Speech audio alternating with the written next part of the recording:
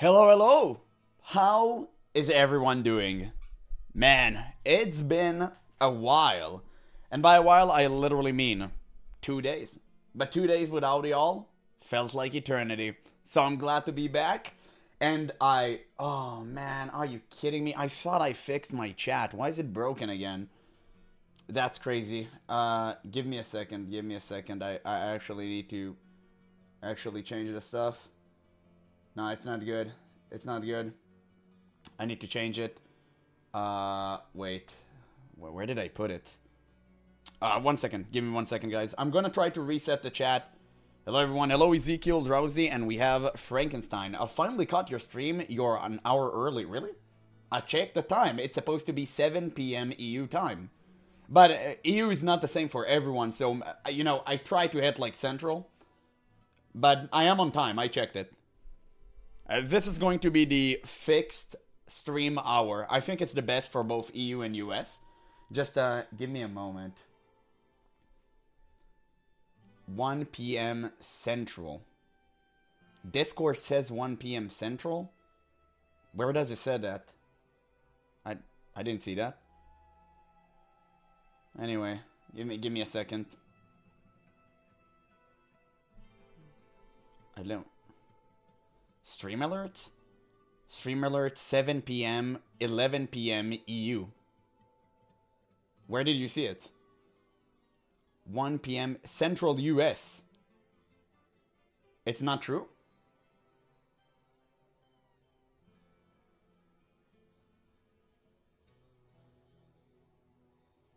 Oh, it's 12 now. You're watching from the US? Oh, okay. Thank you. I'll change that. Okay, great. Thanks for letting me know, man. I'll change that. No problem. No problem. I'll pay attention to that. Thank you. That's good. You see, I'm learning. Wait, dude, what the hell is wrong with my...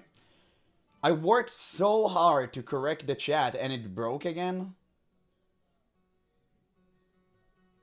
Wait, maybe it didn't break.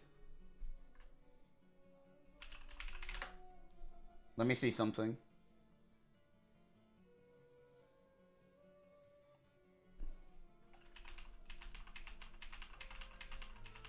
I'm gonna test something, guys. Wait.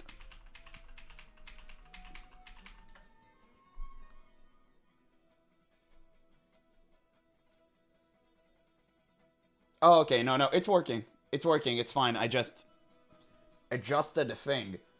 Is it too large or is it fine? I just can tell from my screen. I think it's fine.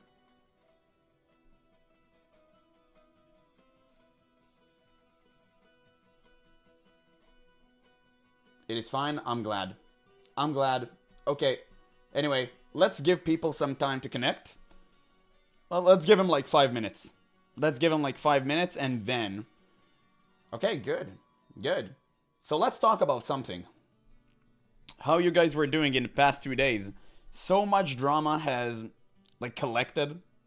It's kind of crazy. I did not expect this. But it is what it is. Kind of happened. I mean, there were so many things to talk about. I wanted to speak on them on time.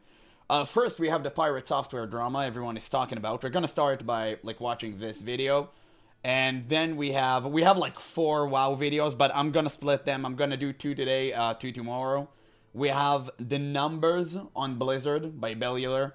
We have the painful classic plus reality, which is from this person. I don't know. I haven't watched any of her videos. It was just recommended to me. So, seems really interesting. And of course, we have more WoW drama for tomorrow. Everyone is talking about Classic. Everyone's talking about how bad Midnight is. But soon I'm about to play it myself. So, I guess it's not too much of a problem. I'm gonna find out. And, yeah. It's gonna be all good. Let me just check something. Oh, there we go. That's great. So yeah, I mean, we have a lot to talk about. But I'm so excited. I'm just so excited to be here again. It's been a while. It's been a while. Open this. So what's up with you guys? Why are y'all here? Tell me. Let me know. Let me understand.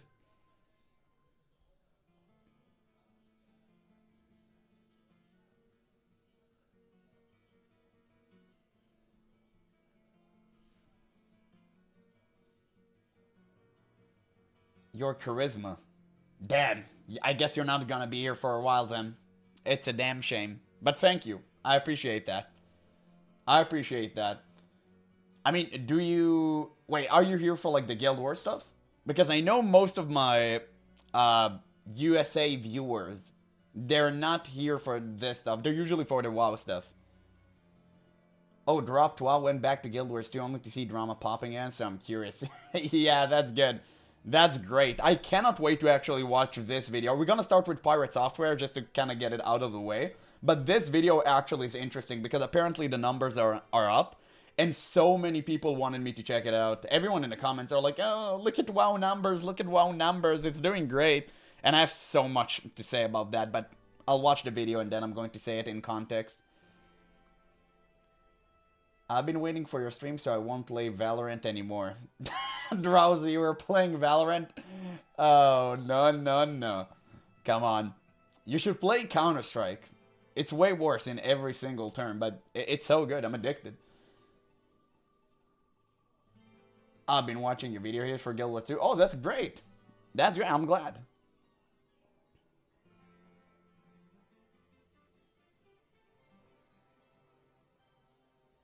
Mostly Guild Wars 2. I watch some of your other content, but not every time. Already know enough drama at my job. Watch online. Yeah, that's fair. You're doing the right thing, too. You're doing the right thing. But at the end of the day, talking about drama, oh, it's kind of fun. I gotta admit, I have a very... Like, I'm not gonna lie, I have, like, this really bad trait in my personality where I just enjoy drama. I don't know why. I don't like to be part of it, but I do like watching it. You know, it's something... I gained that from my sister. You can blame her, but it's so crazy. Like, I love covering that stuff. And also, YouTube really likes it, so, you know, it's a plus, obviously. Oh, we have Datey here. That's great. Okay, we're gonna give 3 more minutes for people to connect, and then we're gonna roll with the stream. Just gonna roll with the stream. Type stop. What? Damn. I'm gonna get me a glass of water 1 second, and then like, I'm gonna 1 minute. 1 minute.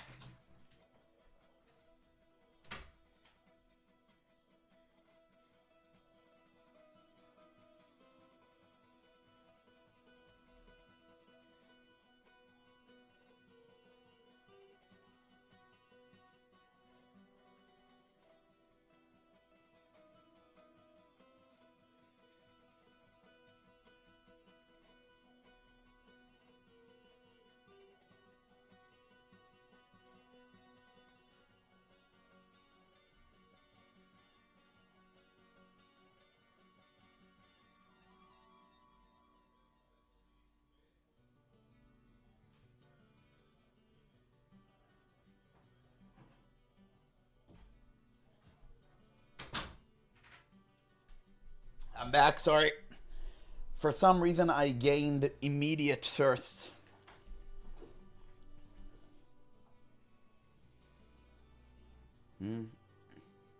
Oh, and as I already said, I like your open, honest, direct opinions and opportunity to agree to disagree. Thank you. I appreciate that, Ezekiel. You're an old one in here. You're wise enough to know me. I'm glad that you think that. Yeah, one day I'll understand how you can use the live theme everywhere and not be blind. It's close to superpower to me. Come on, man, listen. I tried using dark mode. It's impossible. It's just weird. I can't see anything. Like, literally, I'm going blind using dark mode. I only need to use light mode to actually see, like, the contrast between the video and the screen, the background. It just, I can't without it. I tried to go dark mode, but you know what? I actually went dark mode for Reddit, and it actually kind of works there for some reason. Just not for YouTube. I don't like it for YouTube. It weirded me out. I don't know what to say. But yeah, okay, I think we waited long enough. I think it's time to actually start the stream.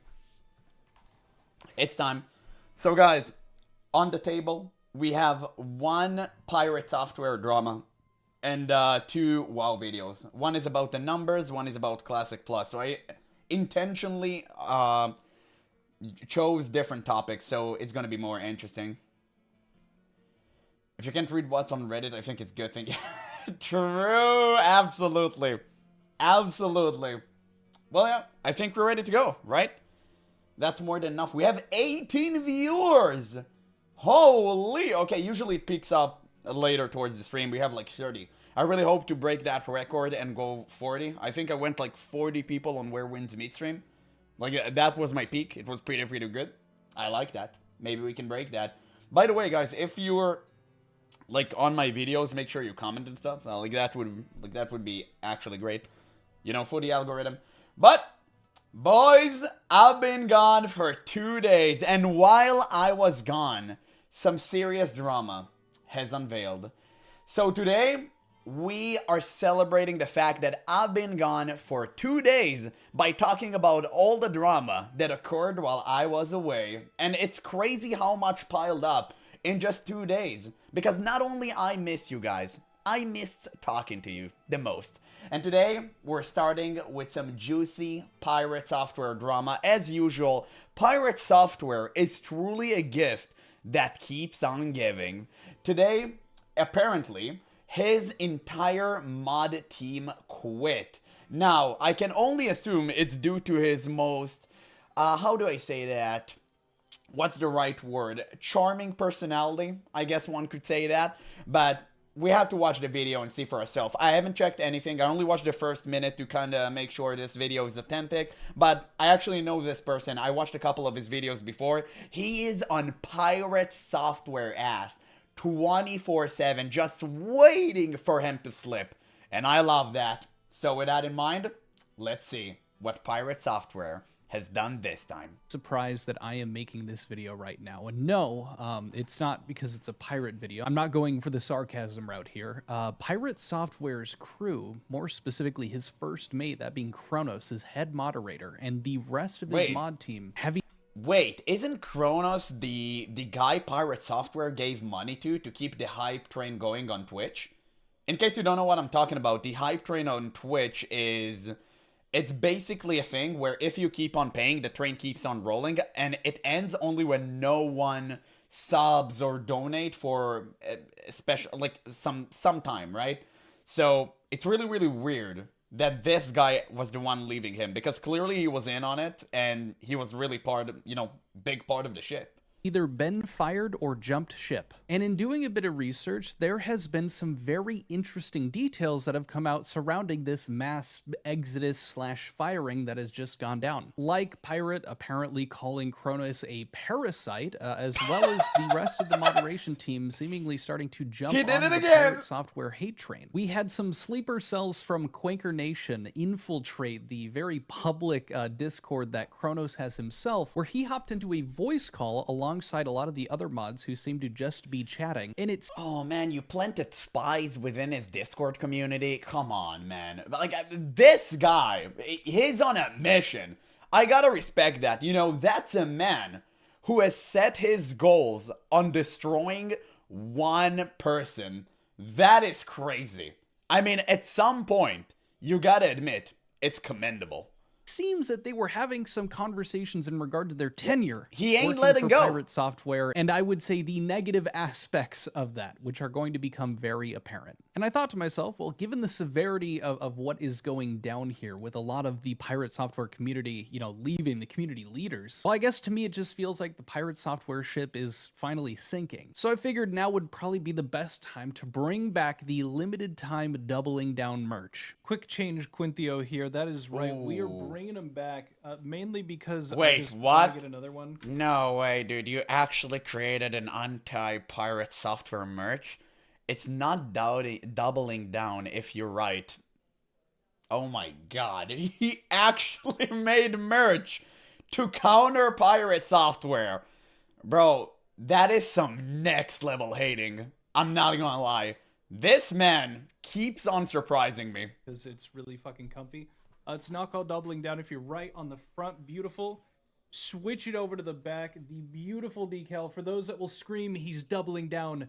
Yes, I damn well am. This has genuinely gone through over 100 washes at this point. I'm blown away that it is still stuck together. So hey, if you wanna get yours, check out the shop, which you can find at quinthio.printify.me. That is right. I will leave a link in the pinned comment down below for you guys to check out the super sick swag. And not only that, but we have the brand new Quanker Nation, established 2023, the Drama Frog Go Milk Yourself mugs. So if you want to sip coffee while you're checking out the news, or I don't know, Red Bull. I like Red Bull. You can do it with this sick cup. Now, if you've been keeping up with any of the Hey David, it's good to have you here, man. I'm Fetus getting his Twitch ban, things like that. This may come as a bit of a shock because Kronos was interacting during that time and communicating with the different parties, including. I think it's a little bit too loud. I'm gonna just lower the volume. Now, this got brought to my attention through my Discord, as we have a couple of threads for drama discussion. Speaking of, hey, check pinned comment. Might have the Discord link if you're 18 and up, like play video games, chat drama. But you can see here it says no longer engaged on PirateSoftware work or associated with him. Contact him directly or go to his Discord server. Now that is not worded, I would say, in a very positive way. But of course, that could just be how I'm perceiving them. Okay, let me just say something before we even start the video. If PirateSoftware didn't pay him, I think it's the most pathetic thing in the entire world. You actually shape your Discord in a way that actually just, clearly accentuates the fact that you work for PirateSoftware, work under him. I think that is the saddest, most pathetic thing I've ever seen in my entire life. And even if you have to put this in the bio, like it's some sort of a resume privilege, right? Oh, I was engaged with PirateSoftware. Nobody cares. Literally nobody cares. It's so pathetic. I'm sorry. It just that's actually how I feel. With him, contact him directly or now. Just one more tiny prerequisite: the only person that I'm going to be showing their Discord name and stuff is going to be Kronos. But for the sake of just keeping it nice and simple, I am going to have blacked out all the other names. Now, I have reached out to 2 other separate mods to see if they were willing to comment. I'll also include screenshots of those. They were not interested in having a conversation. I don't necessarily blame them, but wanted to show you guys that I made some sort of effort to reach out. They have that post-nut clarity that they worked for PirateSoftware, and now they're thinking to themselves, damn, that's crazy. It's gonna be a stain on my soul until the end of my days. I feel for them. I truly do. After those 2 responses, I figured, okay, I think I know how they're all going to be, and I even shot a whisper to Kronos, but of course, he did not reply. And he's got me blocked on every other platform. So this is kind of the first evidence to show you guys, to show what I'm talking about here. This Classic. Is, Kronos in a VC call, as screenshotted here, with a few other mods, as well as I think a few ex-members of Pirate's Discord. And there's a bit of chatting here. It just kind of seems like, Kronos is speaking out loud, and the rest of them are pretty much just chatting by typing in the VC chat. Now, again, I don't have concrete proof that they're always talking about Pirate, but using context clues, I think it's easy to kind of understand sometimes when they're for sure probably talking about him. In this case here, right behind me, somebody here says, just anything that might be used against him or proved him wrong gets nuked. The fuck? Now, from what I understand, most of these messages come from around... Wait, it took them this long to understand that? That's crazy. Didn't we knew this for, I don't know, the past 2 years? It just feels all kind of late. I mean, I don't know. I mean, you know what? At least they arrived to the party. The same VC over the course better late than of never. A couple of hours in that evening. And I'll just be reading through the main points, but feel free to pause and read the additional stuff at your own pace, whatever. But don't mind if I do. Let's see. First message. So what is this nuke they've dropped that I apparently missed? It sounds mad. It's the principle to not step down to his... Oh, to step down to his level.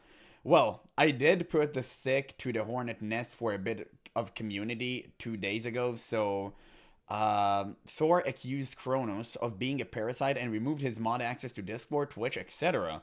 Not on purpose. It's not pettiness per se. I just think everybody forgot who's on their follow list. Spring cleaning is valid. Well, I don't really get what the hell is going on there. Top one here to start. So what is this nuke that's dropped that I've apparently missed? It sounds mad. And someone replied to them down here. Thor accused Kronos of being a parasite and removed his mod access to Discord / Twitch / etc. That is where I'm getting this, he was called a parasite thing. And it seems like shortly after that, he ends up putting in his 2 weeks. I say that because in this other screenshot here, we can see, this, gonna prepare the catapult. Right after that, the prepare the catapult. K, I'm assuming Kronos already gave notice, don't stress. They also follow up, and now this kind of seems to get into them, airing their grievances with Pirate, saying, Common, all the collab and raids you did to all different people, versus Thor on a loop only raiding the ferrets does say a lot, seemingly talking about him being selfish. Another previous mod saying, just waiting for PS stream and general chat to realize it. I'm assuming What the hell raiding the ferrets means? It sounds like Blizzard lingo with fridge raiding. What is this community talking about? Yikes. realize that all of the mods have disappeared. Someone else saying, same here for Block Game. I actually have a really funny clip in regard to that. Not exactly the same, but very similar. Now, Block Game was this like Minecraft thing that Pirate Software was working on with one of the mods here as like the lead kind of Java developer for it, which they ended up Like he was working on his other game, Heartbomb, for 8 years just to achieve maximum glorious of, 2 hours of game time, something like that. Yeah, I'm sure that went well. which they ended up stepping down because Pirate wanted it all to be converted over to Hightail, which was a huge job to do, and the mod was like, I'm not capable of doing this at this time. But Block Game wasn't receiving updates, and apparently it had been down for 4 days, and nobody noticed until Thor got a text-to-speech in his stream chat literally today or yesterday, as the time that you're watching this. And here's that clip. Block Game is down. It's been down for like 4 days, and no one said a word. I'll go put it back up. I was trying to see how long it would take before somebody actually checks. Oh, bro. Oh, my God. Yeah, But sure. nobody seemed to care. Oh, you can hear that resentment building. Holy shit. He sounds kind of mad. And you know what? I don't care. I'm here for it. But nobody seemed to care. Now, the following screenshots are not in any He said particular it. order, maybe just because I think that's going to be a better viewing experience for you guys, but truly, this is just kind of a highlight reel of some of the stuff that they were saying. This one right here, people are saying hi to each other, and then I think they're, again, talking directly to Kronos here while he's in call. I think you were a shield for a lot of BS, and then a bunch of people saying, I canceled mine from renewing, mine will expire soon. Bro, they can't even write without typos. That's sad. I'm not even... what is that? What is that? If it's on Discord, you literally have autocorrect. How can you still be this weird? Will end in June. I believe they're talking about their subscriptions to... These are the people who want you gone off Reddit and every single social platform because you disagree with them. This is the type of people who are controlling Blizzard nowadays and are actually happy about the troll, Darkspear troll run event, right? That Blizzard is clearly so proud of. Get it? Proud? So yeah, it's so cringe to see. Pirate. Following up in this one, it's kind of clear that the other moderators really were not a fan of Pirate Software, probably not even Kronos himself towards the end. Someone said here, there's a reason why I wanted this community to be good for you and for all the mods to be chill and be safe from him. Someone said, well, you did lure in people with someone's name. You're a warmer person. He and the community were begging you to stream. And then someone else saying, you are the reason why he didn't lose mods and other streamers quicker. Now, this could be Kronos. It could be also they were chatting amongst each other, a different mod in this chat here. But still, making a point you're the reason why he didn't lose mods and other streamers quicker is crazy. And I do want to jump in and just make it clear, I'm not doing this to be like, aha, I told you so or anything. I'm actually really surprised that the full mod team has dropped. It really seemed like these people were ride or dies. And from my understanding, with as long as they had lasted alongside him, I thought that maybe Pirate had been treating them better than how he treats his community at times versus how he treats people that are more, public facing, like the dramas that we've talked about. But that is just simply not the case. As a matter of fact, one of them pointed out that one of the reasons that they stopped watching him was how mean he was being to his viewers. There's just some kind of chatting between. Yeah, but I think they were ride or die, and they just died. I really think that Pirate Software, insufferable personality, and inflated ego has completely gotten the best of them, and they couldn't take it any longer. I truly believe that Pirate Software can tire the best of men. You put Pirate Software and a monk in the same room, and a monk would throw himself out of a window. Okay? It's just... You can't win against Pirate Software because in his mind, he already won. You can't do anything to convince him. You can't speak sense to him. All you can do is constantly make content about him. That's what you should do. And that's why I'm doing this right now. And why I did it before. And I'm gonna continue doing it constantly until he eventually leaves this platform. Because I think that one day he will quit. Right? I don't want him like banned or anything weird like that. I'm not calling for him to be ostracized. But if someone is acting so foolishly, then yeah, one day he's gonna end up quitting because no one is about to watch him. And YouTube won't give him any money, Twitch won't give him any money, and I think he will have to work at Blizzard again. Surely, it would go great this time. But yeah, I mean, there is nothing to do. I wish you could have speak sense to him. People have tried, but as we've seen in the clips before, especially the World of Warcraft ones, it's impossible.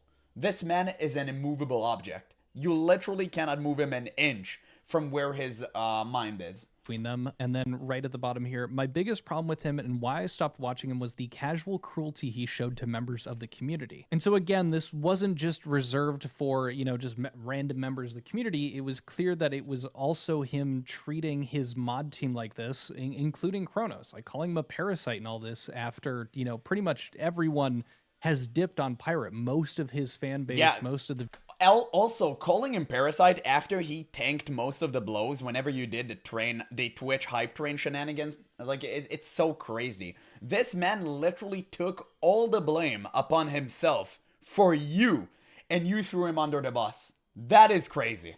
That is actually insane. Viewers that he would have had are completely gone, and now it seems like he is also just turning on everyone that's close to him. Or maybe this has been a very slow burn over the course of the last couple of years, and now it's finally culminating because he probably can't pay them, or at the very least he can't pay most of the mod team that he originally had when he was talking about, you know, paying for their dental and having them have insurance and full paid, you know, full-time jobs. Another interaction here, someone says, Toxic X could be referencing, you know, what's being... Well, to be fair, I think that PirateSoftware has no community to moderate anymore. Nobody watches him. I mean, well, I guess we can later just show how much his numbers fell, but this man can't even... He makes up my numbers. His videos get the same views as my videos, and that's the saddest thing I've ever seen in my life. The only things that's kind of popping off for him is his stream still. He still like counts in the upper echelon because apparently if you have 100 viewers,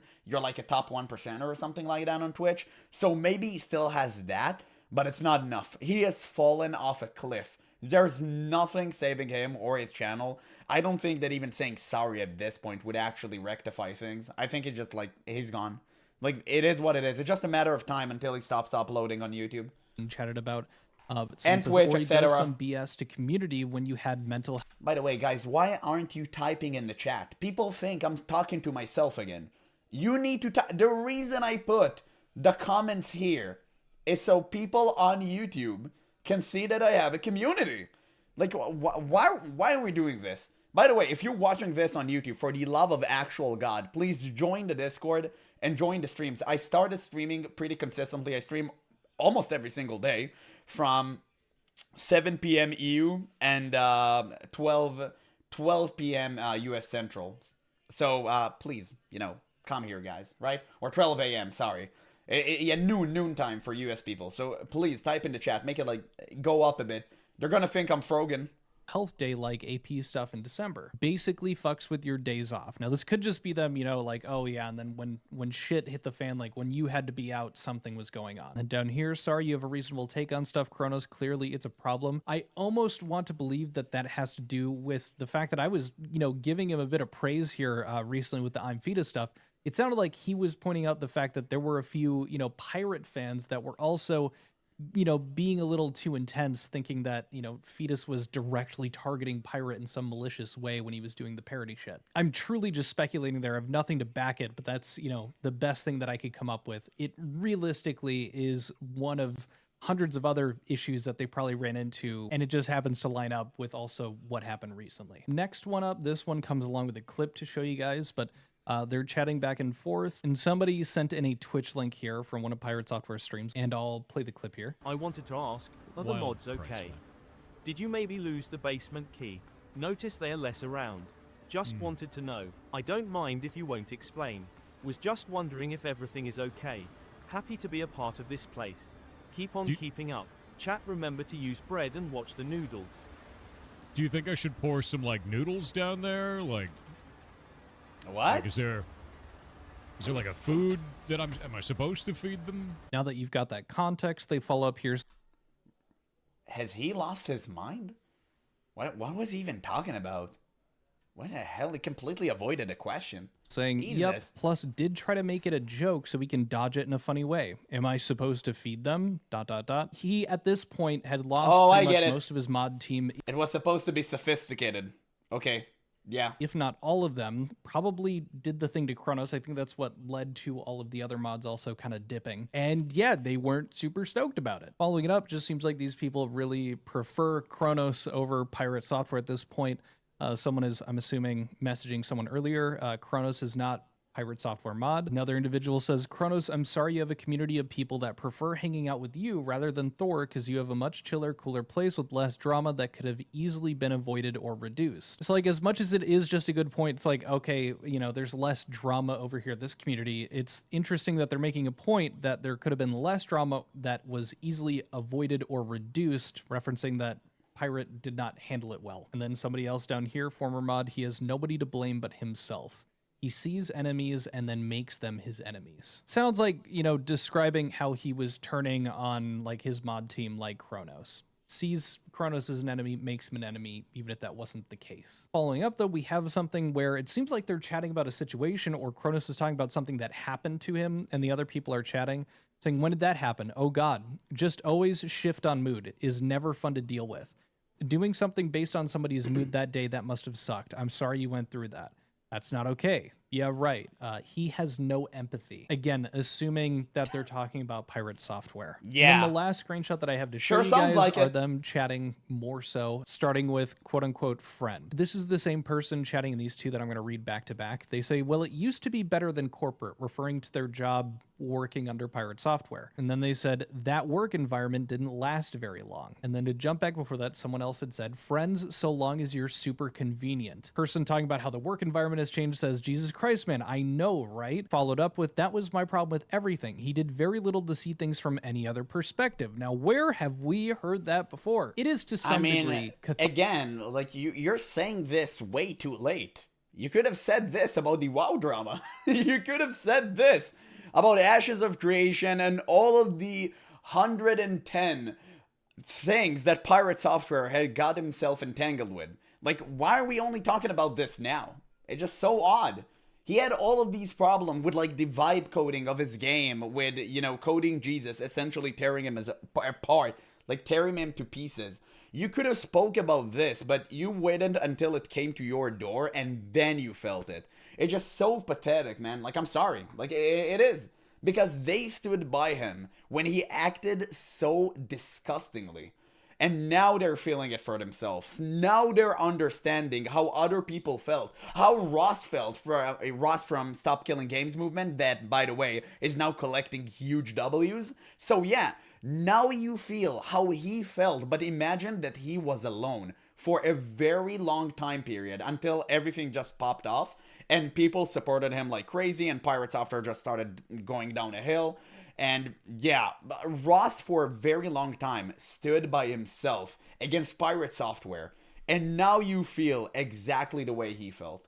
And shame on you. Honestly, shame on you. Cathartic to see that the mod team was having the same issues, and now it kind of recontextualizes it that, like, yeah, maybe they weren't the biggest fans of the guy, but they were getting paid. Like, they were a part of that community for however long when it was good. So I don't necessarily blame them for noticing these It was never good. It was always a ticking time bomb. things, being bothered by them, but still sticking around. It's like when you're doing it for a job and the boss is kind of an asshole, you just kind of put up with it. And then down here continuing, someone said same here, and following after that, and it was always, this is what I did and why I did it, that's why it's fine. Which I'm pretty sure is exactly what he explained to Dr. K, and how Dr. K responded to that with being, yeah, that makes you sound incredibly, incredibly arrogant. I think I sometimes remember that. the things that I talk about in regards to those types of things is misconstrued as arrogance or boasting, when in reality, I'm just trying to give context.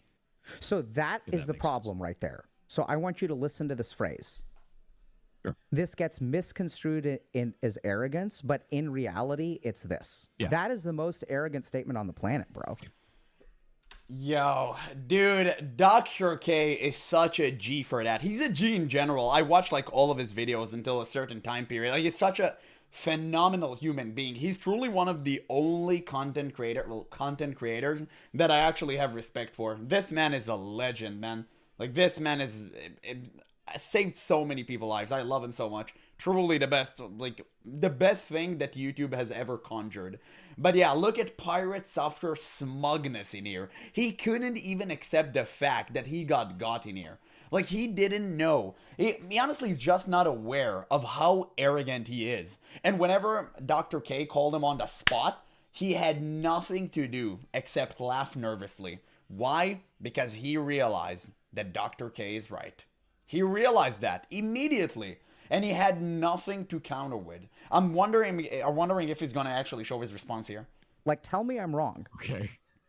I don't see it that way, but all Oh, right. yeah. Now, as it comes to a close, There we go. I don't see it that way. Again, answer, it was so much hubris. Oh my god. Just speaking about this man just makes me irritated. I literally can't. I literally can't. I mean, it's such a great video, but at the same time, I can't wait for it to be over because I don't want to talk about this anymore.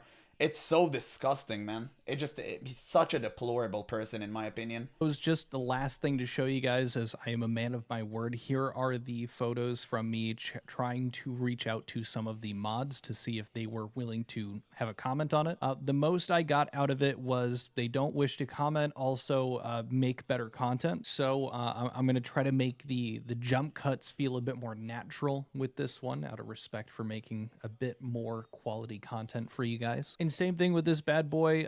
I gave a bit of information here. No thanks. You could just leave it alone, right? Of all the content to create, you chose this one. Now, Hey, to be fair, PirateSoftware is a bountiful source of content. So, hey, don't hate the player.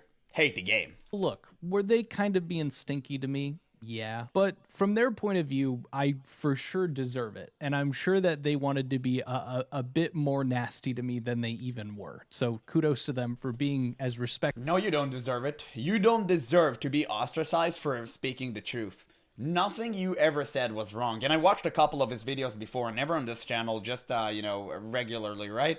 And he was always right. He never said anything wrong about PirateSoftware. The fact that they saw themselves as part of his community and we must defend him till the death, that's their problem. Because they were the stupid ones, not you. They acted so foolishly. Whatever, how the hell do you say that? But they acted so stupid and ridiculous because they wanted to protect a person that clearly did not care about them. It's their problem, not yours. And if they're being a little bit stingy towards you, it's fine. It's whatever. Who cares? Like, literally, who cares?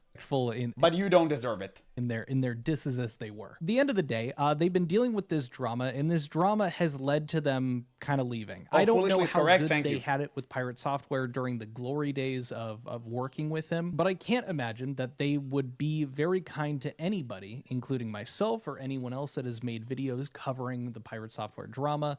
I doubt that they would be happy to be speaking with any of us. I know that I've done my best to be charitable when there is room to be charitable with Pirate or with any of the other content that I cover. That's kind of my whole goal, is to try to remain unbiased, or when I do have an inclination, to let you guys know and let you make your own decisions. But I do want to make it clear, in this situation with these mods, don't go after them. Don't call them jerks because they're being mean to me. I really don't blame them. There's a good chance that all these people are well, you should, but don't go after them. Obviously, don't. It's something that I say on my channel all the time. Like, don't go after people that I cover. It's so weird. It's such a weird, cringe behavior on the internet when people think they need to go on a manhunt because, someone acted in a way that they did not like. It's just really, really weird. Like, never do that. Never be those type of people.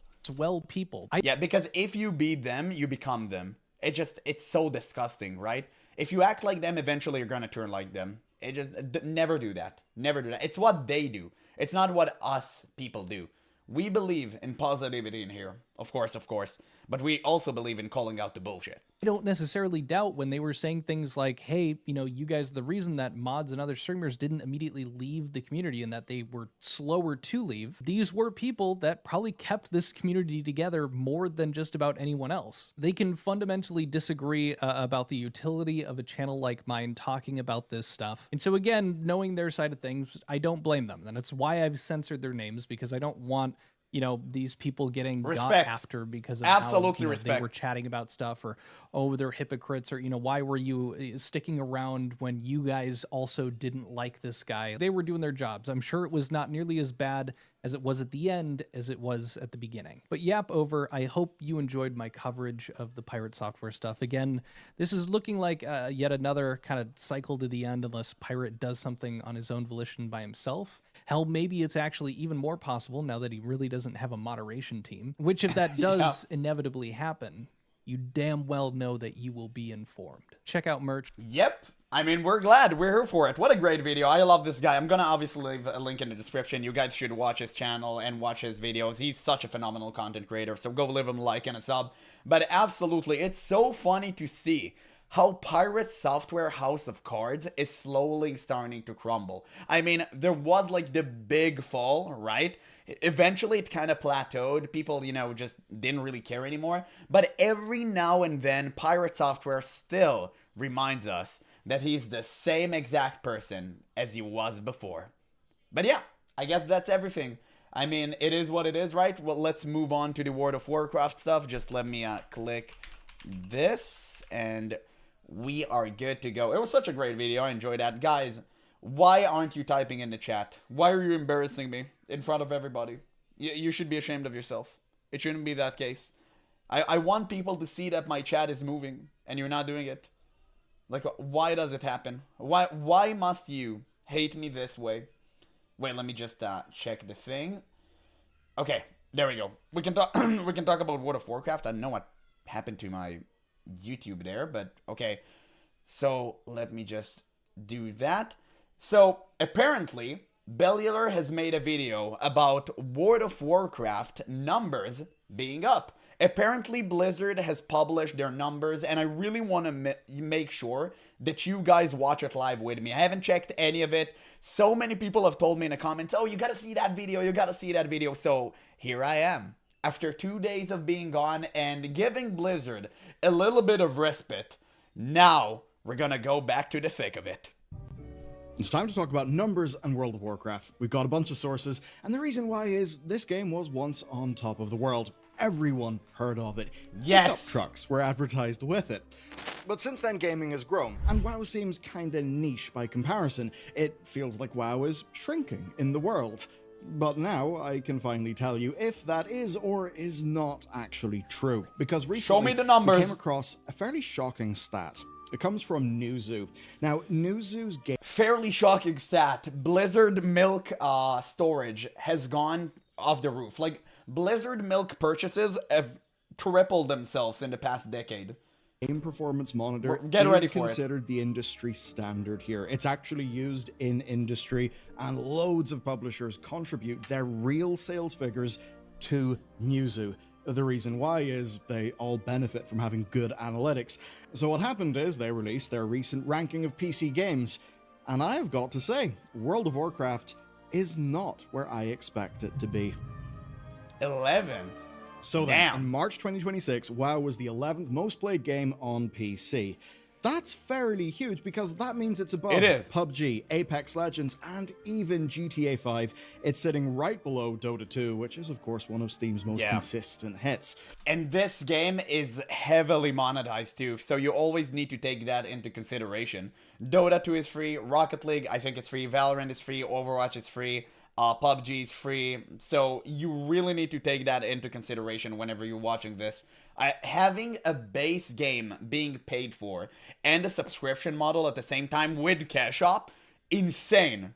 And being 11th place, absolutely wild. But maybe there's a, like, I don't know if they're excluding the bots or not. That's the thing. Or maybe because it's so huge in China, you really need to know how these people make their analytics to judge it appropriately. Because you can always, like, cheat and lie and manipulate these type of graphs by, you know, inflating it with random garbage. And sure, WoW's nowhere near the Roblox or Minecraft position that it would have held maybe 20 years ago, but WoW still is absolutely massive. Bigger than even Slay the Spire 2. And I don't bring it up as I wonder why the MMORPG is bigger than the card battle game, of course. a joke, because yes, And by the way, I play Slay the Spire. I have over 50 hours and I bought it a week ago. It's crazy how good this game is. It's addictive. it's an indie game, but it's one that sold 3 million copies in its first week. So overall, WoW is doing really good. But, as with any numbers that you see online, there are It's bogus. obviously some asterisks. WoW is rank 11 at what? Well, this ranking is of monthly active users in the month of March. Now, that's a fairly specific metric, and it's actually the same one that Blizzard used to have in their investor reports, before, of course, they all got slurped up into Microsoft. Now, our last number was from December of 2022. That's whenever Dragonflight launched, and when that happened, Blizzard reported 45 million monthly active users. I'm gonna lower the Now, volume a with bit. Overwatch's sort of resurgence, Diablo 4, D4 expansions, and WoW's recent run of success, I think it's fair to say Blizzard is probably doing a lot better than 45 million these days. Now, monthly active users, or MAUs as they're called, they're a sign of a few things, but the most important one is engagement. You know, Money! That's the important part. Blizzard do not care about anything except quick cash flow. All they care about and all they can see, the furthest their eyesight can go, is their next quarterly update. That is literally all. I've said this so many times. Blizzard truly could not care less about anything except money. That is it. That is all. how many people are actually playing the game. And being 11th in MAUs, it means there Yeah. is a Wow, colossal damn, it's been a number while of for people me. playing. Yeah.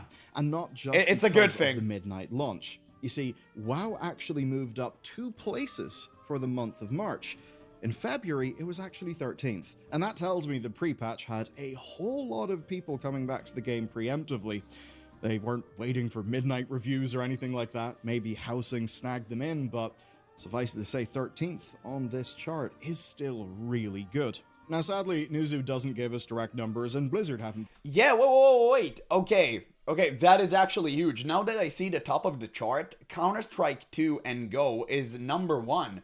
So I know it's fake. Because I know that half of the people who play Counter-Strike are bots. I know that it's like a well-known fact. By the way, I'm a huge Counter-Strike enjoyer. I played this since I was a child, and I literally played it until yesterday. So it's a really good game, and I'm addicted. I can tell you 100% guaranteed this is fake. The numbers are fake. And if you go to lobbies, you can see this for yourself. Everyone are botting, and they're just farming cases to inflate the market. So going off of that, World of Warcraft may be in the same predicament. It's just inflated with bots. Yeah, I mean, interesting. I wonder how many people came from Ashes of Creation that make numbers look better right now. The 2 people from Ashes of Creation didn't contribute to anything. I can promise you that. Given us new direct numbers, but Yeah, Blizzard died a long time ago. It's just a zombie crevice. Yeah, absolutely. Absolutely. It's a husk of its former self. It's nothing but a shell. here's the thing. This is a list of games, and that means we can actually figure out a rough count. So, Dota 2 is ranked 10, and it has got between 300 and 600,000 players at any time throughout the day. You can just go and look it up in SteamDB. Now, both that and WoW are, of course, only in PC, and Dota 2 is only on Steam, so we know that really is its number. And that means that we know for sure that World of Warcraft is below Dota with, say, its monthly active users. Now, on the other hand, WoW is definitely above PUBG. PUBG is 12th, and PUBG does have a majority Steam player base. When you look at that game, you see that it swings between 100k and Interesting. 900k during the day. So that's a higher peak than Dota, but it averages out to be a little bit less. So if we were just to judge by these stats, we could say that WoW has got an average of between... Imagine if you asked the person responsible for gauging all the metrics and is like, I'm inventing that shit up. Like, I really don't care. The source is what the hell I'm feeling right now. Okay, I feel like Dota 2 is pretty popular. I'm gonna put it at 5. I'm feeling like, I don't know, World of Warcraft. Okay, Blizzard. I don't know, maybe 11, like whatever, who cares? 330 and 480,000 players at any one time. But those stats have got a pretty major asterisks. And that is because of China. Ooh. We know WoW is massive in China, and PUBG actually is as well, which kind of complicates our maths. Now, based on active time and review counts from China, we can tell that a massive portion of that 330k figure probably should not be accounted for in Newzoo's data. I say should not because we don't know if Newzoo correctly excludes Chinese players. This one is honestly a bit of a complicated rabbit hole. And this is by design, by the way. All of these companies that make up all of these metrics and statistics, they intentionally obfuscate and hide the way that they gather information. Why? Because they want to do something that is in their best interest. And if Blizzard is in cahoots with them and really wanted to like publish numbers to them, I guess it means something. I'm not throwing any blank statement, but I do say keep your eyes peeled because something is fishy. Because Steam actually doesn't officially support China. What happens is Chinese players VPN through to global Steam, and that's why you'll see loads of Mandarin reviews on Steam. Now, for us, it means that I believe our earlier estimates are actually correct, which probably means WoW is bigger than that. And while PUBG's Chinese players are VPNing in through Steam, of course, NetEase's World of Warcraft is behind the Great Firewall. That means that Newzoo won't be counting them, which means that our estimates are probably only for the West. Now that number, an average of 300 to 500k, who knows, with China that could even be a few 100,000 bigger. And the bad news is the game is huge in China. China. Just how much, but the good news is we've actually got another way of looking at it. And it's the one that for these companies, actually matters. Players are one thing, but it's hard currency that counts. So, this chart is total revenue in March, and it's across a more limited set of markets, but it does cover all of PC and console. And considering Midnight released this month, I mean, the March figure should include a ton of sales, but do remember not all of them, because it actually won't include pre-orders, or, very importantly, the early access sales from late February. And this is where things get real interesting because there are some juicy figures here.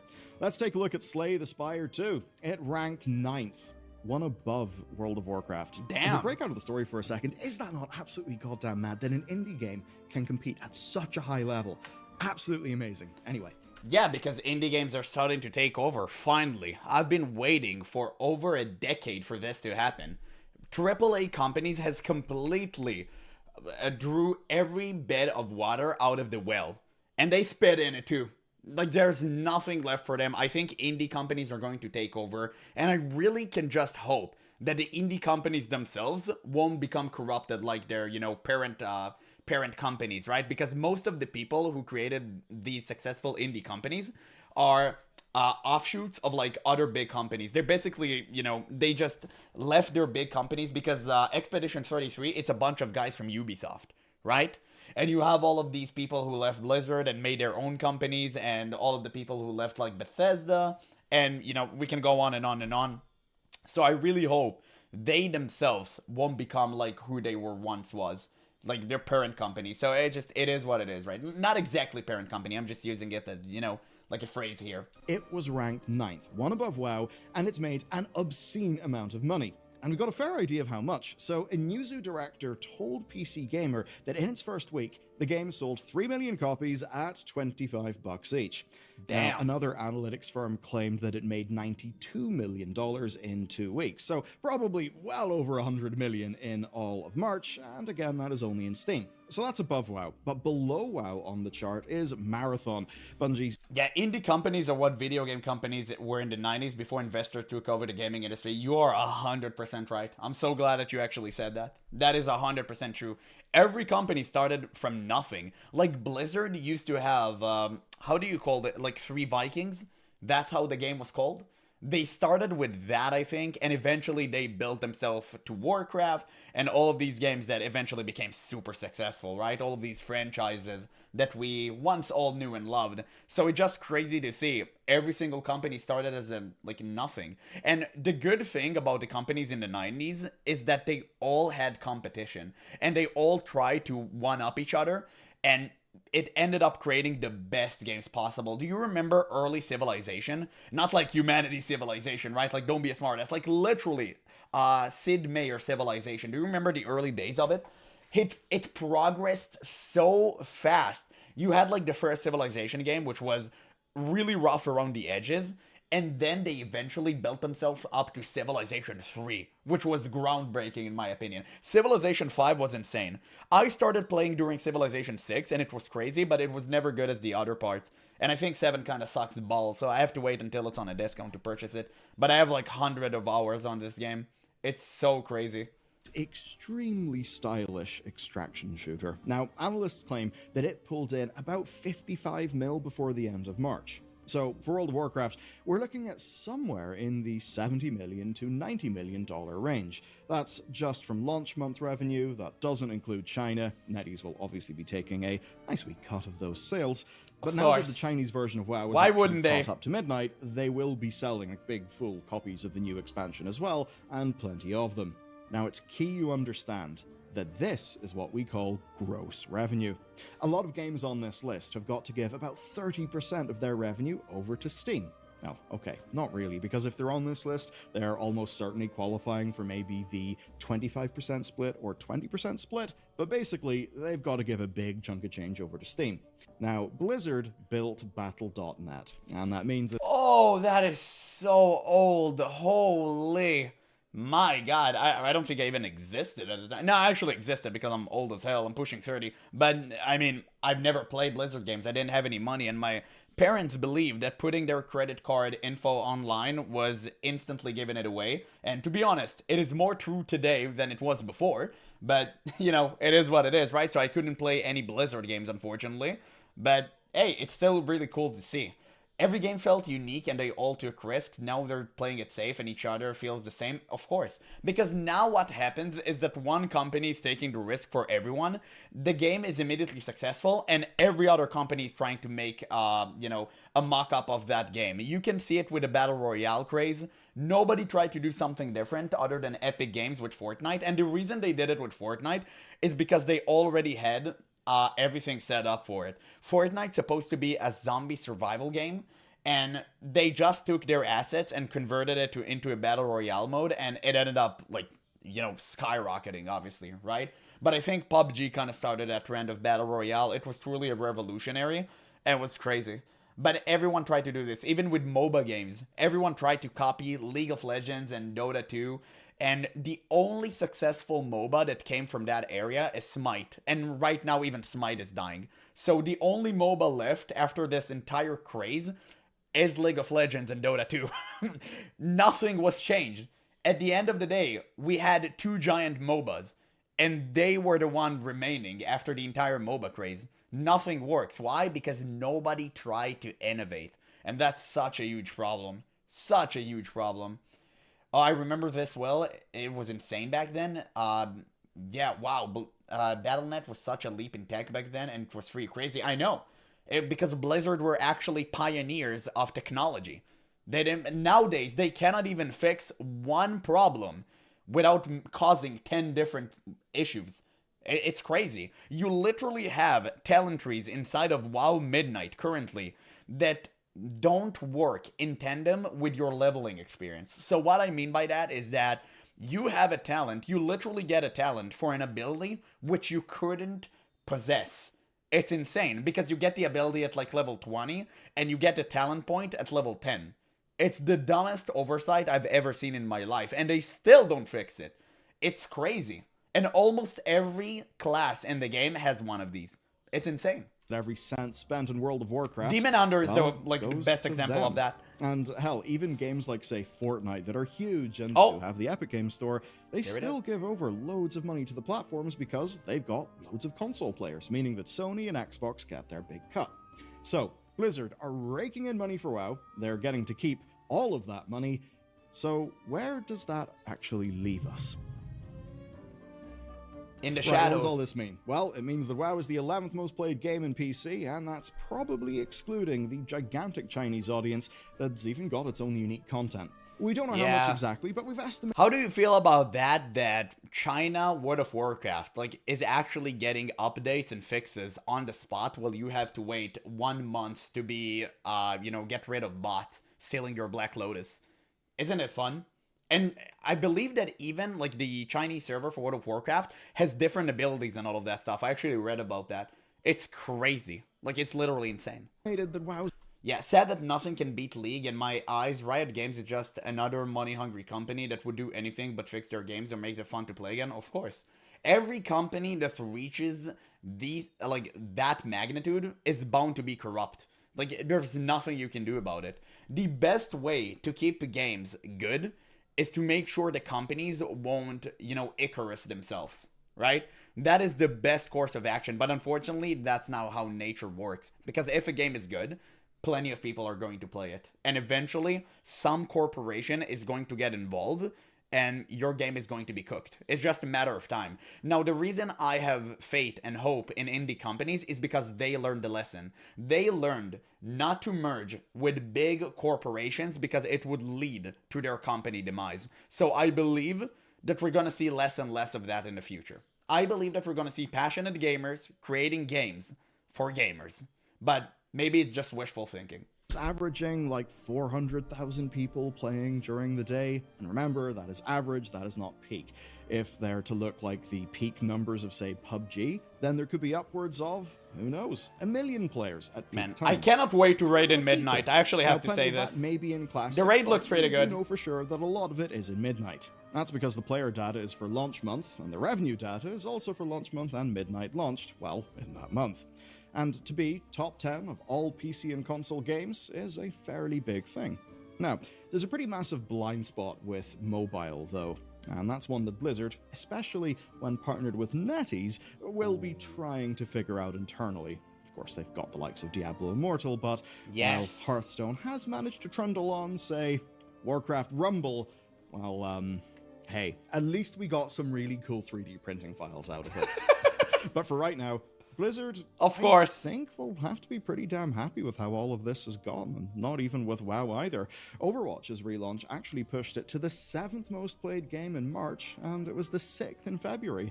Yeah. So it's... And the only reason they made Overwatch good again is because Marvel Rivals was siphoning away the last of their player base. Literally, that is the singular reason why Blizzard actually got off their ass and did some work. And, I mean, I'm happy for it. Competition is a good thing, right? But why did they have to wait for a literal new game to just completely drink them dry to do something? Because they could have done this a long time ago. Everyone waited for a patch such as this, and they didn't do anything. They gave you the worst patches. Patch after patch. They did nothing. They added nothing. They got one hero per couple of months. It was crazy. And suddenly you're giving us 5 at the spot? No way, homie. No way. You had that down the chamber. You could have pushed that way earlier, but you chose not to because you had no competition. And that is the exact problem that I have with World of Warcraft. WoW has no competitors. I always say that. If you want to play a different MMO, it's going to have an MMO that can never scratch your WoW itch, because there's only one World of Warcraft. FF14 is completely different game. It's the most similar one, but still, it's completely different. Guild Wars 2 is completely different. RuneScape is completely different.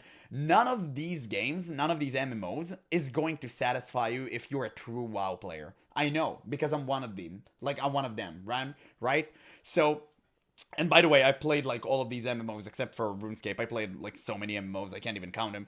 So you can really tell that Blizzard isn't doing anything because there is no one to take their player away. But once a game comes out, an MMO that is actually good and is capable of standing up to World of Warcraft, they're cooked. But the good news for Blizzard is nobody's going to do that anytime soon. Kind of all coming up for Blizzard, at least for now. But is being in the top 10 enough for their corporate overlords? Yes. Because they got I'm their sure money that while we now. were talking about revenue, the specter of Hearthsteel and store mounts was just wafting around your brain. And yeah, it should be, because the in-game store is getting new stuff faster than ever. Blizzard added in Hearthsteel and some insanely expensive items for house. They're patching the cash up quicker than they're patching the game. It's crazy. They literally added one more way to monetize the game with Hearthsteel. Hearthsteel is the new like real pay currency within World of Warcraft, and it's strictly tied to housing, a feature that people have waited for over 20 years. And now they finally added it, and I heard it was good, like, it was, like, a really good feature, but they added real-life money element to it. Why? Because Blizzard wants you to be poor in-game too. It's so good, man. It's so lovely that I have to live inside of a hut while a whale next to me lives inside of a mansion. Nowadays, I can feel loser in the real world and in-game. It's lovely, man. I love it. Thank you, Blizzard. Truly, you added just a tinge of realism to my experience. Well, let's face it, WoW ain't cheap. It's also not cheap to make. We've got a blistering pace of content, 8-week patches, 18-month expansions. That requires hundreds of developers. I haven't And played those are Arcade devs of Camelot. on big California I'll check salaries. it out one day. It takes a lot to break even, never mind Like to turn videos a about it profit. and stuff. And turning a profit is exactly what Microsoft spent nearly $70 billion on them for.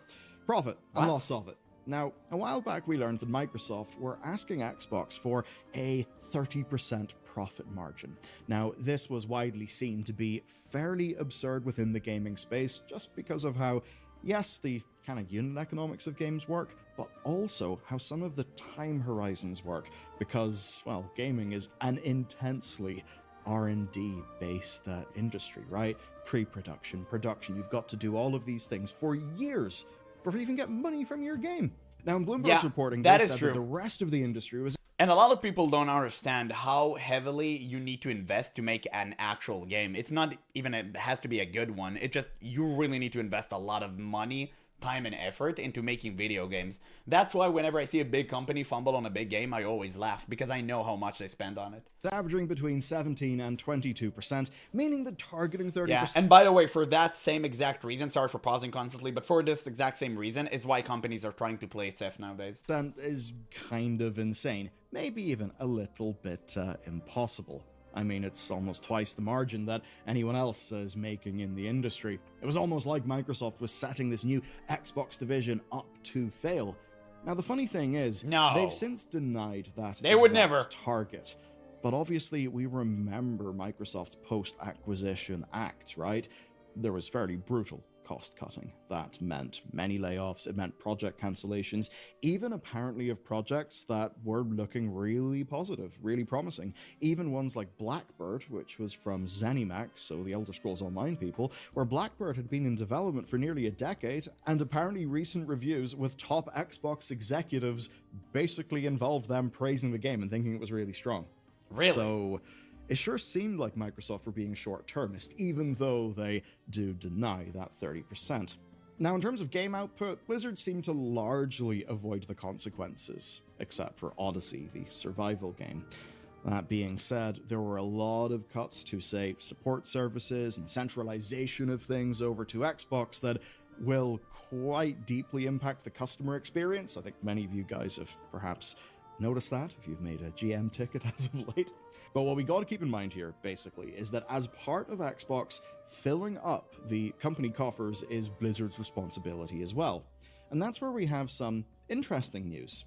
And I say interesting because apparently Microsoft are wising up a bit. So Jez Gordon, who's recently been posting articles lamenting the lack of Horde characters, which isn't relevant to this video, but hey, one of us, I guess. He's also been saying that Xbox is actually under less pressure lately. Now, what you got to know there is that 2 months ago, they installed a new CEO, Asha Sharma, who is said to be leading major changes internally. There's been a... Surely, this is not another wine mom responsible for our video games. Surely, this cannot be the case anymore. Not this time. This time, it has to be successful. pretty heavy shakeup as a result, and Blizzard perhaps are set to benefit from the Add more timing. I mean, rainbows. here they are scoring really strong results. Again, while the overall parent organization is trying to work out what its future looks like. that should earn them some leeway and maybe a less aggressive Microsoft cracking the whip. Now, for you and me, that can mean a few things. First, I would say World of Warcraft is safe. If it's putting up numbers like this, chances are it won't have funding pulled from underneath it. Yeah, but you cannot play it safe forever. Like, that is the exact point that I'm trying to, like, get across, right? Because people tell me, oh, WoW is alive, it's thriving, it's successful. It's alive, it's not thriving. There's a huge difference. Like, yeah, you can constantly generate hype and get the addicted people to just purchase the game over again, and now it's the cycle continues, right? They ended up buying the game, they got your money, they latch you in, you play for a month, you quit, and then another expansion comes out, you watch the trailer, you get a little bit hyped, you buy it, you play for a month, and you know, it goes on and on and on and on and on. It never ends, right? Because people are addicted.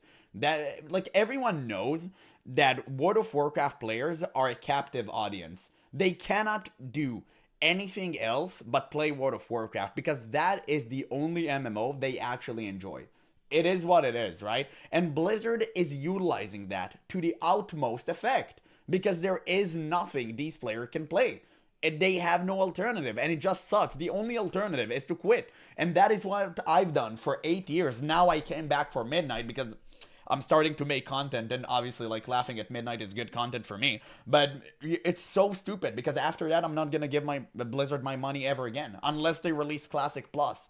Like, never. And obviously, I'm playing Midnight just to get more information to criticize Blizzard more accurately in the future because people called me out in the comments and told me that I don't know anything about WoW, and literally just go to the comments on my previous WoW video and watch that for yourself. Like, they told me I'm stupid, I don't know anything. It is what it is. I read all of the comments. I don't remove them because, like, who cares? But it's just so stupid that these people are the one judging me. The World Soul Saga plan does genuinely seem to be working. Classic Plus is all but confirmed for BlizzCon as well. That'll be a huge lease of life for the game. It means The Last Titan probably won't suffer from a big layoff or anything, so it'll probably get the developers. Hey Rose, what's up? Enter stream, I'm playing Midnight. Okay, time to go. Don't worry, it's not today. I need to renew my sub. And I'm kind of reluctant to do that because I hate the game. But at the same time, I'm going to do this for 1 month, and I'm going to play probably every single day, because I just want to get it over with. I do want to raid, and I want to push high keys in Mythic Plus, and after that, I feel like I'll experience everything to the point where I can criticize it properly. It needs, and then no one can call me out anymore. And the big marketing spend they've done and things like that really greatly add to cinematic. Well, that sort of thing should keep going. Second then, Blizzard likely shouldn't have other projects shuttered before releasing. There's that StarCraft shooter that's been going around, and, well, it might actually see the light of day, because as a whole, the Blizzard organization is actually posting great numbers. And while I didn't mention Diablo earlier, it's got a new expansion coming up. Perhaps that will also do numbers. Now, of course, saying all this, I know, well, you may have your own problems with Midnight. You know that we have our own problems with Midnight. There's story gripes, some serious bugs. These numbers being good does not take away from that stuff, but these numbers being good is, well, actually good enough news, because they are proof that even when WoW is feeling a bit small compared to the rest of gaming, they're actually still able to put up good results. WoW. Yeah, because the addicts constantly need their fix. Of course. Of course they're going to be able to put a reward. They are the only dealers around. There's no one else. Of course, they can do whatever they want. I just want them to release Classic Plus for my boomer ass and steal everything great from Turtle WoW, but they're probably too stupid to even get that right. You know, I actually thought of it. This is something that I speak about constantly whenever, you know, we talk about the Turtle WoW debate, because now it's over officially. I think they do going to make, like, right with all of Turtle WoW assets. The problem is not the initial launch. I think the initial launch of Classic Plus is going to be good, because obviously they're going to take all their assets back from Turtle WoW, and, you know, Turtle WoW is great, so there's no reason for why that wouldn't be. The problem I have is the continuation of it. I don't think they can expand on that world. I don't think they have the talent to do so. I think it's going to end up being stale and people are going to leave. That's what I think. So it's going to start off really strong and then just slowly go down and eventually plateau. Is still one of the biggest games on the planet, both in terms of players and the money that it brings in for the company who makes it. What does that mean for us? Well, I don't think any of us really get Season it of Discovery Microsoft's 22. margins. But what we probably do care about No, you were is right WoW before. not It's getting okay. You were right surrounded previously. by big strategic shifts at a huge faceless company that is so much larger than its gaming division. Some of that stuff could still happen. Who knows what Microsoft will do? But at least within the Xbox organization, Blizzard appears to be a bright spot. It's actually doing well. That should actually let them breathe a little. And well, let's hope that as a part of all that, they get to fix their story issues. Surely, there will not be another allegation against them soon. Right now, they're a bright spot, of course. I love the fact that Bellier is clowning on Blizzard in one video, and then the day after, he immediately just glazed them. I don't understand that. I truly don't. But at the end of the day, it's his career, right? It is what it is. But yeah, great video. I'm going to leave a link in the description. You guys should watch it for yourself. Give him a like and a sub, obviously. If you're watching this on YouTube, make sure you catch up the stream too. I stream 7 p.m. EU time and 12 a.m. like US Central. No, sorry, 1 p.m. US Central. Something like that. So yeah, make sure you check out the streams. But this was a great video nonetheless. Let's see. What are you guys are typing? Hey Rose, miss you, but everyone misses Rose. Everyone. He's such a fantastic streamer. He streams now too constantly. And the good thing is, once I finish my stream, Rose immediately goes live, so I get to catch his streams as well. So it's really, really good. But guys, before we hit Guild Wars 2, or maybe, I don't know, maybe I'll do this video tomorrow. No, it's actually a short one. It's a 10-minute video. Are you guys up for that? Before we go into Guild Wars 2? Like, do you want one more reaction? You know what? I'm gonna do one more reaction. Why? Because I need it for the YouTube frogs. It is what it is. Guys, by the way, we've been doing some great numbers on YouTube lately. Thank you guys so much for, like, being here and stuff. It truly means a lot to me. We've been pulling some insane numbers. We have been pulling some insane numbers. I'm actually, like, 2 of my recent WoW videos has completely skyrocketed. It's kind of crazy. It's all thanks to you guys. It really is. But yeah. Let me just hit this. And, okay, oh, geez, I almost knocked my thing off the table. Okay, yeah, there we go. Okay, we're ready. This is the final video for today, and then we can do some other stuff. But there was so much WoW drama going around the past 2 days while I was gone. I have to cover at least half of it, right? So now we have a video that was recommended to me, the Painful Classic Plus Reality. My guess is that it's about Turtle WoW, right? It's about Turtle WoW being shut down and Blizzard essentially getting their assets back from Turtle WoW, and they're trying to copy it and integrate it into their own official version of Classic Plus, which is something I'm for, right? I'm never going to advocate for piracy, obviously. People thought I was, like, okay with Turtle WoW being alive. I wasn't. It's piracy. I'm never going to advocate for it. The only thing that made me mad is the fact that Blizzard didn't give us any product to defeat the pirates. Because Gabe Newell said it the best. If you want to defeat the pirates, just offer the people a better product than they do. It's simple. It was always the case. But no, Blizzard has to wait for someone to do their work for them to actually cash in on that. And the only reason Blizzard actually picked up the glove, because they didn't care about Turtle WoW previously, it had a really great run for 8 years. And the only reason Blizzard's starting to care is because Turtle WoW boasted about their insane player numbers, and it was crazy. Like, it was off the charts. So Blizzard just immediately looked at the numbers, and someone at the financial headquarters went like, ding, ding, ding, ding, ding, and he had like dollar signs in his eyes, and that was the moment Turtle WoW died. That was the exact moment. It's official, the infamous Turtle WoW private server is completely shutting down on May 15th. This isn't the only server currently facing shutdown. There are a few others going along with it, which seems to be part of a wider crackdown that Blizzard and Microsoft are currently on when it comes to these private servers. Say what you will about Turtle WoW, but it has most certainly been somewhat of an inspiration for Blizzard in terms of new additions to World of Warcraft in general, or at the very least, it is a really good piece of market research. One of the biggest lessons that we have learned from Turtle WoW is that... I mean, a good piece of market research would be like listening to the player base. It's so stupid. They've done this mistake before with Classic. People told Blizzard, we want to play vanilla again. And Blizzard went, you think you do, but you don't. And then immediately they followed it up with, don't you guys have phones? But that's okay, we can leave that for later. So Blizzard is always bad at predicting the market. We got that part right. So why not take your previous mistakes and learn from them? Actually listen to the community. Why did you have to wait for private servers to pop the hell off to actually do something? That is the dumbest thing I've ever heard in my life. But again, it's Blizzard we're talking about here. Their R&D, their R&D team probably were too busy cube crawling and fridge raiding. It is what it is. Yeah, I don't get the entire process. If Turtle WoW was super popular, why not just merge the idea? I think they have. We didn't get confirmation of it. I think they have. Because clearly they reached an agreement, right?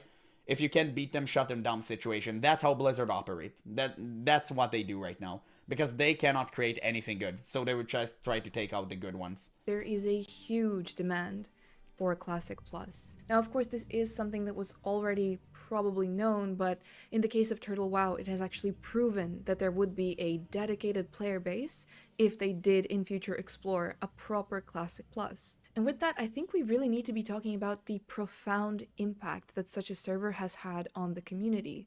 A private, fan-run server, mind you, that didn't actually feel like fan fiction, but directly competed with Blizzard. And perhaps the most dangerous part of it all, that chunk of the player base has dubbed Turtle WoW the best version of classic World of Warcraft, saying that they are done with WoW when it is gone and they probably won't be coming back to it. How did we get here? How did a private, unofficial server manage to pull this off? Because they actually had passion and love for the game that we all love. It's so simple. When you are passionate about something, you'll do right. Okay? Most of the time. Not all of the time, obviously, right? I mean, I wanted to give the Steven Sharif AOC example, but the only thing Steven Sharif was passionate about is money. And, I think after the court hearing is going to be pretty, failed on that term. So we're gonna have to wait and see. But that's, I digress. When Turtle WoW developers looked at World of Warcraft being butchered to the ground and absolutely decimated, they wanted to create a version of the game that they felt was appropriate for World of Warcraft, and oh boy, they were successful at doing so. All of the revamp for the class, giving them the true class identity that old Blizzard wanted to do, but really didn't manage to get to, like making survival hunters melee, and paladin actually playable outside of healing. All of these stuff just went and show you guys how much knowledge they had on the game. It's crazy, and it's all because they were passionate. They actually played their own game, and they understood it to its finest detail. It was crazy. It was crazy good. And I mean, Blizzard is too busy trying to figure out how to make Thrall and Slugshaker for Anduin in the lore to actually develop something. Dude, I love that term so much. You have no idea. You have absolutely no idea. Yeah, they're too busy making Anduin cry. And all the male cry, and demasculinize the entire game. It's just crazy. To be fair, Blizzard has never created anything original. Everything was always borrowed, and has always been when they were at their best. Yes, but hear me out. It's okay to take other people's ideas and elevate them. I always thought it was fine. You are absolutely right. Blizzard never made anything original, really, because World of Warcraft is essentially EverQuest.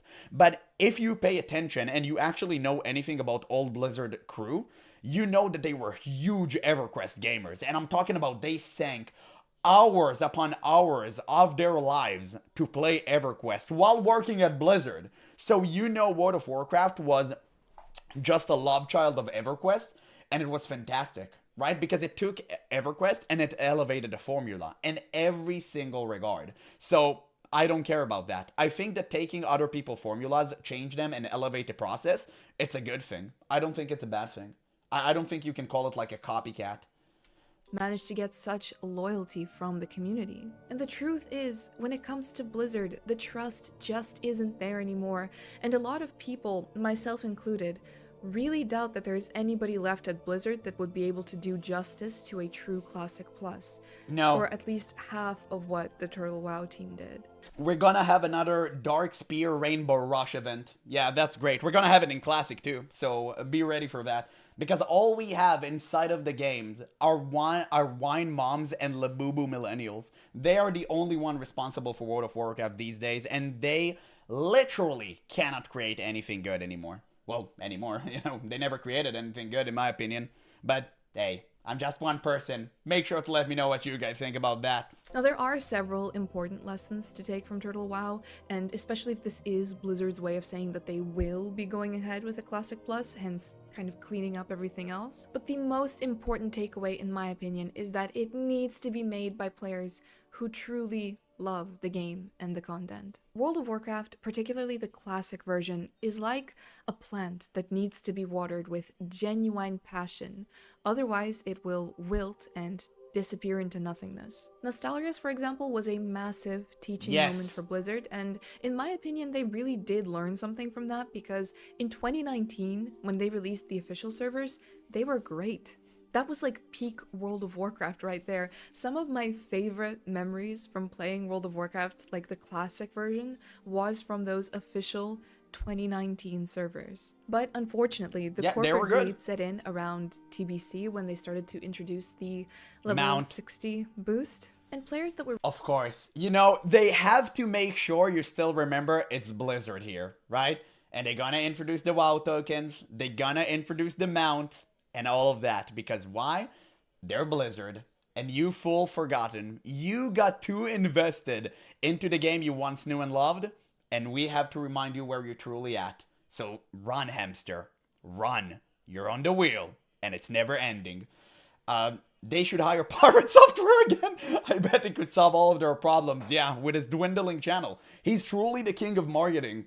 You know, maybe a negative plus a negative would actually create a plus. Like, who knows, right? It's like double negative. It can work. Like, you don't know. Really locked into the classic version, we're obviously not very happy about that, because what do you mean we all entered this world at the same time, progressed together, we did all the raids, we earned our place in this world, only to then see how that place was sold to players who didn't want to go from 1 to 60 and just wanted to rush through TBC content. This was such a retail WoW move, and like, okay, I get it, retail WoW is currently their main focus in terms of content, understandably. So giving it the retail WoW treatment, I guess they didn't really see it as that big of a deal to eliminate the journey for a chunk of the player base in that sense and just sell them a level boost. But it's like they don't remember that in the classic versions of World of Warcraft, particularly pre-Cataclysm, the journey mattered a whole lot.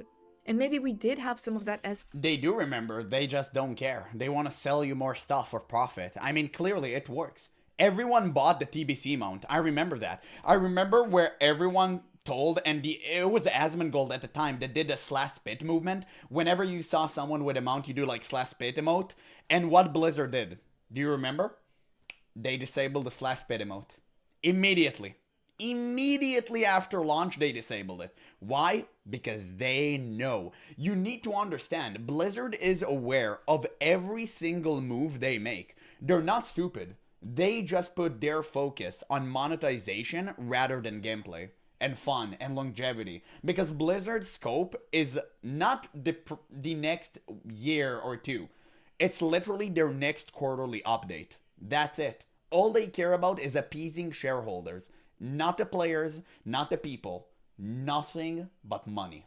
Since in those 2019 classic servers, but once TBC rolled around, Blizzard's classic WoW began to feel more and more like the retail version, which of course some players didn't mind, and I personally did play up to Wrath even because I just wanted to see that world again. But we all knew something was different. At this point, we're headed into like Draenor Classic. I don't even know what they're gonna do with that. Are they just gonna... We're going back to the garrison, boys! Table missions! Warcraft? Hell It yeah! feels like they've backed themselves into a corner and they don't really know what to do with classic World of Warcraft, and that's why there are so many versions of it right now. There are anniversary servers, era servers, hardcore servers. What do you do with all of that? And on the topic of hardcore... More money. I mean, of course, what do you think they're doing? Of course they're doing more money, because Season of Discovery is way easier to make than actual Classic Plus. I heard some dumb people in the comments actually talking about like, oh, Season of Discovery is so good, it's Classic Plus I always wanted. Homie, changing the position of 2 bosses doesn't make it Classic Plus, okay? Like, you guys really need to wake up and understand that. It is so crazy that people actually claims that. It's like beyond wild to me. It's actually crazy work. Which is a great idea, by the way. I do think they definitely partially got some inspiration from Turtle WoW with just how well it worked there. But with so many versions of WoW currently up, it's just too much and too little at the same time. Somewhere along the I never played WoW. What does the plus means? It's mean more money for Blizzard. way, the genuine passion that they had for this It's version the of revenue game increasing. and for its player base was completely lost. So fast forward, Turtle WoW is faced with the same fate as Nostalrius. Is it safe to assume that Classic Plus is coming? Is this going to be another Yes. Season of Discovery situation? Because No. that is not what that chunk of the player base wants. Will it all just kind of fall apart like the classic servers did? What Turtle Yes. WoW did, and this is a really big, really powerful and impactful thing, is they've set a standard when it comes to Classic Plus and that kind of content. At this point, She doesn't know, boys. She doesn't know. Blizzard cannot innovate. Okay? They literally cannot. Why? Because Tolkien said it the best. Now, I don't remember the phrase exactly, but evil cannot create anything good. It can only take what good forces have made and corrupt it. That is all. And that is current day modern Blizzard. you cannot just release any slop and slap a Classic Plus sticker on it and hope for the best. Like somehow Yes, you can. a fan-made And they will. unofficial server managed to weave all of these new things in terms of content into the old world in a way that felt natural, organic. And it wasn't by any means perfect, but according to the community, it was pretty close. Because there are other servers that have come out and have tried to compete, but they couldn't top Turtle WoW. And it's such a hard pill to swallow for a lot of people that this best version of Classic WoW is going away. And again, it's that lingering feeling that there's just nobody that's going to be able to handle it well in Blizzard. And say they do go ahead with it, forced content is worse than no content at all. So if they just do it to do it, I feel like people will know the difference. I'm really skeptical and I would love to be proven wrong about this, but the way I see it, the only way that a Classic Plus from Blizzard, as in official servers, would work is if they are ran and created by absolute fanatics. This content needs to be created by people who live and breathe classic Azeroth. Maybe even a little on the freaky side. But unless they are complete zealots and willing to dedicate themselves fully to that particular version of the world, I just fear that it's not going to work. Like, the concept of a private server getting so big because they showed something that Blizzard clearly does not have anymore. Genuine interest and passion. And maybe they are channeling some of that, but only into retail World of Warcraft. A painful and major concern is that Blizzard just wouldn't be able to approach Classic Plus with the respect that it needs and that it deserves. And I don't just mean the sale of level boosts eventually, but just the essence of new content. Like, new content from Blizzard at this point, unfortunately, it sounds very daunting. Can they stick to their roots in the way that an unofficial private server had done? Or are they just gonna stick that Classic Plus label on anything? Only if somehow they can get Chris Metzen on board and give him absolute power over everything inside of the game. That is the only out I see for Blizzard making Classic Plus good again. That, again, well, technically for the first time, but from all of the other private servers, like, that is the only way I see for them to actually make it good. The only way. But I highly doubt that would happen because Chris Metzen is clearly working on the Fantastic World Souls saga. Okay, guys? Like, Midnight is huge, like, don't worry about it, and The Last Titan is surely to break all the rules. And ship it out. And some people may ask, why care about this at all? World of Warcraft has always been more than just a game. It has formed a huge part of early internet and gaming culture. People have met their best friends or even partners, got married and had kids because of World of Warcraft. Some other people built their entire careers off of WoW. It inspired creativity and innovation.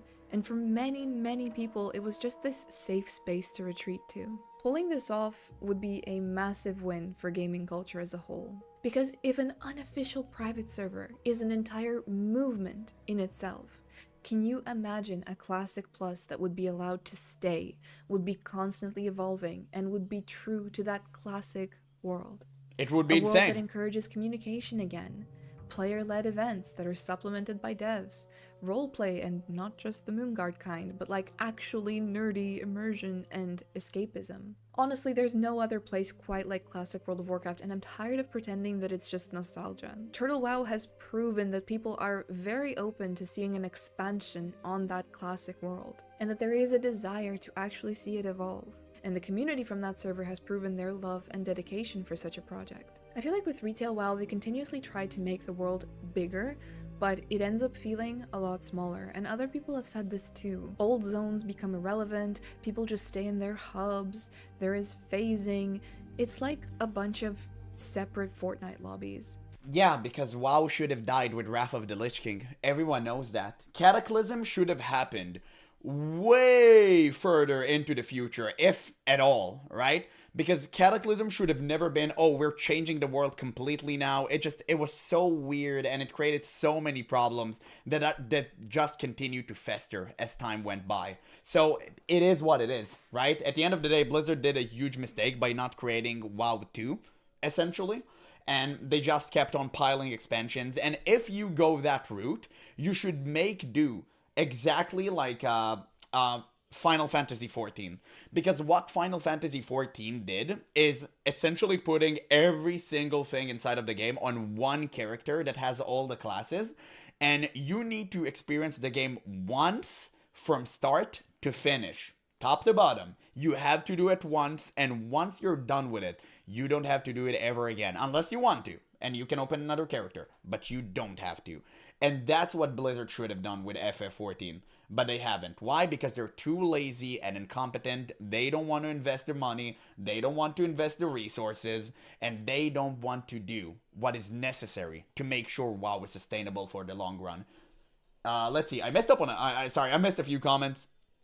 The thing is, Blizzard has teams working on Retail Classic, Hardcore, Diablo, Overwatch, a whole bunch of stuff. Turtle WoW just had a team working on Turtle WoW. So dedicated team for Classic Plus.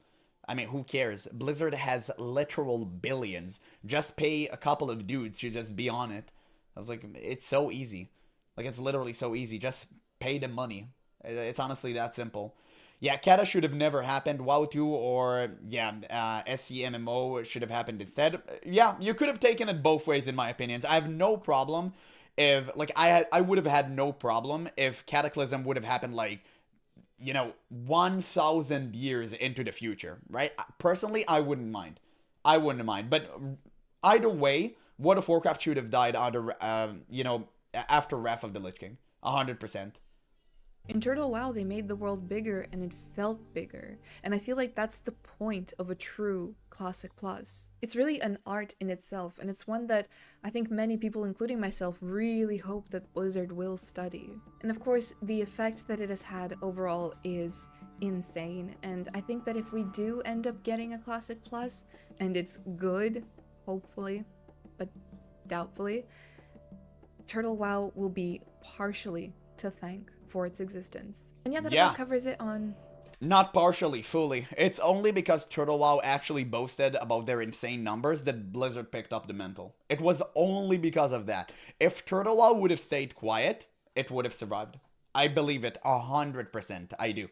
My thoughts on this situation. There is going to be they egged them to do that later this year where we will probably find out more. If you guys enjoyed the video, please be sure to leave a like and subscribe. I really appreciate it. As always, huge shout out to my channel members. Yeah, great video. Great video. I think it's the first video I watched from this content creator. It was actually recommended to me. Really great video. I'm going to leave a link in the description. You guys should watch it for yourself. Obviously, give her a like and a sub. Clearly, some great content there. Somehow, I managed to turn a 10-minute video into a 21-minute long video. Classic, I know. Apologies for that. I just had so many things to say about this topic. It's really just important to me. I really, really wish, and I just hope, and maybe it's wishful thinking, that Blizzard would actually just copy Turtle WoW and make Classic Plus good again. Because I would 100% play that. But yeah, let's see what we have here. Let me click this. Guys, it's time for Guild Wars 2. I've procrastinated long enough with all the WoW stuff. We got some really great 3 reactions off of it. And thank you for actually commenting and making my chat move and not look like Frogan. I appreciate that. That was great. Just let me click on the things and do the things. And we're gonna jump right into the Guild Wars. Let me just move this. I have to do all of the streamer gamer stuff. Very difficult for me. I'm very old. I'm not what I used to be, guys. It is what it is. There we go. We're in. We're in. It's time. There we go. You can see the game. Let's see. WoW 2 would essentially just be WoW with just better graphics, but then people wouldn't hate it if you change the aesthetics. No, I don't think people care about the classic graphics so much. They just want like a really good product. They just want a really good product. They don't care about graphics. I have no problem with the new engine. On the contrary, I think the new engine is actually really, really good. Because it creates more opportunities. You can do so much more with it. The classic engine was really limited with what you could have pulled off. And that's why you never really had fun mechanics. Maybe save for Nax, but you don't really have fun mechanics because it was just an impossibility with the engine. So, okay, let's, what do we do today? Do we do Super Adventure Box or like... I think we continue the story. I don't want to jump straight into Super Adventure Box again. I got so tilted off Tribulations last time. I still need to chill. I think we just do main quest stuff. Yeah, we do some main quest stuff. Let's wait for people to log in, though. I know people came here for the Guild Wars 2 stuff. So I'm just gonna wait a little bit longer. Super Depression Box, exactly. Exactly, Rousey. You get me. You always have. Let's see, what do we have here? Let's watch the guild stuff. We've unlocked the guild hold. Oh yeah, it's the same message. It's from Barbuck. Let's see, who's connected? Who's connected right now? Super Adventure Box. That's what I call my wife. Rose. You're on fire today, Rose. Are you streaming? Are you going to stream daily? I really hope you will. Because the moment I end my stream, you go live. So I always catch your stream while I'm editing. And it's so fun. This event is undoubtedly fun only when I have add-ons. Yeah, I mean, I haven't downloaded any add-ons. I should for materials, I guess. If it's allowed. I think it is, because people have told me so. But I don't know, maybe you guys trying to get me banned or something. Anyway, we're gonna continue doing the main story quest. I'm gonna start. Let's see, where were we? Living World Season 2. Okay, let me just hit record before I forget. Okay, guys, it's time for Living World Season 2. I've been actually dabbling in Super Adventure Box recently, and after getting tilted, I think it's time to continue the story again, so we're gonna start Echoes of the Past. Check your mail, of course. Let's see. Busy planning things out. We'll likely have it sorted by next week. Today, though, I'm waiting for the rain to stop because it sounds like a machine gun's on my tin roof. Same. I have tin roof. It's okay. I understand, brother. Whenever it's raining here, all you hear is, like, bullets. It's crazy. It is what it is. So we got a letter from Ella McKay. More trouble at Fort Salma. Of course. Why wouldn't there be troubles at Fort Salma? I'm sending a young explorer named Campbell to investigate the strange activities at Fort Salma. I know you were at the battle that claimed the lives of so many Seraph. All my other explorers are tied up with missions or preparing to leave with the Pact. I need someone I can trust to ensure Campbell's safety. Will you return to Fort Salma? Yeah, of course I will. Just give me stuff. That's it. It's honestly that simple. I'm ready to see how you survive the next zone. If it's worse than Dry Top, I'm probably gonna quit the game. There was only one add-on that was not allowed by Renet because they were about to announce their own version of it in-game. Oh, okay. That's cool.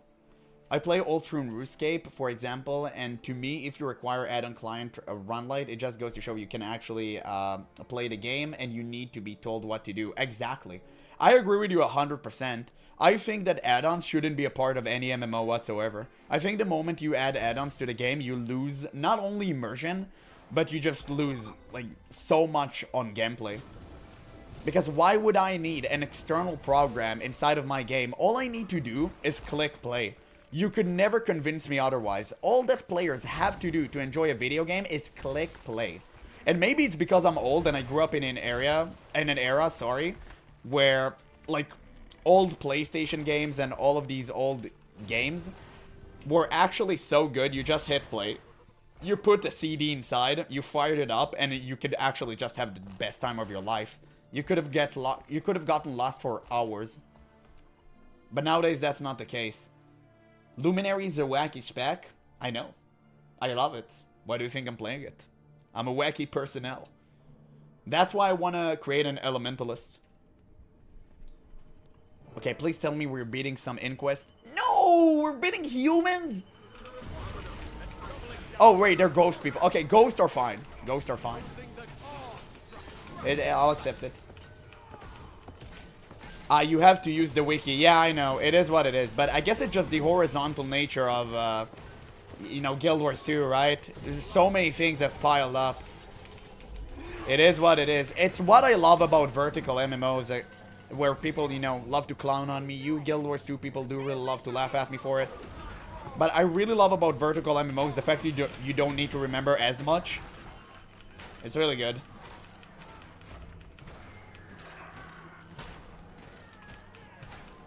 Let's see.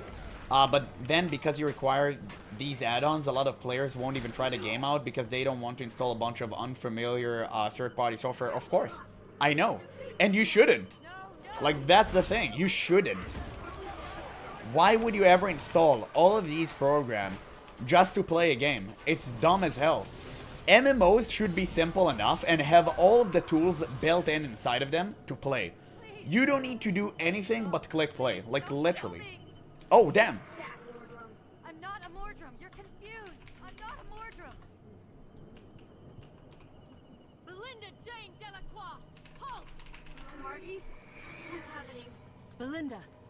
Oh my god, wait, that's her sister. It's okay. You're okay now. You did good, Margie. You brought my sword. I promise I'll care for it. When darkness overwhelms you, I'll rend your enemies before they can harm you. Until the day you die, I'll be with you. And my love for you is everlasting. Show me the sword.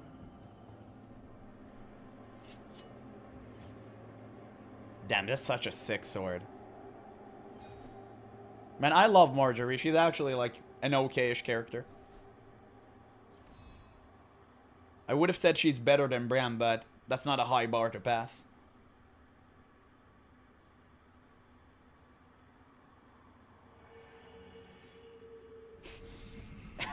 Emotional moment happening, Apple breakdance.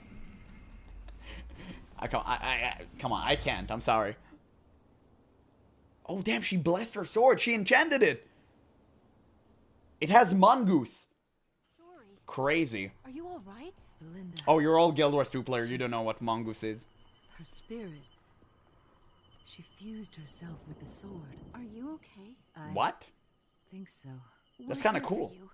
Just say the word. She thought I was a Mordrum. She was going to kill me. Oh my god, that's crazy. They were stereotypical with a sword.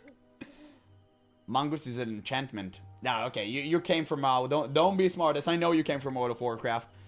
When Belinda died, my world turned black. Now I don't know what to feel anymore. Belinda fused her soul with a sword. Why? I don't know. I'll have to do some research. Maybe this is a special blade. I just can't believe she did that. It'll be okay. Take some time for yourself. Get some rest. No time to rest. Kaz and I were making headway at the Priory. We've got another meeting scheduled with Magister MK. Delaying would be a mistake. We have to arm ourselves against Mordemoth. If you're sure, then go back. A big, quiet old library is exactly the kind of environment I need right now. It'll take my mind off things. We have to get Mordemoth, my friend. We will, I promise. Investigating the ruins when the spirits of fallen Seraph overwhelmed me. I'd be dead now if it weren't for you. Thank you for saving my life. I'm heading to the Silver Waste to do some research for Magister McKay.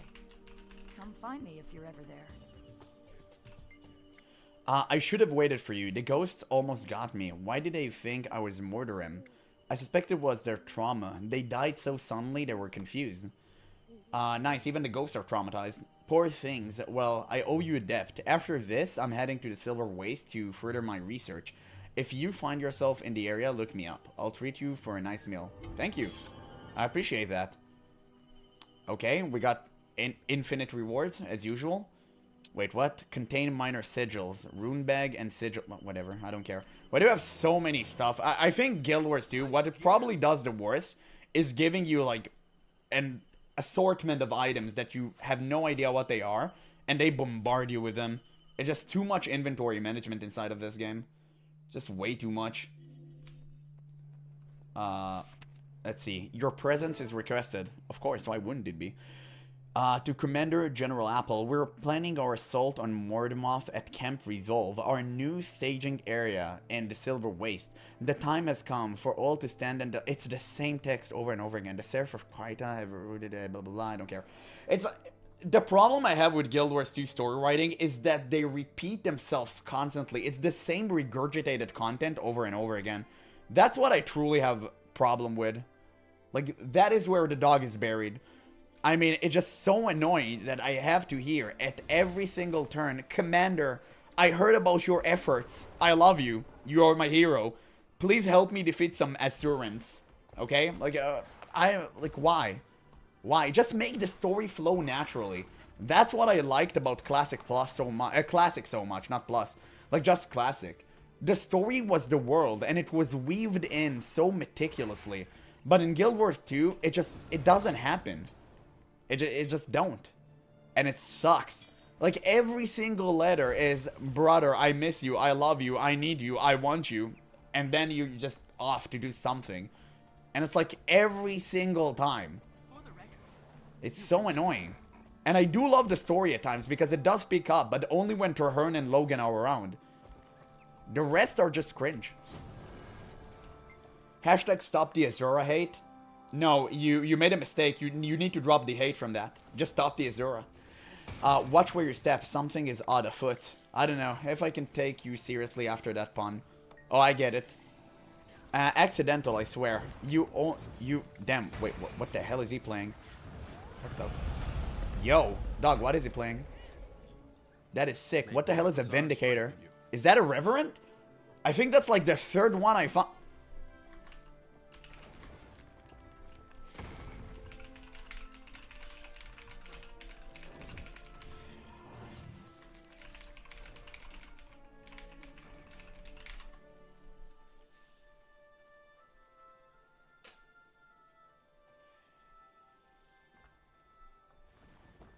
Let's see.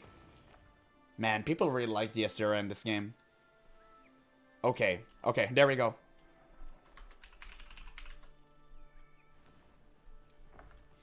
Wait, let's disable this. Oh, maybe he's typing something. Let's inspect him before. Let's see, what do you have? Vindicator Greatsword. Is it a bad build? No,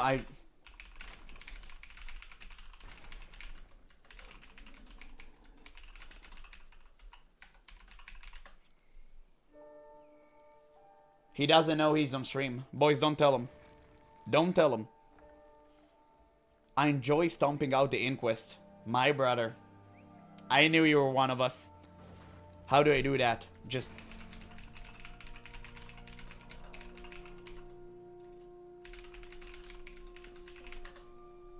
Bro didn't get how to fight.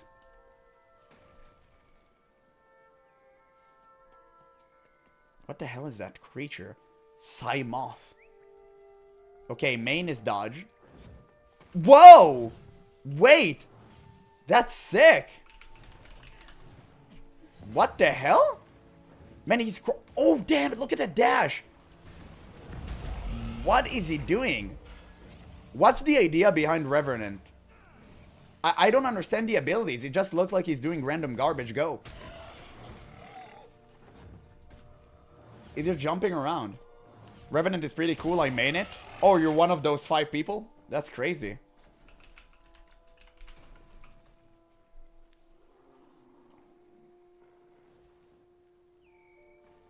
They are the Death Knight of Guild Wars 2? Really? Super Mario class? Yeah, Vindicator has a dodge ability where they jump into the air and drop on enemies. That is sick. It replaces the normal dodge.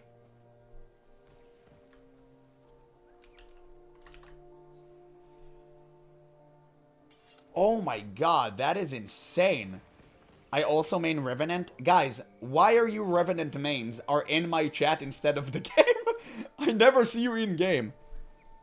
Wow.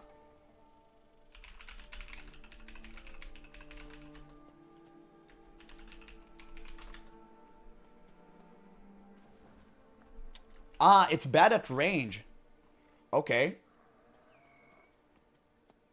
Revenant hits very hard. I mean, oh, he's now has a... He's shooting something for it from his hammer. That dodge ability is so sick. It's so sick. It's so clever, too. Okay, interesting.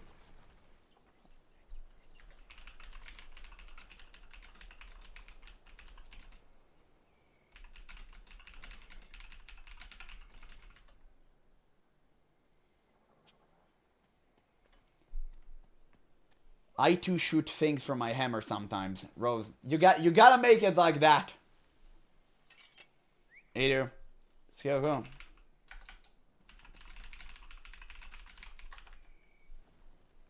I'm being kind to him. I don't want him to think that I hate him because he's playing the wrong race. It's fine. Okay, yeah, we're back to the story. So what's going on with World of Warcraft? It's garbage, as usual. Like, there's nothing new there. Revenant may be good right now, but Vindicator ain't. Come on, let brother enjoy something. The class fantasy in Revenant is that you summon the powers of dead heroes from the past to empower you. That sounds sick. The hell? Watch where you step. Something odd is afoot. Yeah, accidental, I swear. Blah, blah, blah. What are you thinking? The fort was abandoned so fast, the Triad hardly had time to collect their notes. Vines were scattered all over. A place looked awful lot like what happened with Fort Salma at Concordia. So you think Mortemov has attacked or will attack this fort? Maybe it started, but whatever it was interested in... Oh, what it was interested in is gone now. Either way, step lightly. Yeah. Don't know, I have something attacking me. Well, I'm doing stuff in the background. Who's from the guild is up and running?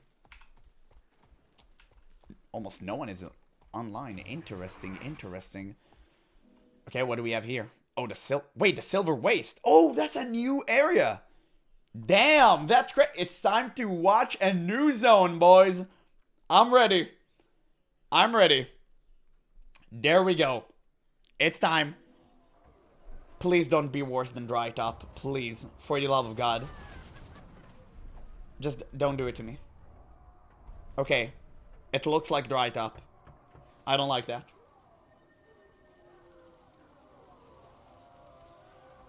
Sorry for your loss, dude. Good luck to each of you. Why? Bacteria prevail in the days ahead. Let me see the layout. Jesus. Okay, these are like different locations. Okay, that's fine. Wait, what? Oh, there's so much to... Damn. They truly have expanded. I gotta give it to him. Wait, isn't that leads to Heart of Thorns? Or am I wrong about that? This is Heart of Thorns, no? Oh, that's cool. Okay, cool. Great. It is. Yeah, I knew it. Okay. Oh, wow. Oh, that's cool. No, I'm not on Heart of Thorns yet. I'm in the Silver Waste. Wait, maybe let's do a little bit of an exploration. Let's talk to this guy over here. I guess we can. I'm going to collect everything at my own pace. Off stream. I don't think you guys would like to watch that. I'll just continue the story. The security of the pack's staging area depends on our ability to hold the surrounding territory. It's imperative that we drive Mordremoth's minions from all the towers and fortresses that were surrendered by the bandits out in the So we swapped Zaitan with Mordemoth, but the story is exactly the same. Cool. Okay, great. I mean, we swapped Zaitan with Mordemoth. Yeah, it's a... Okay. I bet the Mordemoth fight is you pressing 2 buttons at the same time instead of 1. They elevated. I enjoy Silver Waste more than Dry Top? Okay. God, I just want Classic before Dungeon Finder and separate PvP gear from Arena existed, but more content. Absolutely. Fun fact, Mordemoth is the only canonically black dragon in the game. Man, they should really learn from Blizzard then. It's crazy. I actually like black dragons. They're pretty cool. Those maps out and get me a couple of charcoal sticks to mark them with. At once, sir. Has anyone heard from Commander Frostgullet? Oh, that's my boy. She's dealing with a problem on her ship, Mark. Traherne. The engines need maintenance. He's back. Tell her to get someone else to do that. Look at him. Traherne's a G. Traherne's a G. Whoever is against Traherne, you're not part of the crew. What is that? Crybobotanical Society. Advanced Gardening. GeneralApple. Since our rediscovery of the Silver Waste, the Society has been interested in studying the unique physiology of the hardiest flora. I've sent you an extraction tool that makes removal of flora organs easier. We're willing to trade you Bandit Crest in exchange for these mortem plant parts.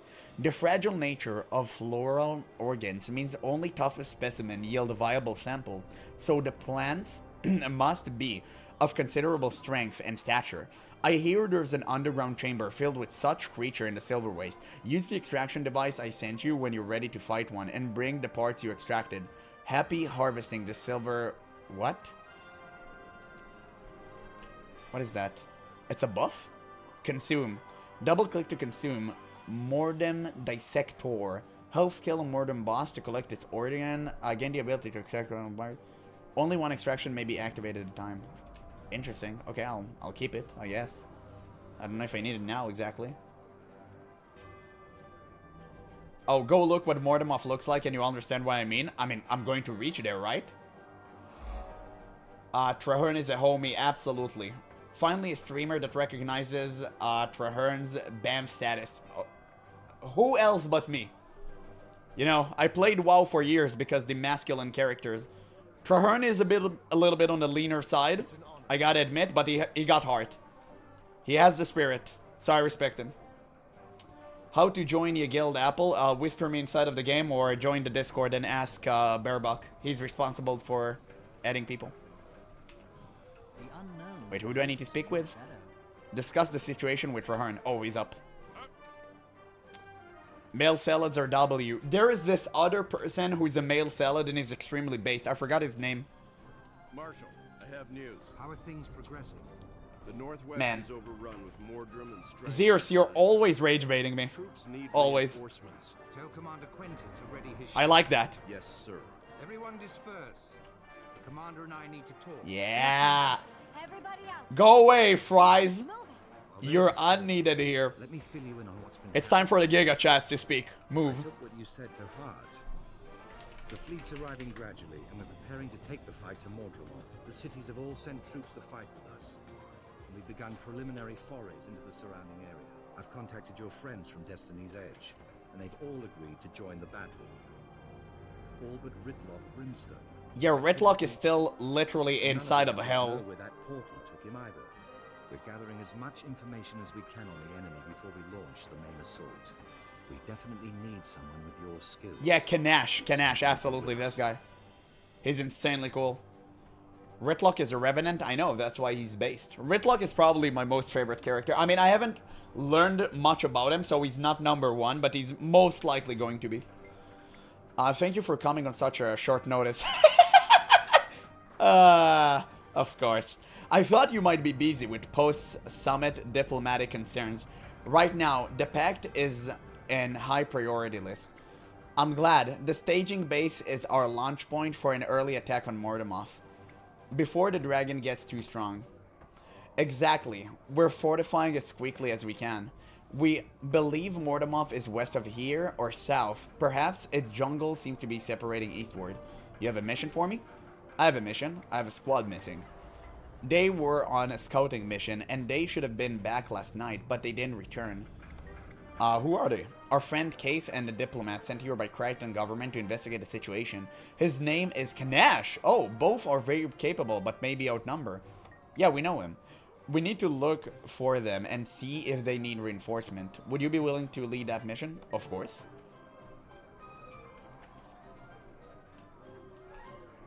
Ritlock is based, but unfortunately is a char. I played Guild Wars 1. I can't forgive those bastards for Ascalon.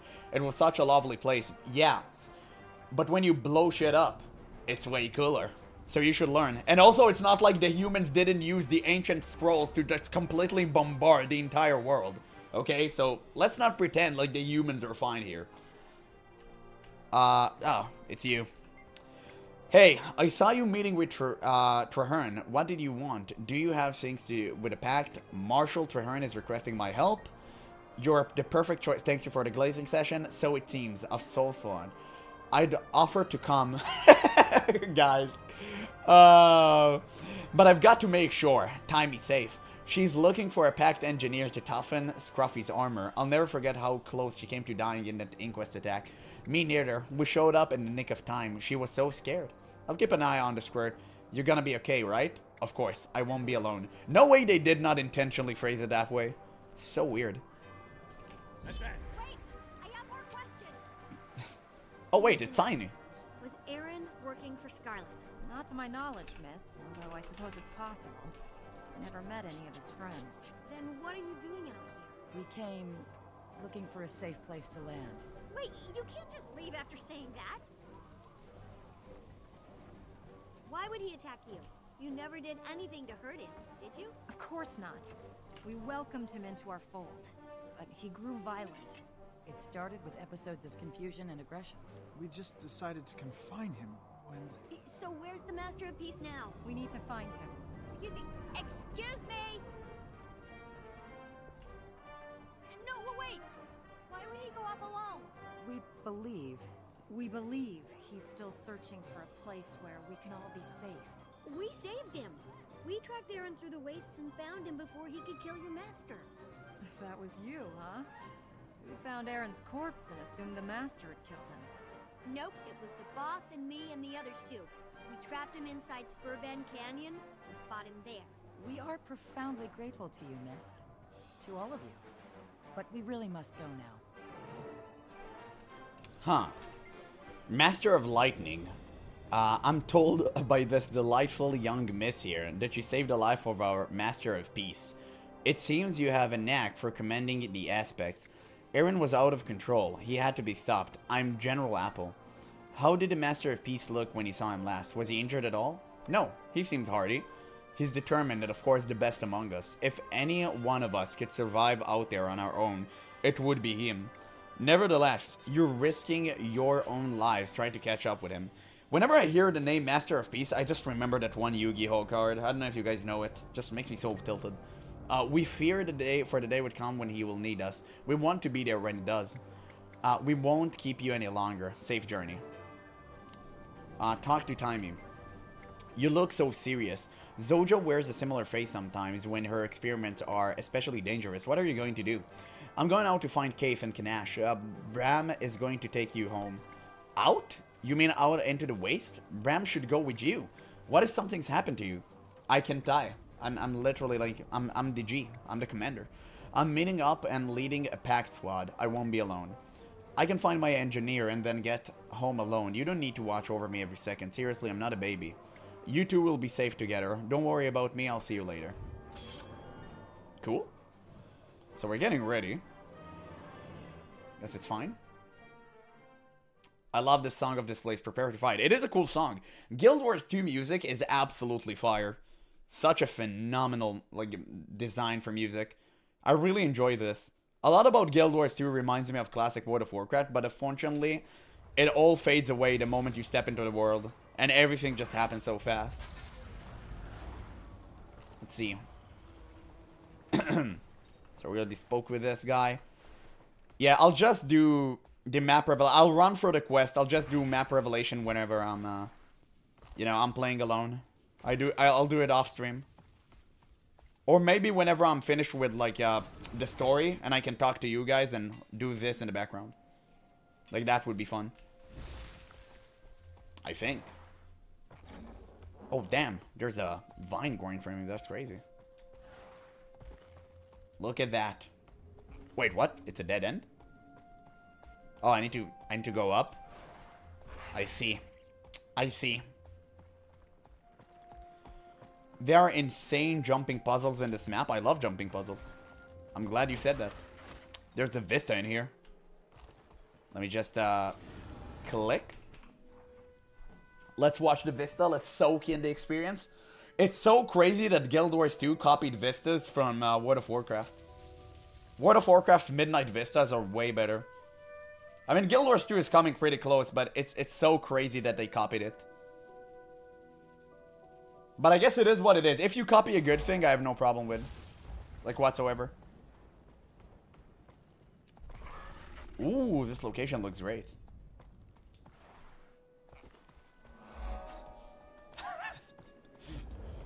Drowsy. What are you talking about? It's not that time yet.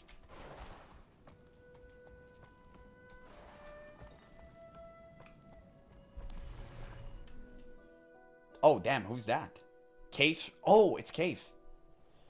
We have event. Well, I don't really care. I'll just do whatever I want to do. Let's see. What is that? The fallen Mordrim appears to be wired to some type of device. Oh, there he is. Do not disturb that body. It's rigged to explode. Unless you wish to be vaporized into a fine mist, I advise you to step away. You're welcome. Forgive me. You're welcome, Commander. Spare the sarcasm and just show me which way Cave was headed. As you wish. Along the way, I advise rigging these mines. Yeah, fine. Let's see the quest here.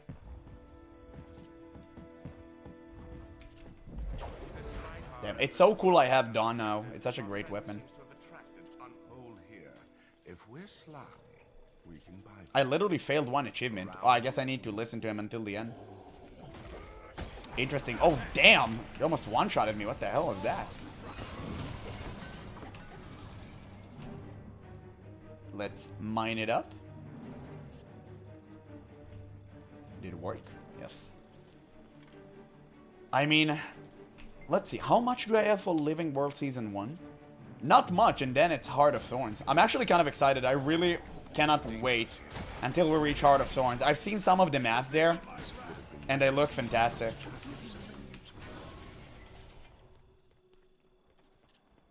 I really like Cave, but mainly from her appearance in the book Edge of Destiny. Oh, there's like books for Guild Wars 2? Well, I guess it makes sense. I still need to play Guild Wars 1 Reforged. Whenever my community becomes like bigger, I can do more variety, but right now I need to stick with Guild Wars 2 and World of Warcraft. And obviously Where Winds Meet. By the way, guys, try to watch my Where Winds Meet content. I mean, it's really funny, even if you're not like that into Souls-like. I think just watching me dying to a boss for an extreme amount of time is really fun. And I also edit down the videos to be obviously, you know, not 3 hours. So if you can check those out, I appreciate that.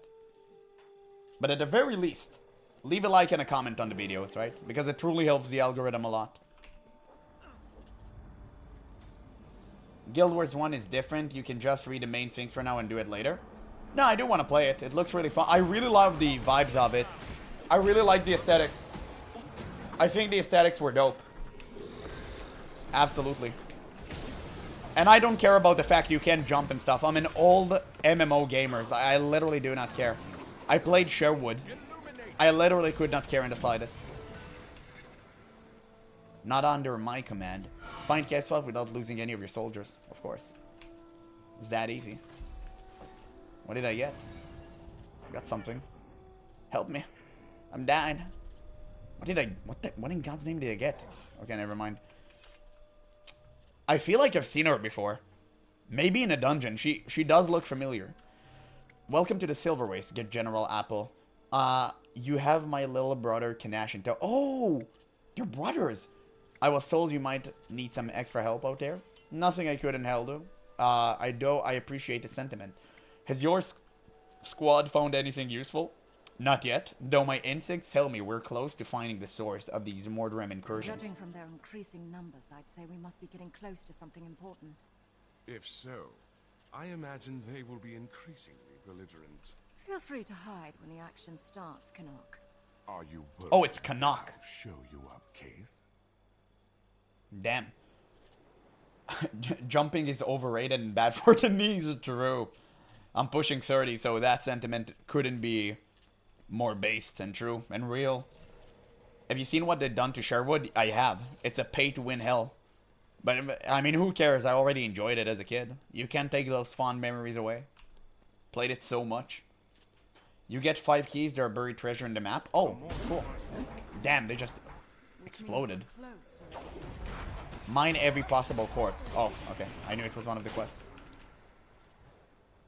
Let's do this. Case was part of the original story crew that helped downing Zaitan. Oh, true. Absolutely. I'm just, you know, I've just pushed to the side everything Zaitan related. Did I miss a mine? I really hope I hadn't. In Kate Reconnaissance Squad. I don't think I have. I think I found everything. Unless this is it. Move. Are there more mines there, or do I need to go back and mine more? I want to do the achievement. But I feel like I haven't missed anything. I guess we have to wait and see. Let's slay them.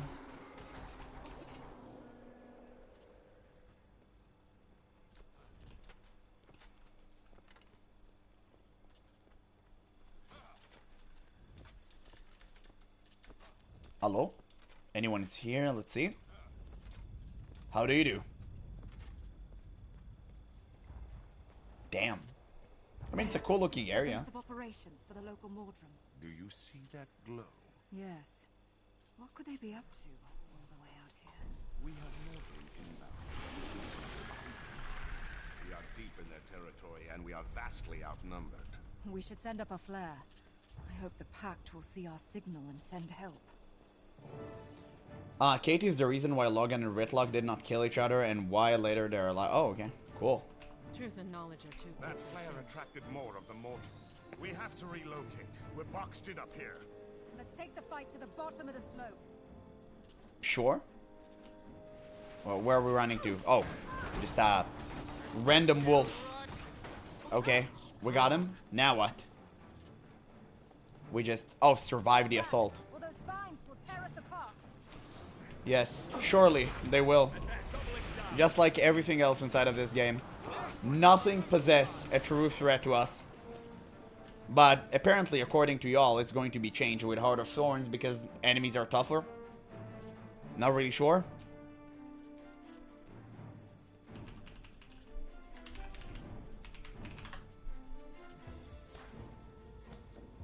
There we go.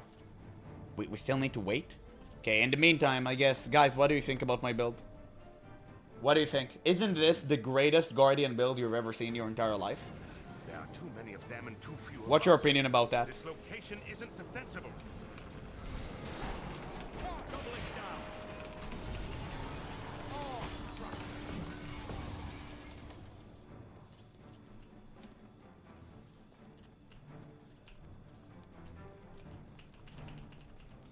It is not your band. Enjoy. I mean, I do need to go. I'll probably go after I finish the story. I'll go with you guys over the entire build, and we're gonna just remake it. I know it's I haven't touched it ever since I made it. Wait, show again. Okay, wait. Let me just. There we go. There we did. I'll just fight in the background.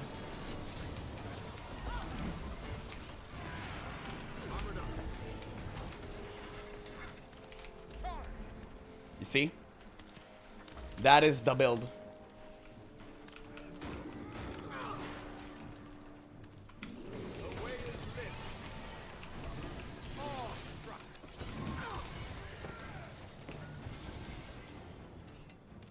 The Pact had better get here quickly or there won't be anyone left.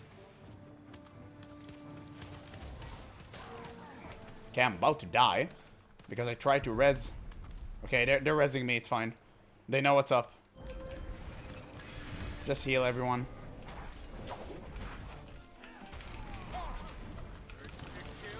What the hell? Why did I get one-shotted? Jesus. Wait, they actually hitting hard.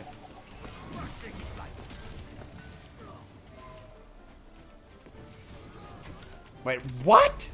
Bro, that timing was insane. What in God's name was that?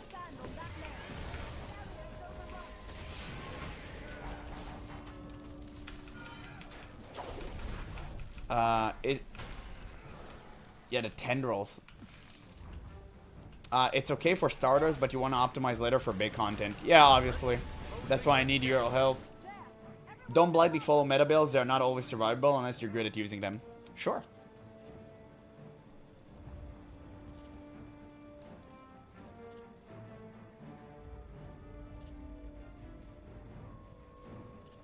We're escaping.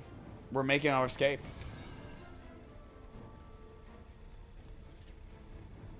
I'm out. Oh, wait. I actually want to do the achievement. Apparently, I missed a few corpses there. I want to go back and actually get them.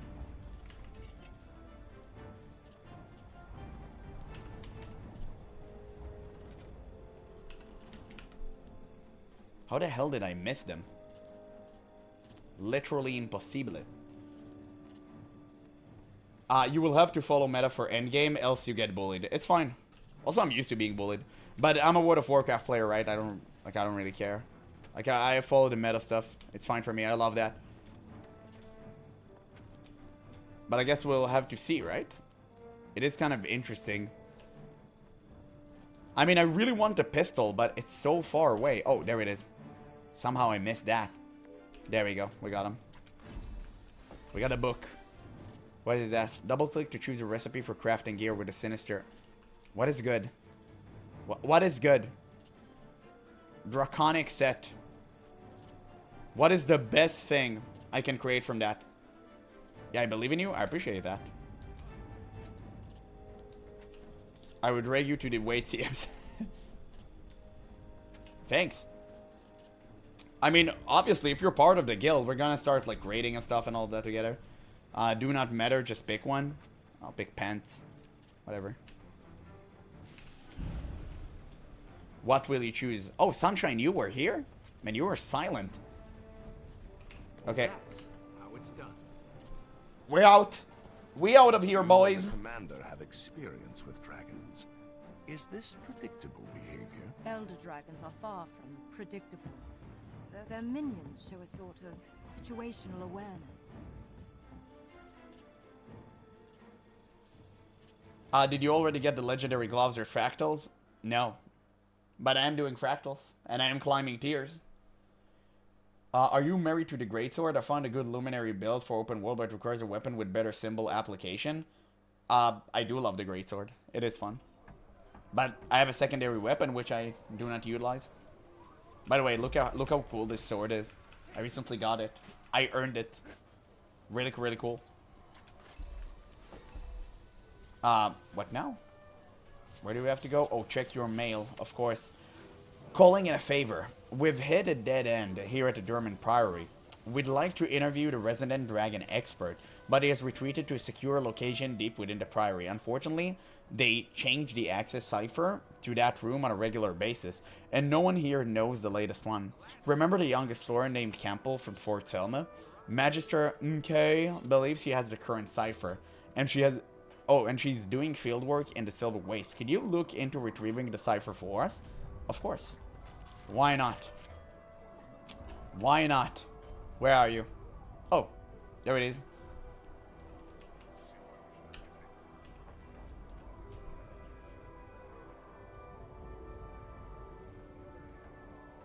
What is that? What is that? And you guys dare play as an Azura. You dare come here and comment on my streams when you play as that. Okay. I'm not gonna say anything further. Came as soon as we saw your flare, Commander. Took a big risk taking one of our birds out with all the dust and sand in the air, but obviously one that was well justified. I appreciate that, Tactician. Do you know where Kaith and Kanek went? I'm not sure about Kanek, but Kaith went to report the Marshal with the information you uncovered on the enemy disposition and behavior. That intel would be crucial to our strategic planning. Thank you. If you see them, let them know I have some business to do.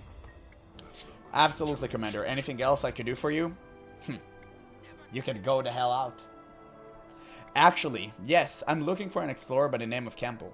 Ah yes, she arrived shortly before you did, out on an excavation in the field. I believe I can mark a dig site on the map for you. Appreciate it. There we go. We have all of this stuff. Okay, I'm gonna do it later. By the way, guys, what are these important for? Imperial fragments. Right now, I have no use for them. What are these being used for? Wait, where is she? Oh, she's all the way there. Damn, okay. Guess I'll go. Ew, why is that on my screen? I'm sorry, Reckon. I didn't mean to. But I had to speak with him to advance the story. We need to keep our supply lines open to hold our positions in the wastes. Our packing He's got a handle, so it's easier to eat him like a juice. Oh god, I imagined that. Oh man, you can oh god. You can use him to switch gears in your car. Oh man. It's so funny. It's actually true. Oh, what? Oh, we have another Revenant. Wait, that's crazy. The second one. Damn. Wild.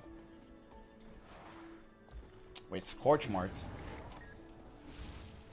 Oh, you need them later for crafting? You can use them instead in crafting some legendary crafting. Oh, okay, cool. Awesome. That is absolutely fantastic. By the way, you have absolutely no idea how triggering it is to me to play this game without unlocking all the secrets right away. Because I never do the story before I unlock all the, like, reach all of the vistas and all of that stuff. It triggers me greatly. Like, my brain just works that way. But for the sake of you guys, I'm going to make do. It is what it is. Ah, wait, where was she? Oh, there. There we go. Don't craft, you get away with much ascended for free later. Yeah, I've seen with the astral stuff. Yeah, feel free to throw them out, they really pile up. I'm just gonna sell them or whatever, doesn't really matter. Commander, I had a feeling I'd be seeing you again after you saved me from those Seraph ghosts. What brings you out here? I was told you know about certain Priory Cipher. Oh, the cipher to the storage room? I guess I'm the only one besides Magister Stonehealer who knows it. We're all scattered these days. Far too busy. Do you have the password? Yeah. I'll punch you in the face if you don't let me in. How about that for a password? Great, what it was. Death to the Primordius. Every dwarf must do his duty. The great... What? You're guessing, aren't you? Yeah, long live the king of Delary Moor. That's it, you got it. Okay, you can have my written copy. I've memorized it. Can you read it to me? An almost king fodder the ghost. Hoof beats drum at trading post. And once a year upon open stage, an eager kid comes of age. There are 2 more lines, but I don't carry them with me. Can I get it without it too? No, but you needn't worry. I left the other half behind it for security reasons. You'll find it when you find the 3 books of the line cipher refers to. How does it work? Each of the lines of the poem is a clue to a book and a special collection. You'll have to find them in order and touch them to activate your magic. Once you found them all in order, you're in. Okay, got it. What do I need to do now? Search the dormant priory for Odian Stone. Oh, where we need... Oh, he's here. I see him. Oh, wait, there's something here. Hole? Hero challenge. Touch the pillar. Why, is the pillar going to wake up and attack me? Oh no, these two. Whatever. Whatever. We'll defeat them without a moment's hesitation. We'll get him. There we go. It's nice to get more hero points, if I'm being honest. How far it is? I need 10. I have 5. It's not going to be enough. Password is /breakdance. It always is. That's the beauty of it. I'm very much the same. I love to map the new zones prior to going through the story steps. Yeah, it's so fun. When I made videos about Guild Wars 2, I always done that. I 100% the story and I like the world, and then I started questing. Try to send you a build on Discord, but it's impossible because we ain't friends. You can do it on the Discord. I'll see it. Just go to Guild Wars 2 stuff. And like click it. Click the thing and do the thing inside of the thing. And it's going to be alright. And move! What was that vine? What in God's name was that? Dude, what obscured my movement there? Oh, damn, dude, I hate it when it happened. Just wanted to reach the vista. My ears, yeah, apologies. Apologies. I'm getting tilted. There's nothing that tilts me more than something obscuring my movement. The most random garbage. If I say the scary shit, I'm sorry. Yeah, apologies. I didn't mean to. I just, you know, sometimes I'm forgetting that I'm not used to streaming.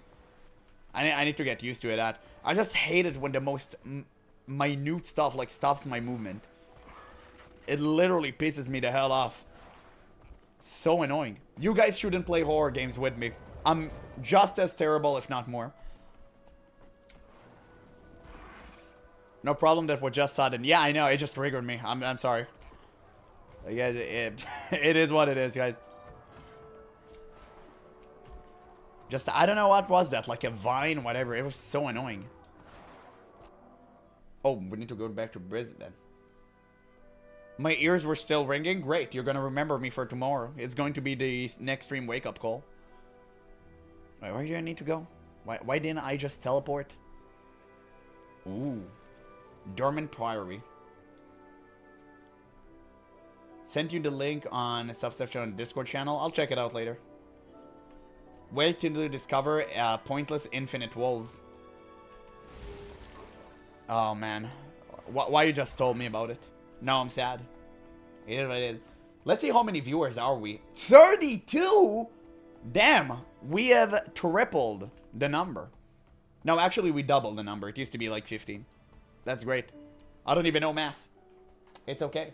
Hello to all the new people that are here and lurking in the chat. Just so you know, I'm under your bed and in your walls. So don't try to escape. You better just make a comment. Hey, Marjorie. Hey, there you are. How did it go? Did you get it? The cipher? Yeah, I got it. It's a testimony to how scattered the Priory right now. The only person who knows the cipher to get into the storage area is out in the Silver Waste. It's good you saved her at Fort Salmon. It's definitely not typical. We need to speak to Magister MK. She's pulling some heavy-duty strings to get us into the special collection. We're meeting a Magister Stone Healer. You don't know who Odin's Stone Healer is? Cass, he's one of the most magical beings I've ever met. He's a dwarf of the last of his race on the surface of Tyria. Grimf alone knows how old he is. Hundreds of years at last. I really want to hear more about the dwarves. I love dwarves more than anything. They're my favorite race. Unfortunately, in WoW, they're in the Alliance, so it kind of, you know, screws up my rhythm as I'm a Horde main. But I really love the dwarves. Tell Casimir what happened to the others. Centuries ago, many dwarves turned themselves to stone to save Tyria from Primordius champion. Most went underground to fight destroyers. Ogen remained, so the sacrifice would never be forgotten. Yeah, they all went into the mines and the Azurans escaped.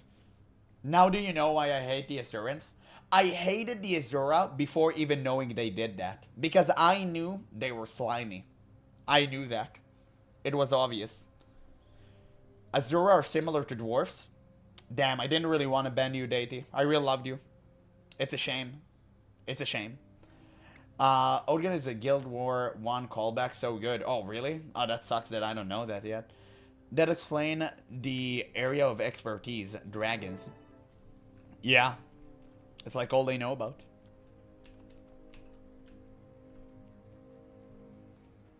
Azura are nothing like the dwarfs. Thank you, Rickon. Thank you. Commander has arrived. Welcome, Commander. I'm familiar with your accomplishments. Magister McKay is a world historian and reporter. Wink, wink. Deity, you slime. The Dermot Priory knows that when world events of this magnitude occur, it pays to chronicle them. Magister Stonehealer is going to help you gather information on the Elder Dragons. He rarely agrees to such things. I will warn you, he's quite old and has little patience. He's the last of his kind. We'll show him the utmost respect, of course. Oh, we're gonna see him? Oh, that's I'll take cool. you to the special collection. That's the first dwarf I'm going to see. Stern's work will guide you from there. You retrieved the cipher? Yes, we have it. Very well.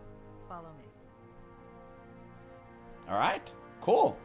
Shame Guild Wars 2 stole dwarfs from WoW though. I know. It's crazy. Lord of the Rings did it too. They just stole everything from World of Warcraft. It's crazy. Even though Lord of the Rings happened way before, it's like they stole everything from WoW. World of Warcraft is the base for everything fantasy. And everything is just stolen from that. Even things that came prior. The fate of the Delimore Dwarfs is probably one of the most gruesome in all of Guild Wars, only because of sloppy writing. You will see it in time, really. Okay, interesting. For the millionth time, there are no culinary applications for bloodstone dust. Bruh. None. No good can come from feeding it to living beings. What do you know? I'll take the dust to the streets and start my own food cart. I'll be rich. Oh, it's a sous chef. Interrupting something important, chef? No, Madam Magister. We're just having a small professional disagreement. Are these the visitors you mentioned? Yes. They have dispensation from Magister Stonehealer to visit the special collections. I've already adjusted the wards to allow them entrance, and the archivist has been warned that they're coming. I'll show you how it's done. Be careful down there. Follow me, please. Interesting. Gain access to the what? Oh, they went through the... Whoa. Dude, that's that's crazy. Hidden Arcana. Oh, that's such a cool location. I do love all the statues in Guild Wars 2 and stuff. Damn, what the hell? That's sick. Who is that? Okay, fine. Dude, Guild Wars 2 locations, some of them are the best I've ever seen. I'm getting such a huge classic vibe off of this. Reminds me of, like, Scarlet Monastery for some reason. I don't know why, really. It's those huge libraries. I love that. I love everything about this place. It's phenomenal. Archivist Earnsward is here somewhere. She can guide you to Magister Stonehealer. Yeah. Earth, the Earth is a cheap copy of WoW. Yeah, you get it. Sous Chef Osborne has an interesting story and can help you get to 500 chef crafting. Oh, you should dance for your Lord and Savior Abaddon. Dance in front of Abaddon. That's him? Wait, don't I have his ability? Oh no, it's Hounds of Belfazar. Okay, cool. Oh wait, there's a monument here we can read. Abaddon, Lord of the everlasting depths, keeper of secrets, open mine eyes and bestow upon me knowledge of the abyss. From the scriptures of Abaddon, giver of magic. Insane. Guild Wars 2 story peaks at moments such as this. Literally. That is all you need to do for perfect world building. Don't give me constant letters. Don't give me constant characters that are just telling me what to do and I'm a hero. Give me this. Give me that to explore. That is how you make a great story. Phenomenal. Phenomenal. Damn, look at the ceiling, bro. It's this is a 10 out of 10 location. This is a 10 out of 10 location. Easy. Easy. I mean, Abaddon, fallen god of secrets, water, and magic. Abaddon likes a good party. I mean, yeah. Sure looks like it. It's so good. And it's so annoying going from Guild Wars 2 peaks to like from like lows to that and then back to the lower. It's just so annoying. Oh, damn, we get history stuff. Guys, I'm gonna read. Prepare yourself. I'm going to read every single page. I'm already telling you. I'm going to read every single page. Just give me a moment. I actually need to go 1 minute to the bathroom. Just 1 minute, literally. Just give me literally 1 minute, and I'm here.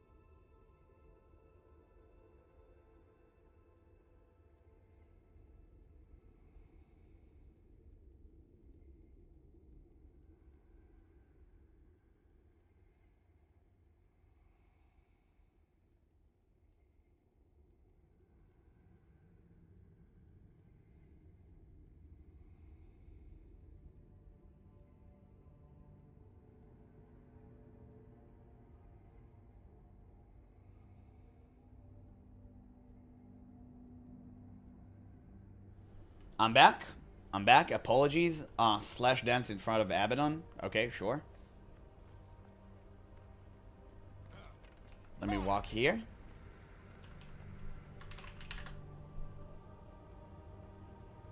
Are you happy now? Oh, we have achievements here. What the? Bro, what a bait. What an actual bait. Shame on you guys. Shame on you. You knew this would happen. You knew this would happen. God damn. That's why. It's like count as disrespectful. Oh, that's crazy good immersion though. Wait, strength without sacrifice. Defeat a faster without being standard grab, whatever. Defeat a malevolent memory. Okay. Defeat everyone without like dying like an absolute buffoon.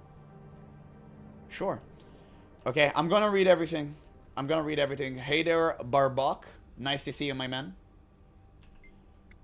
This history by Behel Tech discusses the rulers of Elona from, yeah, Flip.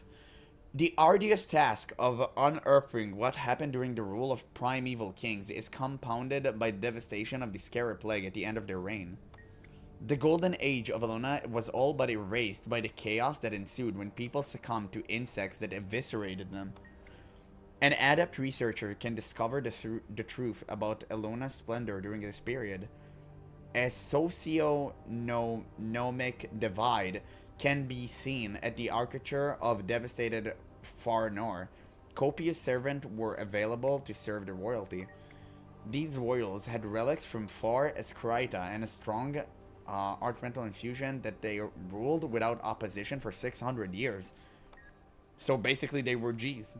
Okay. Costs on costs. This autobiology focuses mostly on the events surrounding ascension of Cormyr. Oh, okay. I'm Kos Daedrin, and I gave up a lot for the Sun Spears. I lost promotions, a father, a sister, friends, and my home to fight for the organization. I became known as the bane of corsairs and demons. I fought for my country and my spear marshal. Holy Goddess Lissa gave me Cormyr and Melanie. One of the two I married, the other I pray to. I love them both, with all my being. I risked my life many times for Cormyr, but she got what every great warrior deserves. She died courageously. Huh. That's kind of a good story. You know which story I probably like the most about Guild Wars 2? And it may come as a shock to you. It was Melkor's. With Melkor's Leap. I really like his story about being like a sculptor and sculpting the statue goddess because he was in love with her. And then when she was gone, like he was gone. And that's why it was called like Melkor's Leap. Such a great story. I mean, you dare dance in front of a god, mere mortal. You told me. You baited me into it.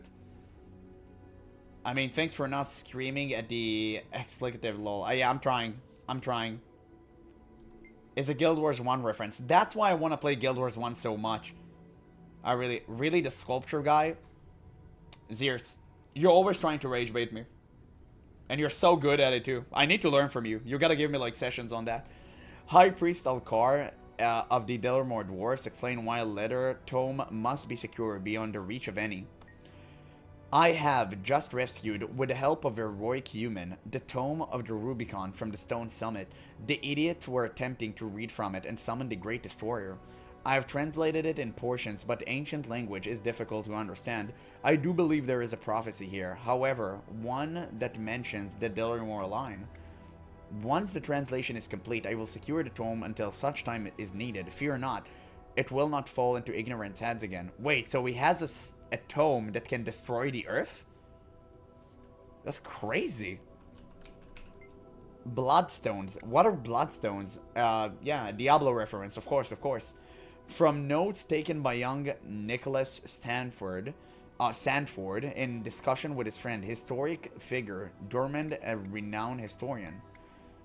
Last time Elder Dragons awoke, seers put magic in a stone to save it from dragons. This worked. After dragons went back to sleep, gods came and hoarded bloodstones and other treasure in Aura. Abaddon, god of water and secrets, gave the stone away to some races. This caused wars because people fought over it. King Doric begged that it would be taken back so the battles for powers would end. The gods agreed. They used Doric's blood to seal the stone. Bloodstone? Oh, blood plus stone equal bloodstone. And it broke into 5 pieces. They threw them in a big volcano, of course. It erupted and spewed them out. People found them and used them for evil, like Morsat. Not all have been found. Bloodstone affect an area. Healing and cursing, for example. The 4 bloodstone, 5th was a key, whatever that means, have properties, aggression, destruction, preservation, and denial. Magic flows from the bloodstone back into the world. Bloodstone shards are rare, but still known to affect anyone or anything within range. Bloodstone dust is far less effective. Oh, wait, that's crazy. Okay, damn, that's good to know. So I remember the gods gave magic to humans and all the other races and just, you know, make them go crazy. Why are you typing base costs? Oh, what is that? You are in for an insane ride. Yeah. Spent decades here and I Seems like it. New every day. No one knows who wrote this, but it's an ancient letter to the high priest Zelix. I've forgotten who led the history assault on Marginodus, demon followers of Abaddon. To be noted, breaching the Ebony Citadel will likely kill you. Malix, the unyielding rules of the 4 Lords of Anguish, they will shred you. If they don't get you, Malix will. If you succeed, Malix will embark on a mission of vengeance from which you are unlikely to escape. If you insist, do not use standard tactics against this demon. They will not work. Good luck. I hope I'll see you again. With all of the bloodstone dust in your inventory, you're gonna go crazy? Well, that's why I'm saving it. I don't know what it's used for, but, you know, one day, it's bound to be good. Sorry guys if this is like boring you. I really love reading, and I love like libraries and video games and all that stuff. It's really fun for me. I love that. This is a placeholder book left to indicate that the Tome of the 5 True Gods is currently unavailable due to an ongoing translation effort. Simon, History of Ascalon. Okay, that's a good one. I really want to know more. This book, written by Royal Scribe, has become one of the most beloved volumes in classroom across Tyria. Its revealing historical and cultural work, including various notes from Simon, could not resist putting into it. His ability to analyze political conflict and diplomatic maneuvering was unparalleled. The book includes coverage of the war between Ascalon and Krita in great detail, with insightful commentary and evaluation. Shiro biography. Written by Anonymous, this document is behind-the-scenes account of Shiro Takagi life.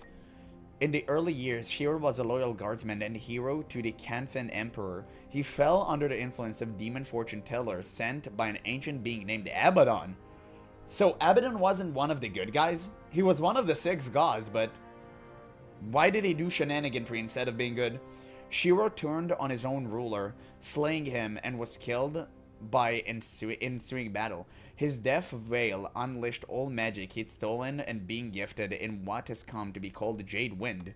The Jade Wind turned the Jade Sea into solid jade, encasing all creatures forever, and had many other terrible repercussions. Oh, so it's a reference to future expansion.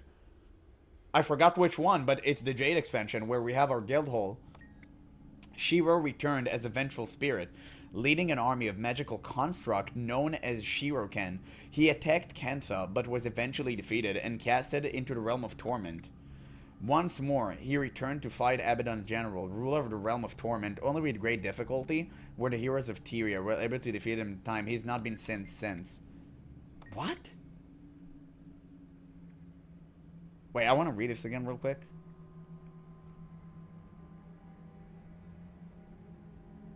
So basically he fell in battle to demon and they like tortured him and broke his mind.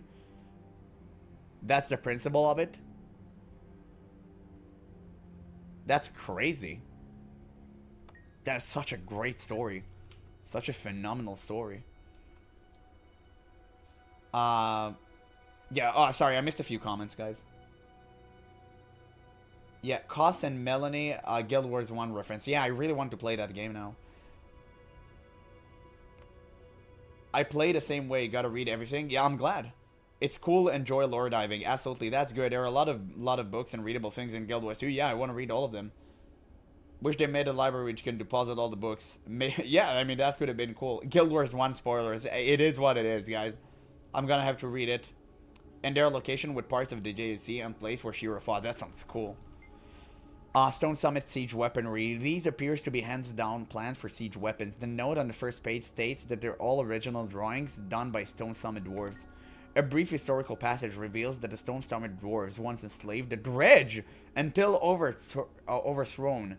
After they warred with the Delimor dwarves and lost, they scattered and disappeared. So you had different type of dwarves. Interesting. The Evening Songs. These are collected poems about nightfall compelled by Melanie. Turn the page. When the undead arise and the old woman cry, the sun spears fight to shut down the inevitable fall of night. Varesh troops need a careful of pain. With Cormir to lead, the sun spears would never complain. Crossing the desolation to face Joko himself, we all tremble a little and make haste over the continental shelf. Wait, is Joko in Guild Wars 2, Guild Wars 1? Through devastation and torment, we see Cormir rise, and after extensive effort, Abaddon dies. Joko mentioned. Yes, he is. That's insane. Praise Joko. Guys, I'm gonna reach him one day. Don't worry about it. I mean, that's cool. That is absolutely cool. Revenant class is like Naruto or something. It sure seems like it. If you're not mistaken, this ancient tome was written by someone known as Apostate. It appears to describe something similar to what you saw in the Vision of Internal Alchemy. The author calls the Antikytheria, describing it as cosmic mechanism made of many parts, all spinning around a central body known in ancient Crichton, Asteria. 6 large bodies orbit the world, existing in primal symbiosis. The energies move with a push and pull of positive and negative, ever in motion. The apostate says one that is especially troubling. Should the energies become imbalanced, the world would tilt and all beings will fall off into the void. Probably a metaphor. Probably. And that was it. I'm not gonna lie. This quest, even though I literally even didn't finish it, this is the best one in Guild Wars here so far. Literally the best. This is what I like. Good story. Well written. Ancient lore. Stuff about the unknown. Abyss. All of that. This hits every single note in my mind. It is perfect. It is absolutely I love that. I wish we had more of that. Instead of the garbo we had until now. Wait. Oh, we have all of this? Oh, Jesus. Okay, I'm gonna read this at my own time. I don't think you guys gonna be here for that. It's crazy. No way we actually have more books. Masterwork painting. This looked like an original June. How the color explode from the canvas. Let me see. Damn, that's crazy. Maybe, well, I do want to read more books though. It's crazy. Well, I'll look for only for the good books.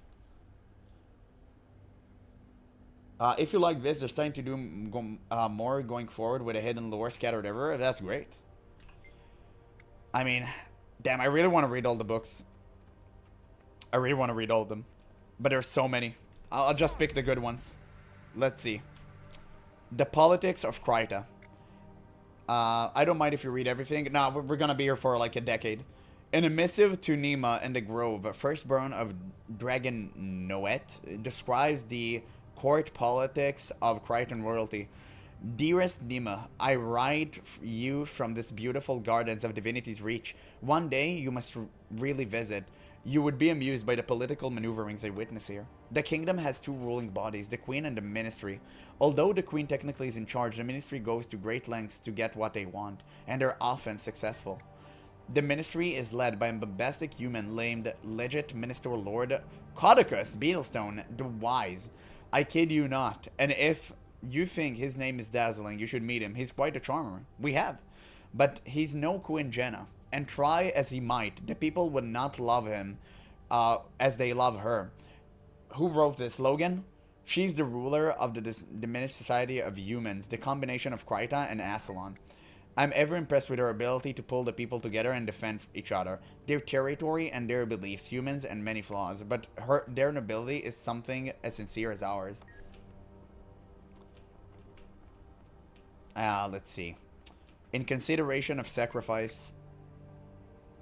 Shining Blade? A human lay upon the sacrificial altar. White mental braziers cast a demonic glow.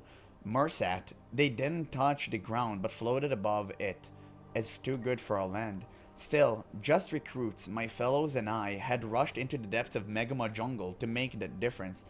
I watched the Mursat drift towards the terrible captive. Our orders were to wait. They circled the victim, and his fearful cries rang out. I saw it then, the scepter of ore, raised high, glinting in the moonlight. We have to go now. I looked to our lieutenant. Why do we wait? Our lieutenant cast a warning glare at us. They were going to kill their prisoner, and we were waiting. I didn't understand. The man screamed, sound so full of pain. I thought I was hearing his soul being torn from his body. I gripped my weapon tightly to keep on screaming with him. Oh, to keep from screaming with him. It was done. The man was dead. A wave of euphoria came over the white mantle and their grotesque gods. They fell into chaos and let slip their vigilance. My lieutenant raised his weapon and said, to know when to sacrifice one for the many is never easy, but today the shining blade would gleam with the blood of a murderer. Charge! What? Bro, is that in Guild Wars 1? I have to play Guild Wars 1. I have to play Guild Wars 1. That's crazy. It sounds so good. It sounds so good. What in God's name is that? Unending Anthem, a poem. Okay, I can... Wait, what? Okay. Fuck, dude, everything is so interesting. A poem by Arcanis Dayworn details just a time after the searing of Ascalon. So this was after the bombardment. The summer of 1070 AE was particularly hot in Ascalon. Fire rained from the sky, thousands died. Autumn was worse because it hadn't ended and Ascalon shriveled. Still, some trees are dead. Wood, rather than leafy, became hope of winter. Never came to soothe tensions. Damn. Crazy. That's absolutely wild. Yeah, storytime. GeneralApple entered the Guild Wars 2 library and reads every book. The end. And breakdance in front of every book. The human rise of Ren. I have to... Oh, fuck. I'm so sorry, guys. I'm so sorry. I have to read this. This is so good. Until I actually have fun in Guild Wars 2, I have to maximize it. I'm sorry. If you leave, I understand, but I really have to read the books. Part 1. Oh, wait, what? The Foot Whisperer, Logan. Only Feet by Logan Thackeray! Yes, wait for it. A next expansion, surely. Yeah, the core Guild Wars 1 prophecies. It's insane. I really want to play Guild Wars 1 right now. I really want to play Guild Wars Reforged. Maybe I'll do it. Maybe I'll do it. Very least watch lore videos. I love watching lore videos, but if I can experience that for myself and read it with you guys, I like that. It's nice to see someone reading the lore. I'm glad. Nothing wrong with reading. Thank you. I appreciate that. It truly makes me like glad to know that you guys love stories just as much as I do. Part of a 3-part volume by Errol Lorehunter about the history of Ascalon's capital. Ren is the sister city to Draxir. Draxir was the seat of the government of business, while Ren represented art, magic, and learning. King Doric founded Ren for the study of the arcane arts and in order to create a powerful defensive force with mages of immense power. Drasir was weakened in the Guild War. In the Guild Wars! They name dropped! And finally fell when the Char attacked. The terrified king moved his capital to the still strong Ren. Damn. The Char are kind of bad. Why the Char and humans hate each other? Is because they fight over magic? That is all? It's an MMORPG after all. Just enjoy yourself. I'm glad. Thank you. I mean, is there a reason to play an MMO if you don't enjoy the world and by extension the lore? You are absolutely right. I just don't know if it's stream material because I'm not that good at streaming. I only been streaming for a week. So I'm not really sure, but I'm learning. Yeah, we own the game for the same reason. Oh, great. Humans took over Char lands, Char took over human land. Oh, that's okay, classic. Basically, humans invaded Tyria. Damn, that's crazy. Kind of like orcs from World of Warcraft. They just came from the portal. They came from another world through the mist. Wow, it's just like World of Warcraft. Crazy. Yet, let yourself get into the lore and enjoy it. Don't think it's trash. Don't think it's trash. Plus, it helps clear potential future confusion. Absolutely. Part 2 of a 3-part volume, but yeah.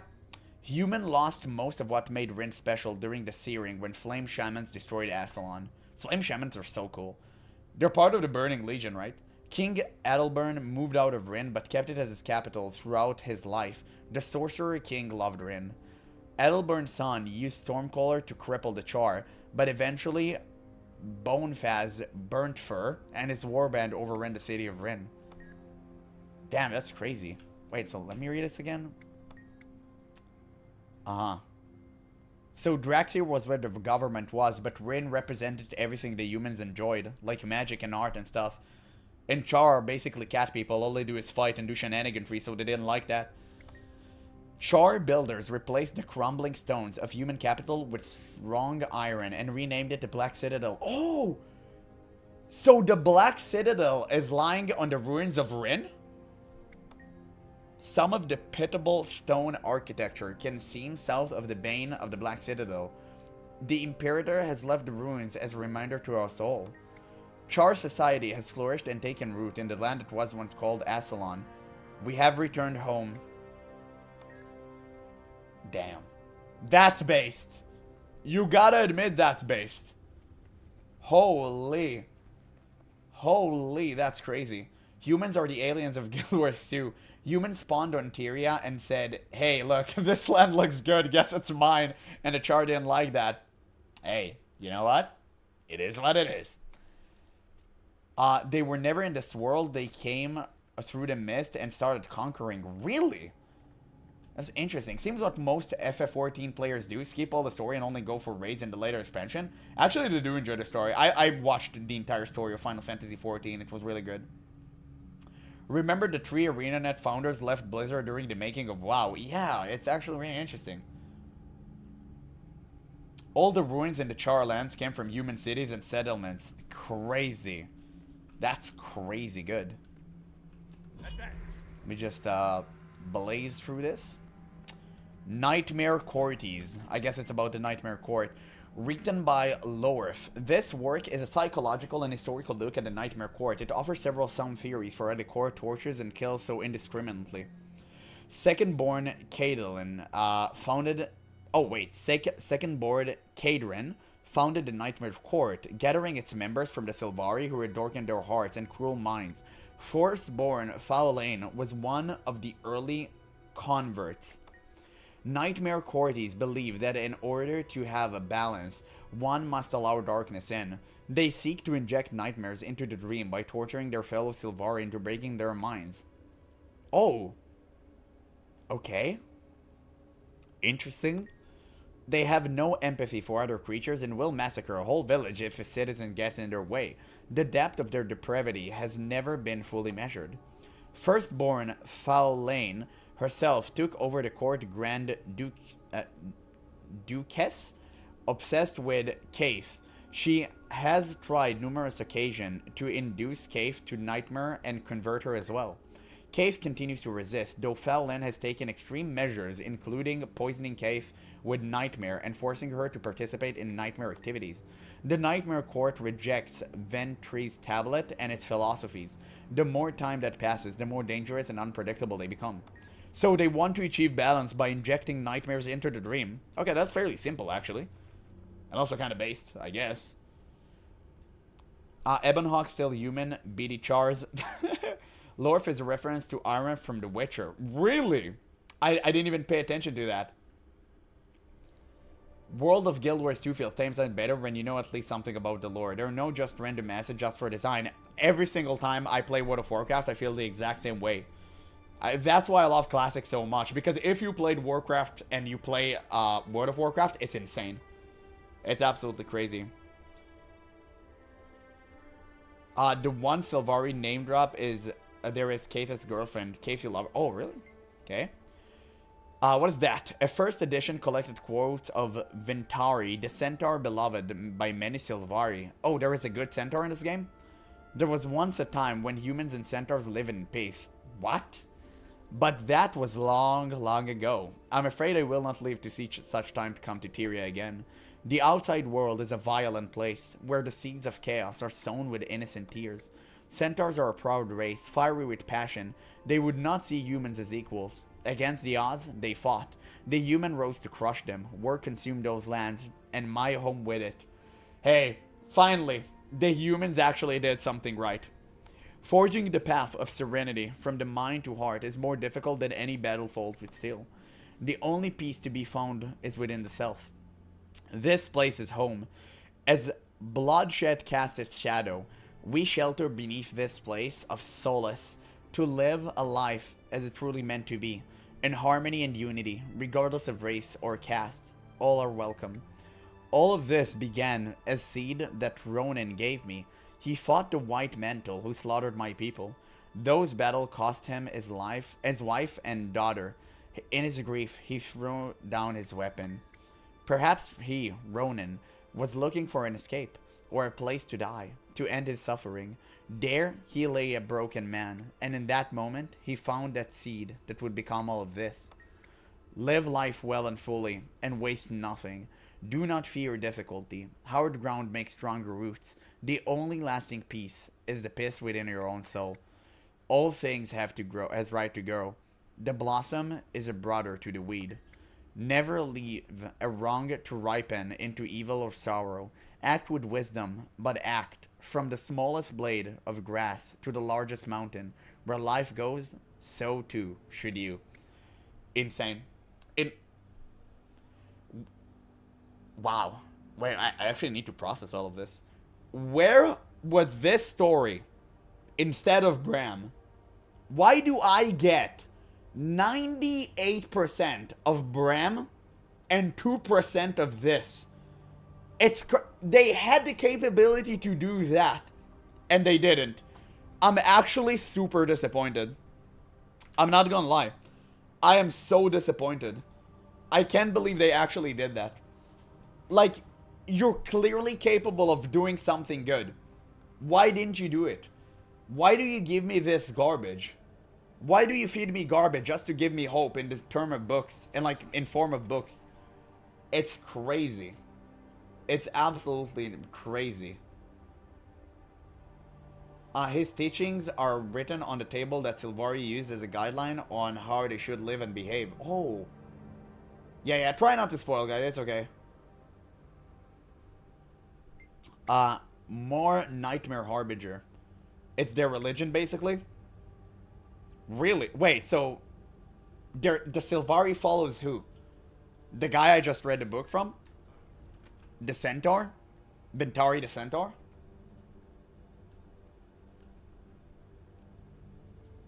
More like philosophy?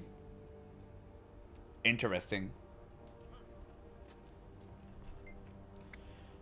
Discussions with Amaranda the Lonesome resulted in collection of thoughts and theories on Maliak, a Sylvari who awakened beyond the Pale Tree. Whoa. Oh yeah, you read quotes by him. Yeah, but I didn't know like the Sylvari followed that like doctrine. That's really good to know. As you know well, all Sylvari, whether of Vintari philosophy, oh I see, or of Nightmare Bend, come from the Pale Tree. To consider that one who so like us could come from elsewhere is humbling. And confusing. We all know that we are who we are because of Ronan and Ventri's care. Who's Ronan, guys? Or if it's a spoiler, don't tell me, but am I supposed to know who Ronan is? So, where did Melia came from? I have so many questions about this. Is he came from different tree?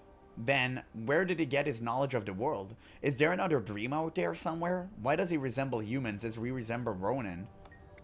Why does he not know his own mother? Surely, there were another tree. He would remember her. And why do the Nightmare Court call him their Harbinger? A Harbinger is an omen, but is it good or evil? Malik is no one. He comes from nowhere. On one hand, I'm sorry for him. He has no roots. On the other, I'm envious. He can become whatever he chooses. I hope he chooses well. Ventari guided the first Sylvari or something like that. It's more complicated. Ventari is some peaceful centaur from Guild Wars 1. Oh, Sylvari are a rare new species in the world. Char uses the War Crimes Act as a checklist at first point. They're just doing what they have to do to drive the human off their land, right? Ronan is from Guild Wars 1, 2, a former human soldier. He once stumbled upon a cavern with some seeds. Oh, don't tell me he grew the Sylvari and took some of them. And from there it grew the pale tree. That is so dope. That is so dope. Ventari died before the first Sylvari awakened. That is... Dude, this lore is so extensive and it's so good. Why do I get garbage? What? Remove RAM. Just give me this. I want this. Crew influencers. What, like, on OnlyFans and stuff? This collection of tips and tricks will guide a reader through crew selection. Written by Florgy. Not all tasks can be performed by crew members. You may need special volunteers to further your research. For example, suppose your crew has a prototype that will allow Azura to fly at the speed of Canton firework. How are you going to test it? Just give an Azura. Just yeet them. Let them do it. Obviously, you can test it. You're far too valuable and crew members can be expensive to replace, so you need a Buka? Your average Buka human is very easy to manipulate with flattery and tends to enjoy going on adventures. Come on, man. Just strap a firework onto an Azura. It sounds hilarious. Just do it. It is the human land. There is a crude oil there. Absolutely. Absolutely. It's necessary. I mean, Queen's Jenna needs it. It's fine. Some lore are scattered among the renowned hearts, but it requires to have a 9 for it already, sadly. Yeah, I know. Kind of sucks. And Azura named Zach postulates in his modern scholarly thesis that if an Elder Dragon were to die, its magic would be released back into Tyria, starting the moment of death. Interesting. He further suggests, however, that this will allow the remaining dragons to become even more powerful and to begin to consume released magic as well. No, not gonna lie. Sounds like a sound theory. Let's see, what do we have here? Okay, we read all of that section. Actually, I have this. No Moa. This children book by Pitney tells the hilarious tale of a Moa who constantly gets into trouble and exasperated farmer who takes care of him. When the Moa wandered out of its pen, the farmer shouted, "No Moa!" But the bird didn't listen. The farmer followed and shouted, "No Moa!" as the bird nearly ran afoul into a hungry char. The farmer yelled, "No more!" when it ran into the catacombs to escape the char. The farmer reluctantly went in after the Moa, knees knocking, and said, "Yes, Moa," as the bird ran to him, its knees knocking too. Great. Absolutely. First time learning the term Moa. This is cool. Pretty interesting. Wallows, the definitive defense. Written by Don Mel Gorproff, this book defends the usefulness of one of the many strange creatures found in Kantha. The chubby gray creature known as Wallow is a perfect example of an animal for which people should have the utmost respect. Wallows love to eat truffles. It can be domesticated to help you find a luxurious and expensive ingredient. Some hunters kill them for their husk and truffles, and they are digesting instead of taming the useful beast. Because of this, dozens of hunters are knocked down and killed by wallows every year. Respect, as opposed to assault, would save lives. True. So basically they're just like poachers. Black Moa, a personal account. This book, Wutzar Zuhelzer, describe a carnivorous bird that is feared, respected, and legendary among the Korziks. It all began when I was out on patrol, keeping my eyes peeled for Luxan scouts, my ears filled with the shrill cries of a beast. I chased the black moa. It was evil. I heard that it eats other animals. Now I believe it eats people as well. I nearly caught it, but it thrashed and scattered. It squawked and screamed. When it ran, I tried to track it, but it was fast and ferocious. Oh, it's so cool if it's going to be like Ahab's story. That can be insanely cool. Like Moby Dick. I don't know if you guys read that. Welcome to Osbert Blake's Nightmare for Naughty Children, a series of children books designed to scare the snoot, wit, and spittle out of them. Lock your doors and settle in for a dreadful tale. The Boy and the Thief of Toys. In times woefully recent, there was a wealthy human boy named Thorn who lived in Lion's Arch with his widowed mother.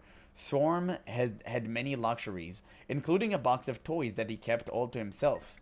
One day, a mysterious stranger came to the door, dressed in tatters and with his face hidden inside a deep hood. Thorn's mother invited him and offered sustenance. I love the word sustenance. It's like sucker. It just makes me laugh. The stranger told him that he had left his family to search for work. He was able to return home, but he was returning empty-handed. He wished more than anything for a present to give his son, a boy the same age as Thorn. Thorn's mother suggested that he takes one of Storm's toys, since Storm had so many. Storm grew angry. Why must I give my toys to this stranger? I don't know him. I don't know his son. They're my toys. Mine until I die. Oh god.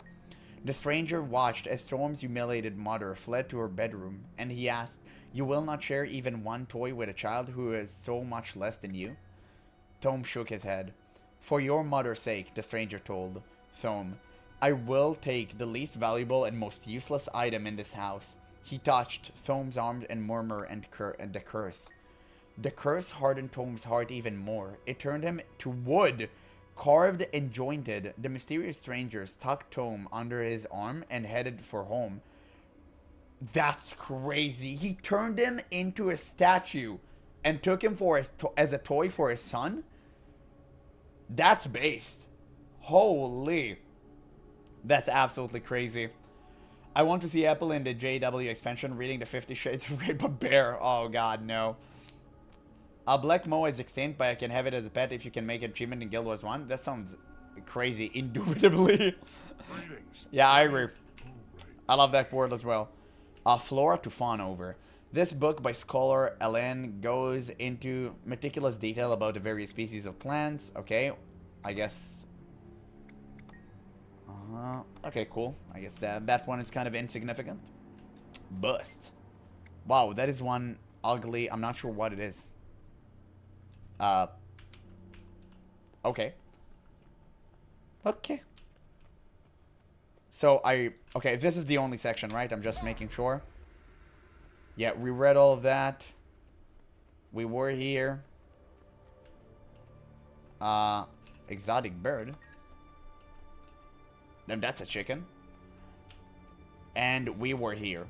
Okay, that's great. Okay, we're done. We just have this section and we're done. Sorry guys for tiring you out. Damn, my viewers increased while I was reading this. You guys are crazy for lore. I love that. I love the fact that you guys are lore hunters. It's actually super, like, it makes me so happy. That's crazy good. So let's see. Let's read it from the least interesting one to the most interesting. We love lore, bro. I'm so glad that you said that. Riding the Wind, the Tengu Exodus. Tengu, I remember what it was, I forgot. The history, tales of Tengu population migration over the year.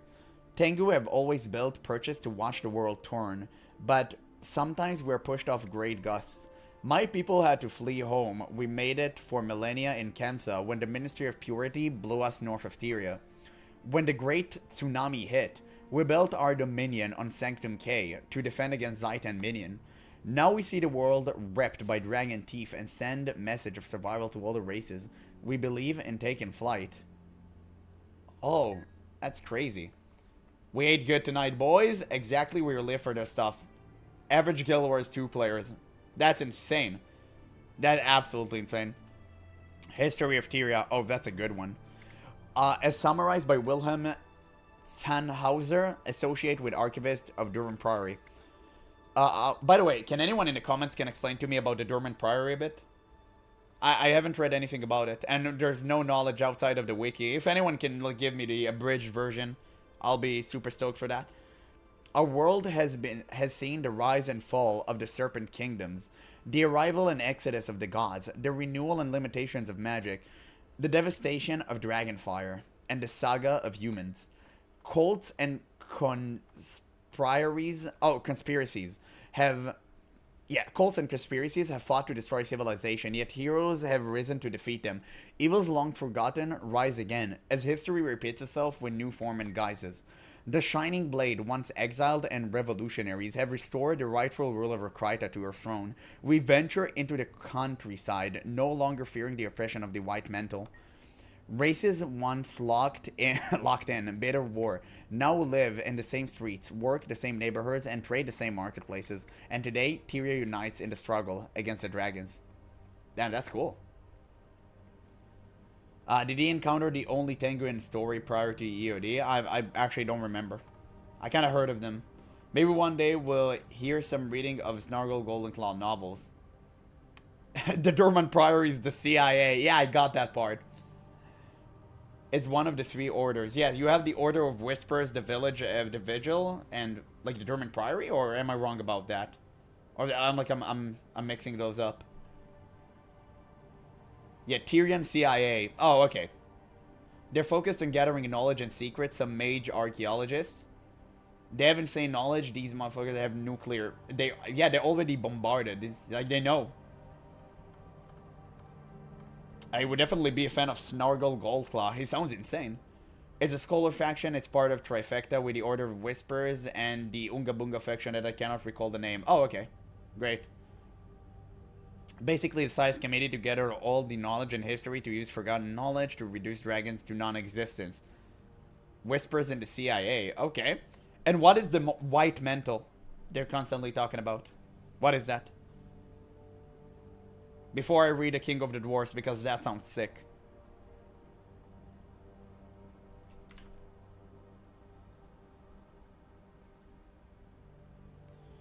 A cult you learn about later in the game. Oh, okay. Awesome. Odin's Stonehealer delivers a possibly premature eulogy to a King Jael's Ironhammer, last and the greatest king of Delimdor. Never before and never again will there be such a ruler as King Jael's Ironhammer. Steadfast and mighty, he inspired love from the dwarves and loved them in return. Black was the day when Jael's eyes went firm as iron. He'd made a decision that it was time. The Tome of the Rubicon predicted it. The Delimdor dwarves would make the ultimate sacrifice. Jaelus never once hesitated. He stood at the fore with a subject around him, and he formed a ritual known as the Rite of the Great Dwarf. It turned us to stone so that we could fight the Great Destroyer on even terms. The last time I saw my king, he was leading a charge into the depths of Tyria, into a nest of primordial destroyers. Oh, so the one who wrote this is the dwarves we are going to meet. Odin. Okay, right. Oh, I read that. That is so... Oh my god, dude. That is such a good lore. That is so fantastic. Oh my god. Guys, you really don't know this about me yet, but I think you kind of do now. I'm a huge lore hunter. I'm a huge lore hunter. It's crazy good. I love that. Did I rate that? What is that? No, I didn't read it. This book by Air Koss describes the history of weaponry in Tyria, how it was been shaped by the availability of natural resources. Almost nothing is known about ancient weapon use on Tyria. The great giants are theorized to have fought mostly with huge claws and feet. Jotun and dwarfs were inventors of modern weaponry. Rocks and metals and trees of the Shiver Peaks became battle equipment in 10,000 BE. Weapons changed when humans and Char acquired them in Ascalon because lush lands led to better wood and bows, shields, and torches. Oh, the advance of, like, weaponry. Progress. Cool. The White Mantle is from Guild Wars 1? Of course it is. Yeah, don't spoil it. Don't spoil it. It's fine. I'll read about it. By the way, the Azurians you love so much, they are here just because of Primordius. Just so you know who to blame. God damn it. The bastards. And the dwarfs had to sacrifice themselves. Just so Azura can live. Yeah, lore is the coolest part about this game, I can tell. The Forgotten Not Forgotten. Warden, whatever, delivers a primer on the history and nature of Forgotten. What you need to know about the Forgotten is, they once acted as wardens to ancient races in Tyria and shepherded their development from primitive to civilized. They served the beings as known as the Five Gods, and they fought wars for them. They had strong connections to Glint. They left guardians with her for many centuries. During the last dragon cycle, it was the Forgotten who freed the Glint from whatever corruptions and control. In gratitude, she hid them from the Elder Dragons until they returned to sleep. If they remained in Tyria, they are elusive at best, and many believe they have gone back to the mist which they came from, perhaps never to return. Okay, so we're gonna meet a Watcher one day. Okay, that's cool. Now I know they serve the old gods. Zayton last fight. Hey, I was part of this. This detailed account of the final fight with Elder Dragon Zayton includes a list of all pact members who were killed. The feats of GeneralApple are called as having to be critical to the victory. Told you I'm a goddamn legend. I told you. Okay, so we have two books. Destiny Set in Stone, The Last Days of the Dwarves, and Dragons and Gods. We'll reach this first because I really like the dwarves and I want to save it for last. I think you'll appreciate more Guild Wars 2 story after you played Guild Wars Town. I know. That's why I want to play it. I gotta go. Good reading, good stream. Yeah, thank you, DT, for being part of it. So much fun. I'll see you around, brother. Catch you in the next one. A scholarly argument for the summary symmetry between Elder Dragons and human gods. Unfortunately, by the end, it is clear that no proof exists to support the theory. What? Symmetry between Elder Dragon and the human gods. Okay. Interesting. Okay, this is the final book, guys. This is the final book. Wait, let me just... There we go. Okay, are you ready, guys? This is the final book. This book by Odin Stonehealer describes the events of 1078 AE after caused the transformation of the dwarfs. The dwarves are not really gone. They're a living weapon, no less real than the hammer of the great dwarfs that created them. This hammer, wielded by King Yalis Ironhammer, was the magical catalyst. It caused the success of the right of the great dwarfs. The right connected all dwarfs' minds so they could be stronger together. They became one great dwarf instead of many weak ones. That sounds insane. This collective consciousness, along with some Asura, humans, and stubborn Norn, put the Great Destroyer to rest. That is... I gotta play Guild Wars 1. I gotta play Guild Wars 1, man. It's insane. By the way, for those watching on YouTube, I'm more than likely going to cut everything I just done. Basically, I went through this entire library and I read everything. If you want to catch the VOD, go and do that. It was so good. The story just picked up to 11. It's not even 10 out of 10. It's more than that. I can't believe that Guild Wars 2 fed me garbage about Bram and all of these characters that I really couldn't care less about when they had such an extensive background lore happening all around. It's insane. It's absolutely mind-boggling how crazy good the story of Guild Wars 2 it actually is. It actually teleported me back to the World of Warcraft days. It was that good. It was that good, if not slightly better. Because personally for me, I love old gods and stuff. And you do have that in World of Warcraft, but here it's kind of more profound. And I really like dragons too. Man, it sucks balls that we didn't get all of this until now. It was crazy good. We read the story for like half an hour. It was insane. It went by so fast. It absolutely nuts. Yeah, Azura sacrificed the script for the most part and maybe experience on Living Lettuce. You know, that's kind of based. But still, I'm not going to like them. Yeah, 1 apple a day keeps the dragon at bay. I told you. I'm doing this. Yeah, how would they give you the story in-game, though, other than books? They can tell you through NPCs. And you have various more ways. Through lore and through, like, looking at all the zones. Like, in World of Warcraft, you don't read the story outright. You just go to the zones. Are you delivering something? I'm already buried in magic items. I don't have enough scribes, and every piece needs to be cataloged. What are you talking about? Oh, wait, your GeneralApple. That's a relief. Every day it's a magical this, arcane that. Half the time they're all bringing me glowing rocks and fungus. Why did you do that? Oh, why did you do that? The world is out that we're storing artifact for safekeeping from dragons. As you can imagine, every noble with magical pinky ring wants it stored here. Don't tell anyone, but we can only hope so.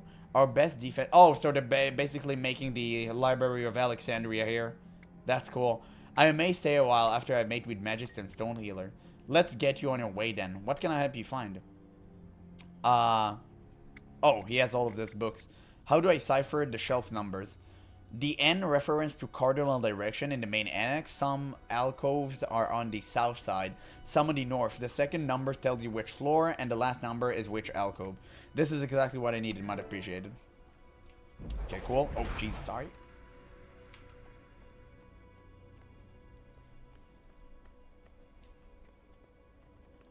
Maybe try to get the 3 novels take place just before Guild Wars 2. I'll just play Guild Wars 1. I think Guild Wars 1 is insanely cool. I really don't want to leave this place. Oh, wait, you had another floor of books? Guys. Guys. Why didn't you tell me there was another floor? Why didn't you tell me that? It's okay. I'm going to cut it off YouTube.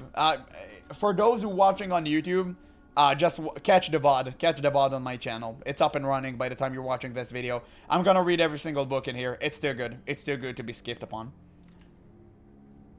Let me just click this. So what do we have here? Slender, anyone who wants to live the squid alone. The best step in the soda, really. There's a little squid inside of all of us. True. Giga content today. General Bookworm, absolutely. Ascalon Census. This historical document is a record of the inhabitants of Ascalon prior to the searing that destroyed their culture and killed so many. Oh. Ascalon. So Tyria and Kryta used to be Ascalon, and after the, you know, incident, it was split.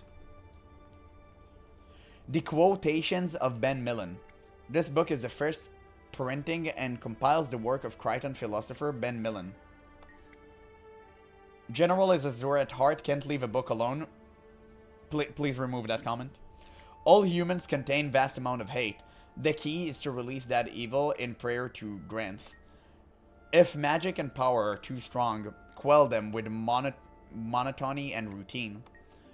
When you see yourself do good, praise the gods. When you see yourself do evil, mourn their absence. Interesting. Oh, historian. Breathe deeply. The air is rich with history. Ascalon was one of the 3 human realms. Azura don't read books, they already think they know all of its content. Exactly. Ascalon was one of the 3 human realms. Oh, okay. So, what were the other 2? Or it's a spoiler. If it's a spoiler, like, don't let me. But if it's not, like, tell me. This book by Watchman Pramas is the definitive tome on history, the ancient relic used in war against the Char. Oh, damn, he's about to talk about the book. King Doric constructed Stormcaller on Horn Hill, north of Rin, his capital city, in year 0 AE. So I'm assuming AE means after explosion, right? The horn had originally been built on built to demonstrate the king's mastery of arcane arts, but it became a weapon shortly after. As the Great Northern Wall was being built, it became known via prophecy that the sounds of the bellowing pipes would render the enemies of Ascalon helpless. The horn mouthpiece had been lost in the guild wars, but it was recovered by Prince Rorik, who then used the horn to summon rain and weaken the Char by putting out their fire. That's cool. Exodus. Oh, okay, I guess. But we're both right. After Exodus of the Gods. Okay. Oh, that's cool. Oh, Ascalon, Kryta, and Or. Wait, so... Where are we? Where is Guild Wars 2 happening right now? Where is the Guild Wars 2? You have Or, I remember. You have Kryta. Oh, you also have Ascalon. So, it's just basically human realms. That's it. Azura is not even that advanced compared to the others. I know. Thank you. Finally. Someone understands. Wait, I don't want to talk to him by accident. I have to read that book. I'll save it for later. Myths and Legends of Ancient Ascalon. This tells ancient Char legends about Ascalon. It was a mythology book compiled by Sita Commendhart.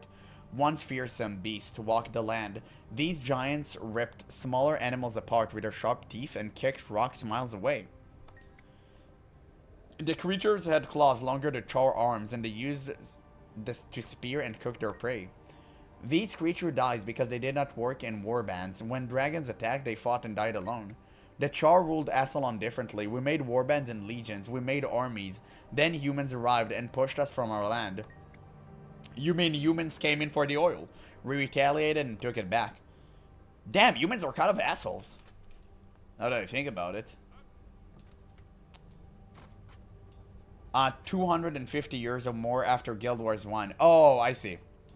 So not that long. Tyria is the world, Kryta is human lands, Assalon is now Char lands, and Or is Zaitan realm. But not anymore. Okay, so cool. Yeah, Tyria is the entire world, okay. I see. I see.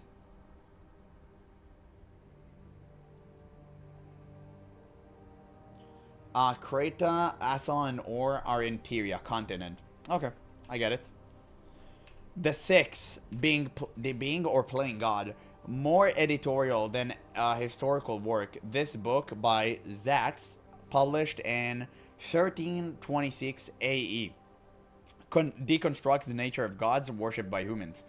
It is coincidence that they have been gone since the first dragon began to stir. I think not. While they may not be gods, they're certainly not fools. The dragons would covet magic such as theirs.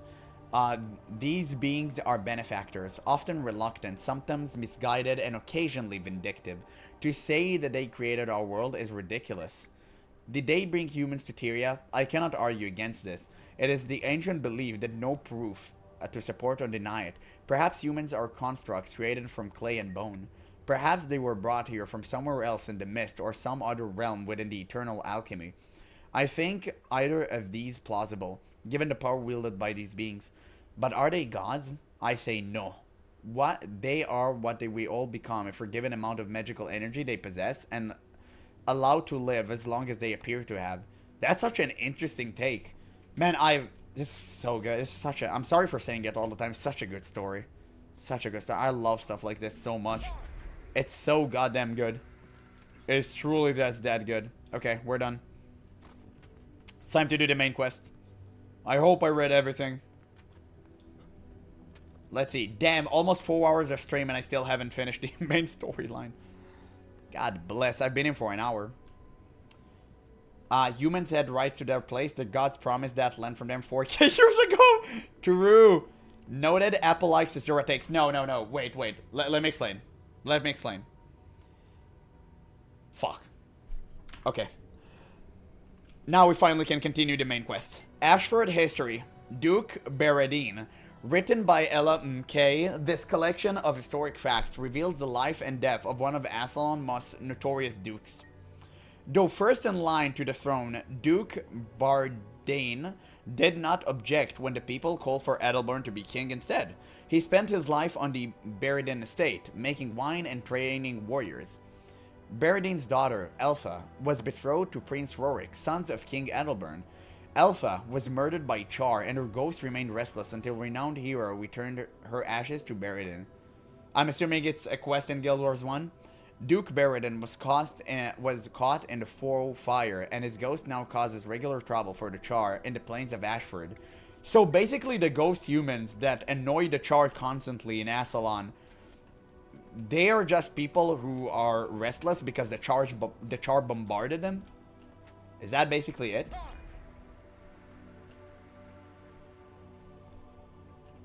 What do we have here? Centaur tribal culture and history. In this series of reports from the hinterlands, Explorer Ket details what her research has uncovered about the centaurs and the tribal society. Centaurs can be found in many places throughout Tyria and as far as Elona. Some tribes, such as the Orshad Riders from the Crystal Desert, are known to eat human flesh. Damn, that's crazy. Centaurs are one of the many races displaced by humans. You mean one of the races that sat on human lands and humans reclaimed them. It's fine. The numbers of warring tribes far outweighs that of peaceful tribes. The rise of elder dragons, especially Zaitan and Yormag, has put centaurs in even greater conflict. with humans in the Shiver Peaks and in the plains as the two races compete for territories. Damn. Yes, Guild Wars 1 lore. Play Assalon story mode. That gives a nice and very short recap of the ghost backstory. I think I have. I just don't remember. Oh, it's... Wait, it's up there? Yeah. I need to do all the dungeons still. +1 to the 2 people above me. Yeah, I need to do the dungeons. You're right. The Great Hunt, Rite of Passage. Orlif Iceborne gives us a basic primer on the ancient Norn ritual called the Great Hunt. Every year, known contenders compete to take home the title of Slayer. This is an important trial for the young. It launches their legendary journey. There's a note written on parchment between pages of this book. The note says, Revolution came to Radissum, and Pel fell upon emerging blooms. Oh, it's a code. Okay. I get it. I understand. The Great Golem Uprising of 1284, a commentary. Stuart Gix gives his uncensored thought on a historic event that what portends for the future. Not since the Destroyers has Radissum come close to its disaster as the city golems began to malfunction and turn on the Makers. Oh, so there was a golem revolution because the Azurans failed. You see, I told you cannot trust them and their machinations. Nobody believed me. One must consider the current Peacemaker to Golem ratio 1 to 10 when gauging the potential for future references. The potential for Cataclysm is unsettling. As at best, for now, Inquest crews remains part of our society, but their antagonism against the Council grows with each passing cycle. We must install countermeasure to ensure every Azura is deleted from history does not repeat itself.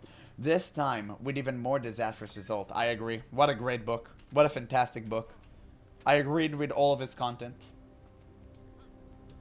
Do you want an explanation of the human ghost story, or will you do the story again? Yeah, just give it to me. Give the abridged version. Now back and he's still reading? Brother, you had no idea how much reading I was doing. You trust them when you use waypoints. Listen, only because it's very cheap, and I'm kind of low on cash. Scholar Catherine interviewed dozens of her fellow Sylvari who claimed to have seen the shadow of the dragon in the dream. She concludes that only one such report has any credibility. Shadow of a Dragon is the name assigned to Mortemoth Champion. The nightmarish creature has been spied in the dream and in the world. While some believe it is immortal and cannot die, others do not. To date, there's no proof in either direction. Oh, damn! Oh, that's cool. Like, it's moving. It aligns. Remember when they reduced waypoint cost? I mean, they had to. Inflation hit everybody in Tyria. Okay, let's go down. Man, please, no more books. My voice is hoarse. And like, I can only read as much. Imagine Marjorie and Casimir just waiting for a Dumbo idiot like me just to finish reading 20 different books. What took you so long? Getting the cipher from this That's him. That's cool. We're sorry for the... He looks as cool as I imagined him to be. Tell me what you seek. He kind of doesn't sound like a dwarf though, but I respect it. He looks so sick. Oh man, that's the first dwarf I encountered. That is so dope. Damn, that's crazy. Look at the rings and look at the ArenaNet logo. Which rings? So, remember Ritlock Flame Sword? It's from Human Gods. Edelburn, the king of Assalon, has twin magic sword. He unleashed his power to kill the Char and prevent them to get Assalon. Oh! Damn. No Werewind's Meet today, General. They just dropped a beautiful trailer for a new region. I don't have infinite time, unfortunately. Werewind's Meet is tomorrow. The way I do it is I play Guild Wars 2 one day, and the other day is Werewind's Meet. So, tomorrow is going to be Werewind's Meet. All the Char soldiers and humans are from Assalon, and they became ghosts. Oh. Okay, cool. The 9 rings up top, when the way down opened those rings. What? Wait, where? Show me. Show me the way. Oh, what is it? This? You're talking about that? Or up here? I don't know. Everything like seemed magical and rune. It's kind of cool. Not gonna lie. So this entire location is like 10 out of 10. That's cool. Talk to me. Speak up. These old years are worse than my old eyes, and they're worse than my old... never mind. Go on. Magister, it's me, GeneralApple. We met. Yes, I remember you. No time for nostalgia. Get to the... Wait, we met him? Why don't I remember him? I need information about how to deal with more than Moth. Actually, I think you need information about the meaning of your vision from the Pale Tree. Wait, how did he know that? There are those who have taken an interest. I had some warning that you might be calling. Your challenges do not go unnoticed. All in good time, but now that I have Tyrion's best interest at heart. Now, this is what you're looking for. This artifact, go on. Examine it closely. What is that? Don't ask, act. Examine it, and you shall see. Okay? Ornate hourglass. This ornate hourglass is made of precious metals and has a palpable aura of magic. Don't be shy, you can touch it. Okay? Yeah, he talks about the hourglass, right? Oh, gee. What? Oh my god. Oh, dude. What? Oh, that's so sick. That is so good.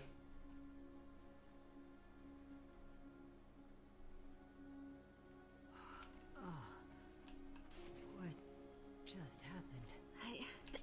Oh, there you are. I don't know, but my legs feel like taffy. Damn, okay. Gonna leave them be. There's a challenge mode in here. I don't know what it does. From inside this mode, pure mist energy, a voice asks, Worthy adventure, would you like a challenge? Yes. Put me on a fractal. Doesn't look like we'll be leaving the same way we came in. By the way, guys, did fractals... Yeah, I'm gonna listen to this. Where's the boss? Hello? Guys, fractals existed in base Guild Wars 2. And if not, when did it came? Boss, it doesn't look like we can reach her from here. This place, it's something else entirely. Maybe our path will intersect beyond here. Right, you look for a path ahead. I'll do the same on my side. Be safe. Glint may no longer live here, but doesn't make her lair any less dangerous. True. Oh, fractals came in a few months after launch? Okay, cool. Nope. I can't hit by that.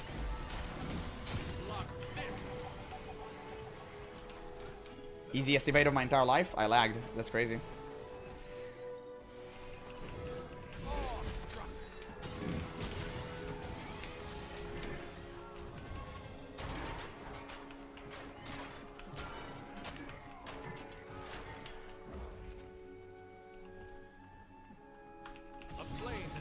Yeah, why is he so powerful?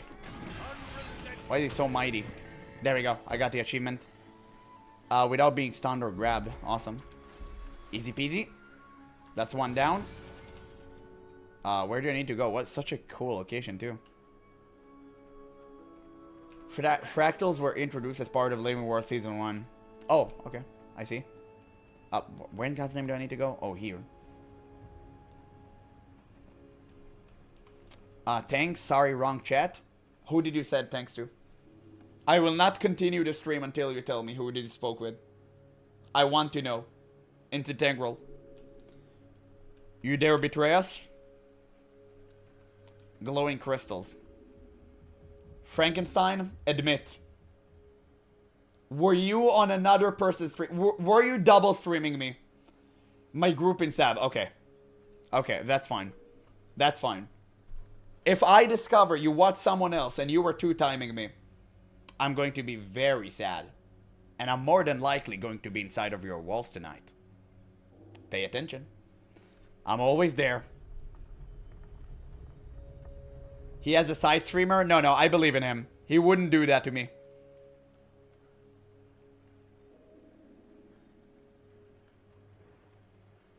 What in God's name is going on here?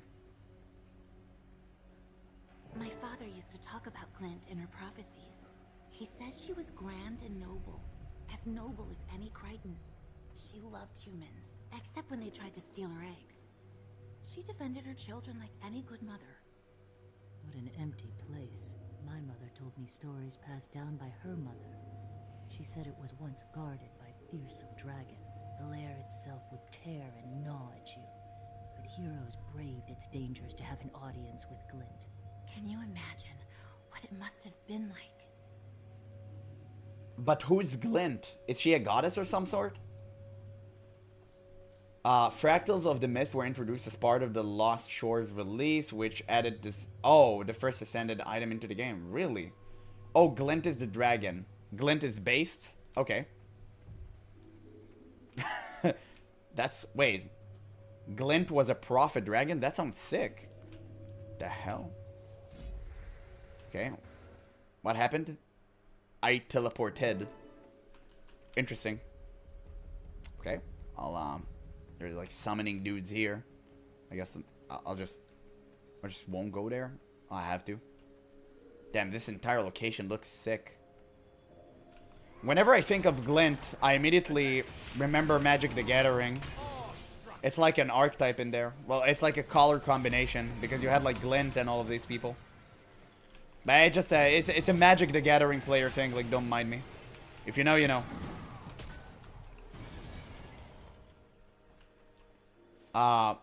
One explorable mode of Ara has more story than her. Damn. Oh, okay. On her, sorry. You will learn more about her in the books and Path of Fire. Oh, great. Oh, think of Claw of Yormag. Oh, okay, I get it. Do I need to stand in it? Yes. I've activated a mechanism. What did it give me? Domain of Health Draining. Protective Bond. Immune to condition damage is reduced by 1,000,000. Oh, I need to run through this. I see. I see. How clever. How wise.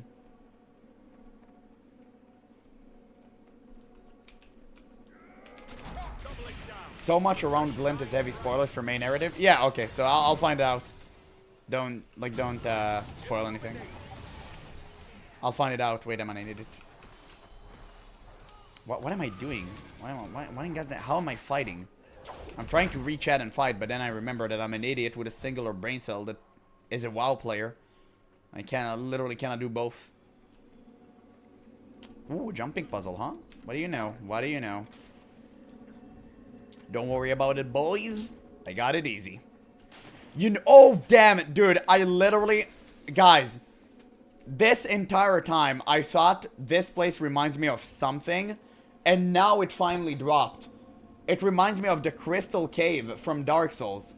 The first game, where you... The Crystalline Cavern, how it's called. Where you fight Sith the Scaleless. It literally reminds me of that. And I literally thought inside of my head, like... What in God's name this place reminds me of? Now I remembered. It just hit me. Crazy. Oh my god. That's insane. Streamer does read. That's vastly improved the instance. Yeah, absolutely.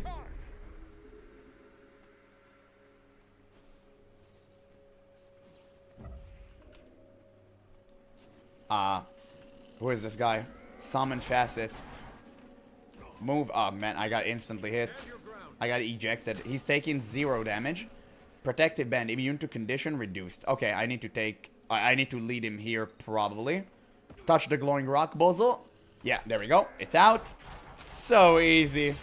You thought I didn't do Mythic in World of Warcraft. Now I can get this, and I'm immune to condition damage. And I should jump at you.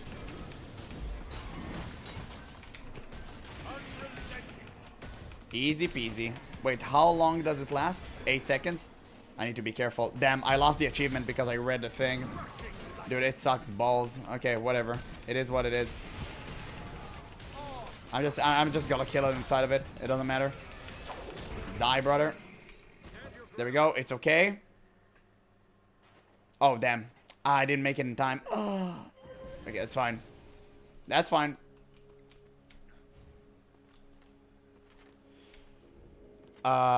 It will also remind you of Glint Lair in Guild Wars 1. Recall nearby facet. What? What is that? Oh, I can do it again. Oh, that's sick. They're giving me the opportunity to do the achievement again. Defeat the Facet of Light without using blue or green attunements. How can I do that? Oh, I just need to use red. Okay. Sure. Come here, child. Come here. Come hither. Oh, this place is from Guild Wars 1, 6 years before Dark Souls. We were here first. Really? Damn, that's crazy. It looks really similar then. Yeah, can you cannot, please? Just stop. There you go. We got it. Dude, you pushed me straight into it. Loser. Sync with matching colors to receive a protective bond. How do I do that? Oh, I need to, like, touch the blue? But if I touch the blue, I lose. Wait, let's wait for it to run out. Oh, okay. I see. I see. Maybe I just need to jump inside? I didn't get it. How do I do it? WoW did it first. Delete that. Remove that. Why would you say such a thing? It's horrible. Man, he was just evaporated. The hell was that? I'm just gonna stand in it. There you go. He touched the thing. Guys, how do I do this achievement? I don't get it. I truly do not. I need to understand. And nobody's helping me.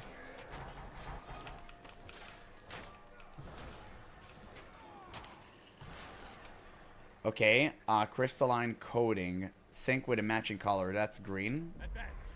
I guess I have to do that. Wait.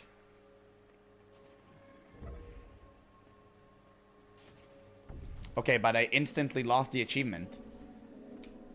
So clearly I'm doing something wrong. What do I need to do here? You guys know? Or maybe I'll do it on a later time.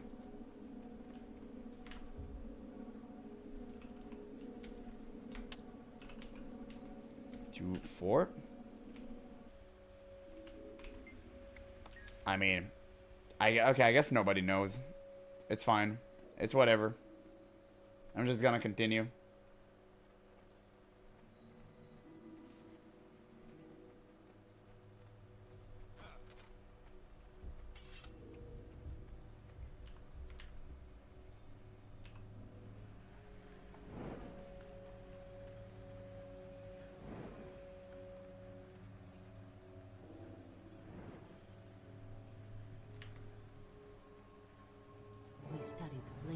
Prophecies in school. Me too. I remember the stories about the fall of Ascalon, Prince Rurik, the Chosen. I used to pretend I was a Chosen when I was little. Me and my sisters put on plays for our parents. I can just imagine it. Glint was ancient, thousands of years old. Why wasn't she like the Elder Dragons? She was freed from Krakatorik's control by the Forgotten a long, long time ago. And then, because of her gift for reading minds, she connected with humans. She learned to think like us. Elder Dragons don't. They're too different. Interesting. So Glint essentially was more connected to humans? Okay. Hello. So what do I need to do here? Okay, that just kill him quick. And malevolent memory not transferring any booms. Okay, whatever. Hey, anyone here? What do I need to do? Where do I need to go? Oh, there it is. Man, this entire location is just mind-boggling. I love all of this stuff. It's so cool. I see. Find a way past the gate. Maybe I need to click this. Fragile. Maximum health reduced to 1. Great. Surely that would work. Guys, that's so easy. That is so easy. Just walk. Just literally walk. It's so easy. It couldn't have been easier. I never died in Guild Wars 2. That's crazy. That's absolutely crazy. Absolutely crazy. Okay, we regained our health.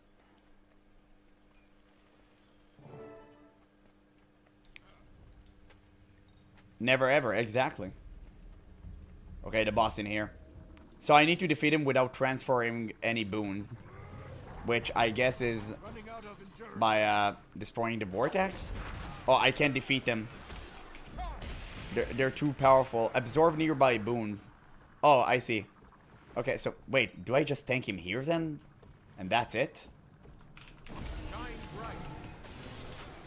What? Oh no, I can't kill him here. He's doing 0 damage.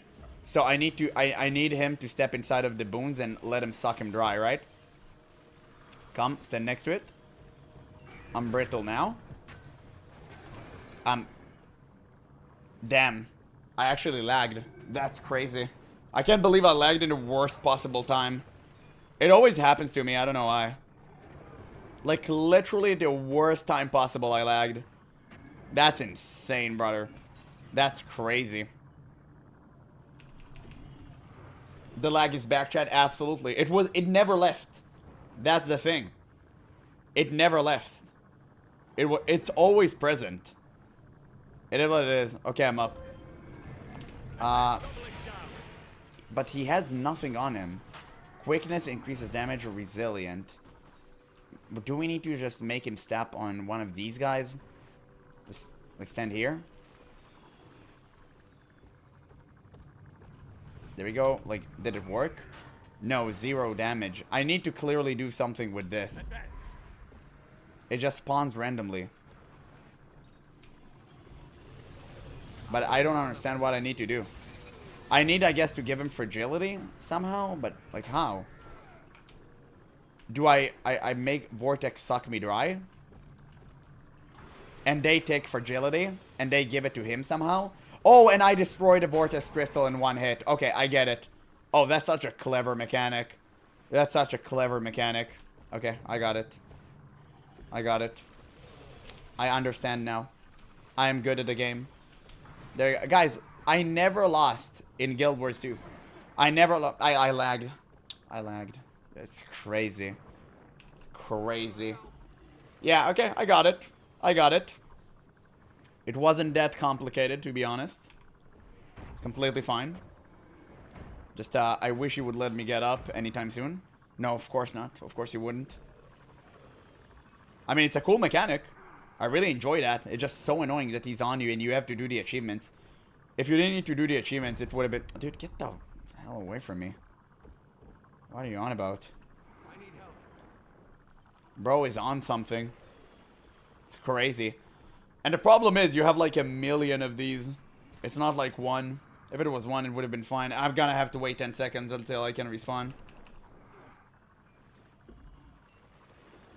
Just remember, when you don't say anything, we want you to enjoy the experience. True. True, I respect that. That's what I like about you. You guys know what's up. Please let me live, dude. Let me enjoy the game. Okay, where's the fragile thing? Like, where is it? There it is. Okay, just whatever. I'll take you. Suck me. Please suck me. Please suck me. There you go. Bam. You have been dropped. You have been dropped to the floor. Okay, anything else? Just do the attack. Stand your ground. Just do the attack. Easiest evade of my entire life. Fragile. Suck me. Suck me dry. Thank you. You are broken.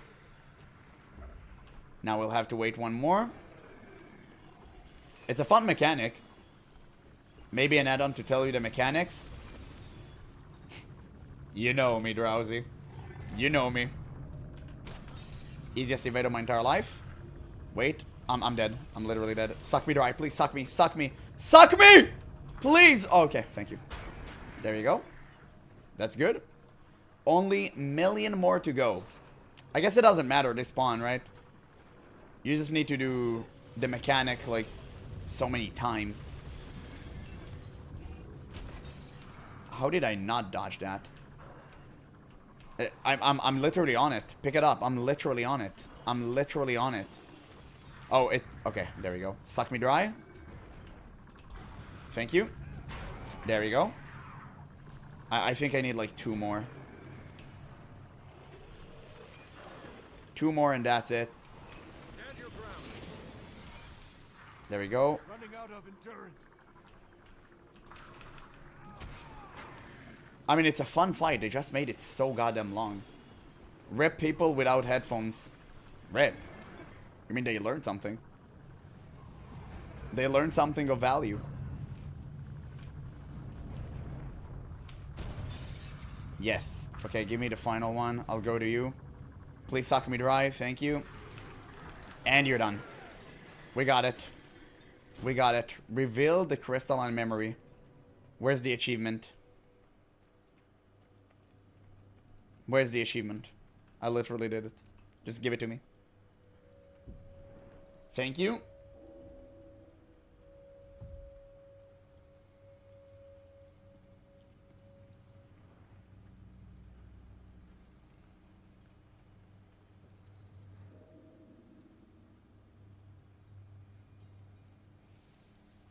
I know how Glint died.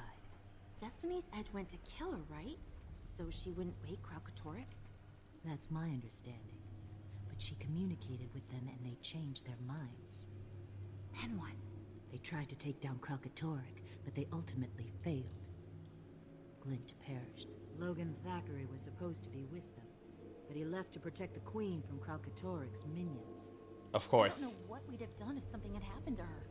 Some blame Logan for why Glint died instead of Kralkatorrik that day.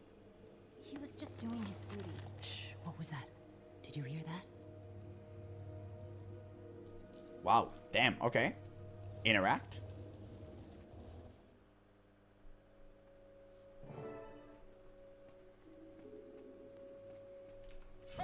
Damn, this location is so good. It's truly that well made. Listen. What was that? Watch out! Okay, now what? What is that? What is that thing? Wait, now that you think about it, isn't... like, Dark Souls has this exact same creature in Crystalline Cavern? Bro, that's crazy. No, that's actually crazy. When... I'll check it later. Oh, this is the Vortex memory. Wait, so... it was his. Defeated Malevolent Memory without transferring any boon to the Vortex Crystals. Okay. I need Fragility. There we go. We have a Vortex Crystal. Suck me. Suck me. Suck me. Thank you. Take it. Eat it. Let me just, where's the crystal? You gotta spawn a crystal for me. I need you to suck me dry. It's crazy. He's unwilling to like, summon him. Why we have two bosses with the exact same mechanic? What was the purpose of the other one? That's really odd. Okay, there we go. There it is. I'll take Fragility. One Fragility for me. Marjorie, you can keep him busy. I'll appreciate that.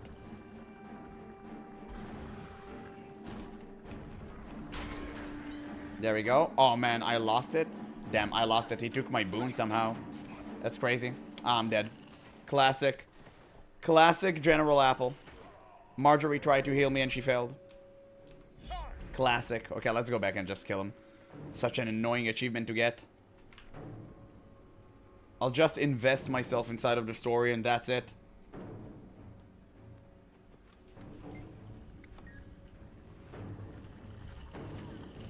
Dim, dim, dim. Oh, dude, are you actually kidding me? Okay, there we go. We got it. We need to be on time. Dude, what? Man, who came with this idea of this boss? Who came with this boss as an idea and thought it was good? Just Marjorie, let them kill me. Like, please let them kill me. Oh my god. I don't know how to feel about this. My girlfriend told me I should grow a beard out like that dude I'm watching. Damn. I mean, that's kind of crazy. I mean, why not? You should. I mean, if you want to see how I looked without my beard, go watch my old videos. It's quite frightening. You must be ready for that. It's not for the faint of heart. I will say this. There you go. Enjoy. We're gonna get him one day, boys. One day we're gonna get him. Any vortex? Please. Please, just a vortex, for the love of actual God. Just summon it. Okay, thank you. Thank you. There we go. Only 50%. Jesus, man, what is that mechanic? So abhorrent.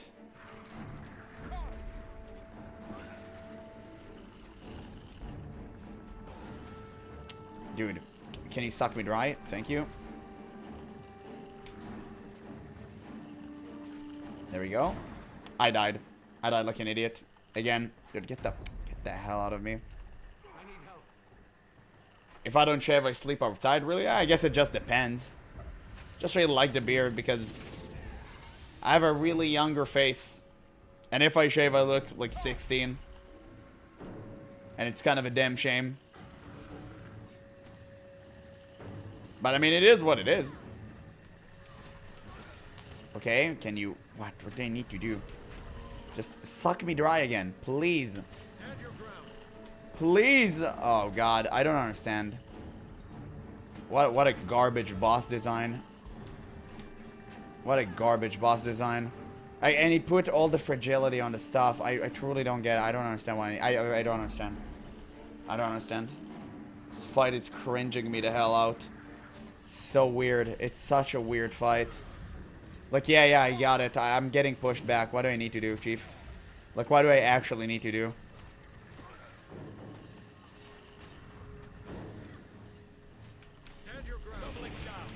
Okay. Dude, fucking die already? Like, do you give me the thing? Okay, just take... Bro. I'm literally trying to take it.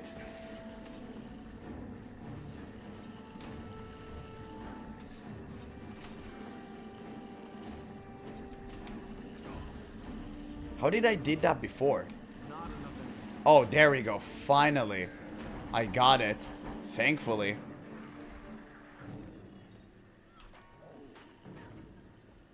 You have colors too here. Where? I can't see it.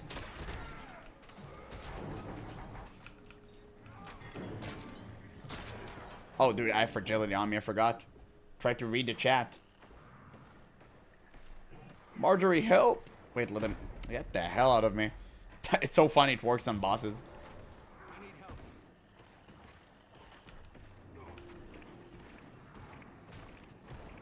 I think the colors gotta match. Bro, I don't see a singular color.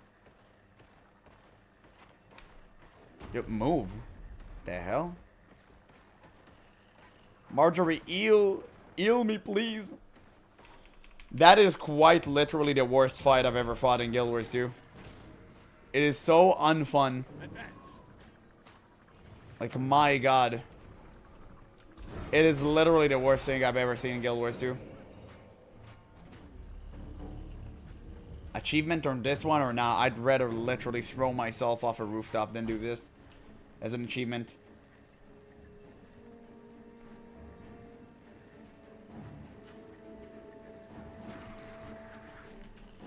Oh, yeah, here's the color. I've seen it for like a millisecond and then disappeared. Truly incredible. Oh, fuck me, dude. Oh my god. Tried to read chat and I immediately died. Marjorie, heal me, please. Don't let me go like that. Look, you have a color buff bar. Okay, wait, I'll see it.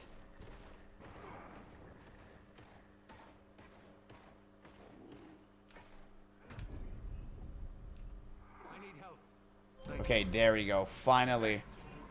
We're alive and kicking. Where do we see a color bar?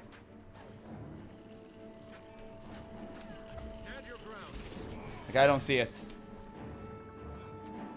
Where's the fragile garbage? There we go. Suck me dry. Thank you. Cool. We got it.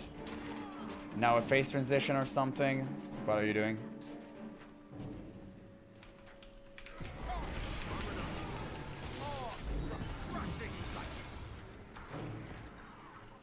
Uh-huh. I see.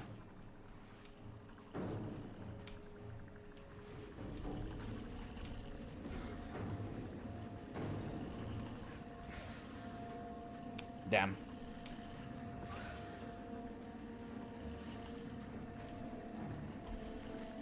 Maybe next time invite you? Yeah, I didn't know it was supposed to be this way. I tried to get it.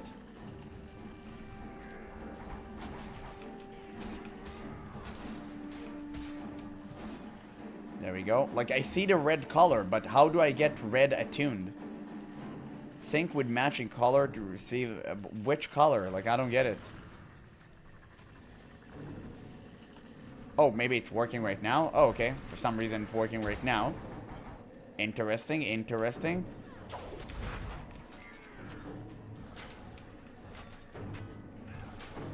No, it's just a really boring-ass fight. Just so boring. I mean, why do you have to do the same mechanic a bajillion of times? I got it after the first one. Just, like, stop.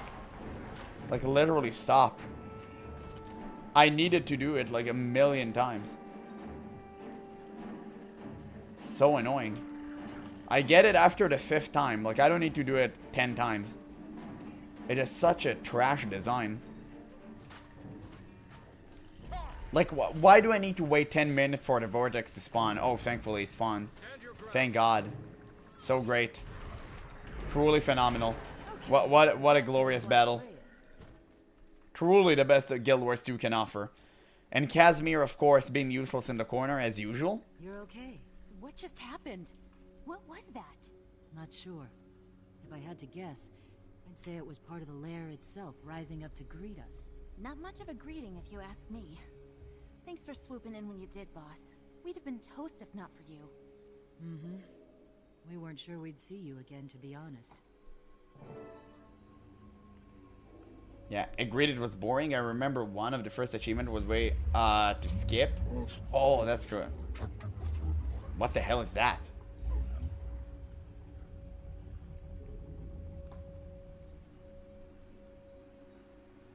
Egg? Wait, that's... dragon? Nah. It wouldn't be. Was that? It couldn't be. We need to speak with Ogden immediately. Let's find a way out of here. Okay, examine the teleportation crystal. Get me out, please. No, it just get me to another location. Okay, now things are getting finally interesting back up again. Oh, Odin. The looks on your faces. You could have warned us. Nope. No. That would have sapped the fun right out of it. So tell Damn. me, what do you know now that you didn't before? Cassie's doing her job. She's looking good. True. Entertain an old dwarf. Tell me your tale. It was a portal to Glint's lair. So it was. The Master of Peace and I set it up after Glint's death so I could guard it for the Brotherhood. I saw the Master of Peace take an egg. The last one intact. It's been in stasis since her death. The Master of Peace is taking it where it will be safe and allowed to hatch. Where has he taken it? You must tell me. Sadly, I do not know that. He disappeared beyond Drytop, and I have no word since. You will find him, won't you? He's in great danger out there. That is why you were chosen for this. Go now. Yeah, okay. Only he can tell you that. Oh, what's his destination? Only he can tell you that. Go, but be smart. Do not rush into danger unprepared. You have many trials ahead of you. Yes. Oh, God. Dude, that was... okay, that was cool. That was insanely cool story. Oh, wait, we're done. We're actually done. Echoes of the Path. That is cool. Okay.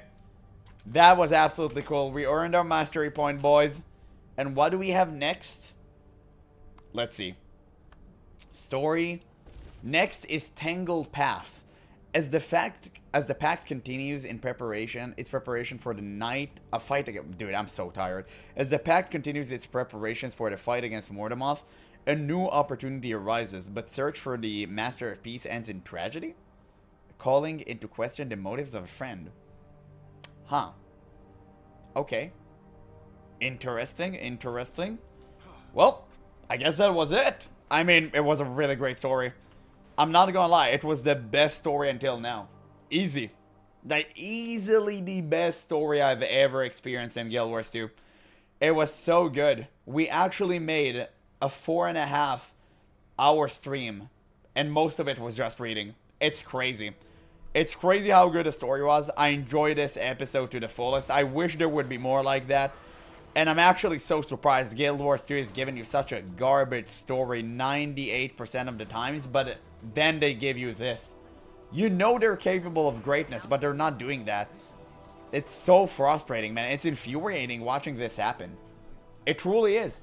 Because they can give you a better story. They can do that. They're capable. It's just so annoying they're not doing it constantly. W being capable of greatness, absolutely. Absolutely. Well, who's that?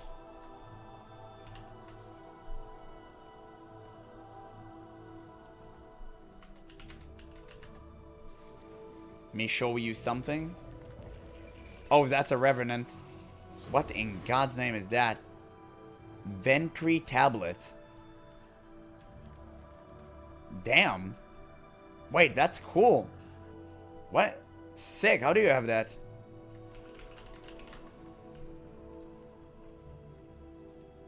What the hell is that?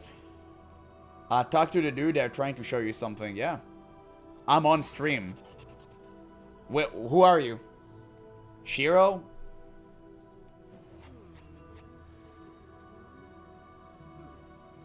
All the things have a right to grow.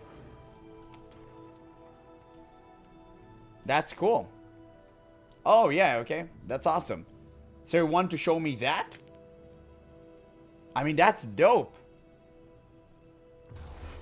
How do you... Oh my god! Damn, that was sick! Oh, that was a glint attack? Oh, it's a Revenant abilities. Dude, Revenants are sick. What the... Yo. That's crazy. Wait, show me the abilities again? That's sick. So you're using, like, abilities of past heroes.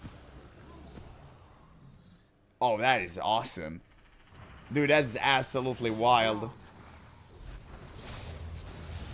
That's absolutely crazy. What the hell did you transform into?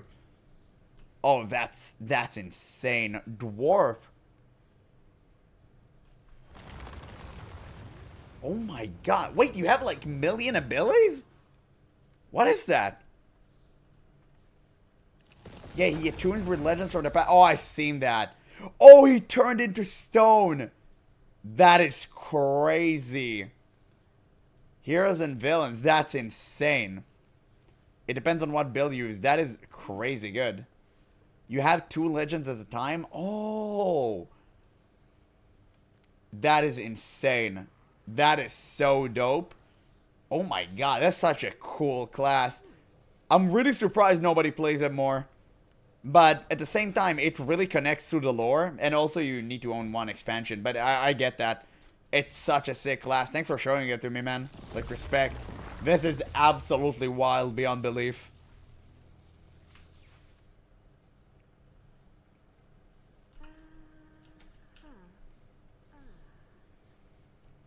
My favorite in Glinto? Yeah, it looks absolutely wild.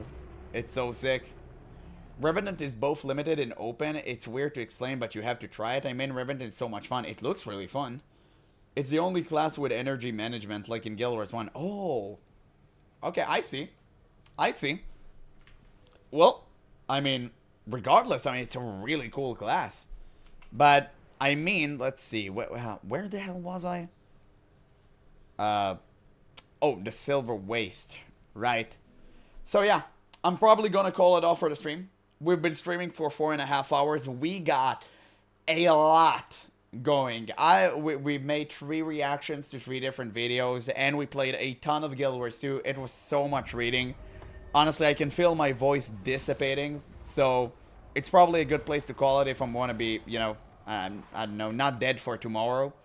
So yeah, it was very fun. Thank you guys so much for staying here. It's crazy I managed to keep over 30 viewers for over 4 hours. It's absolutely crazy. It's the first time it happened.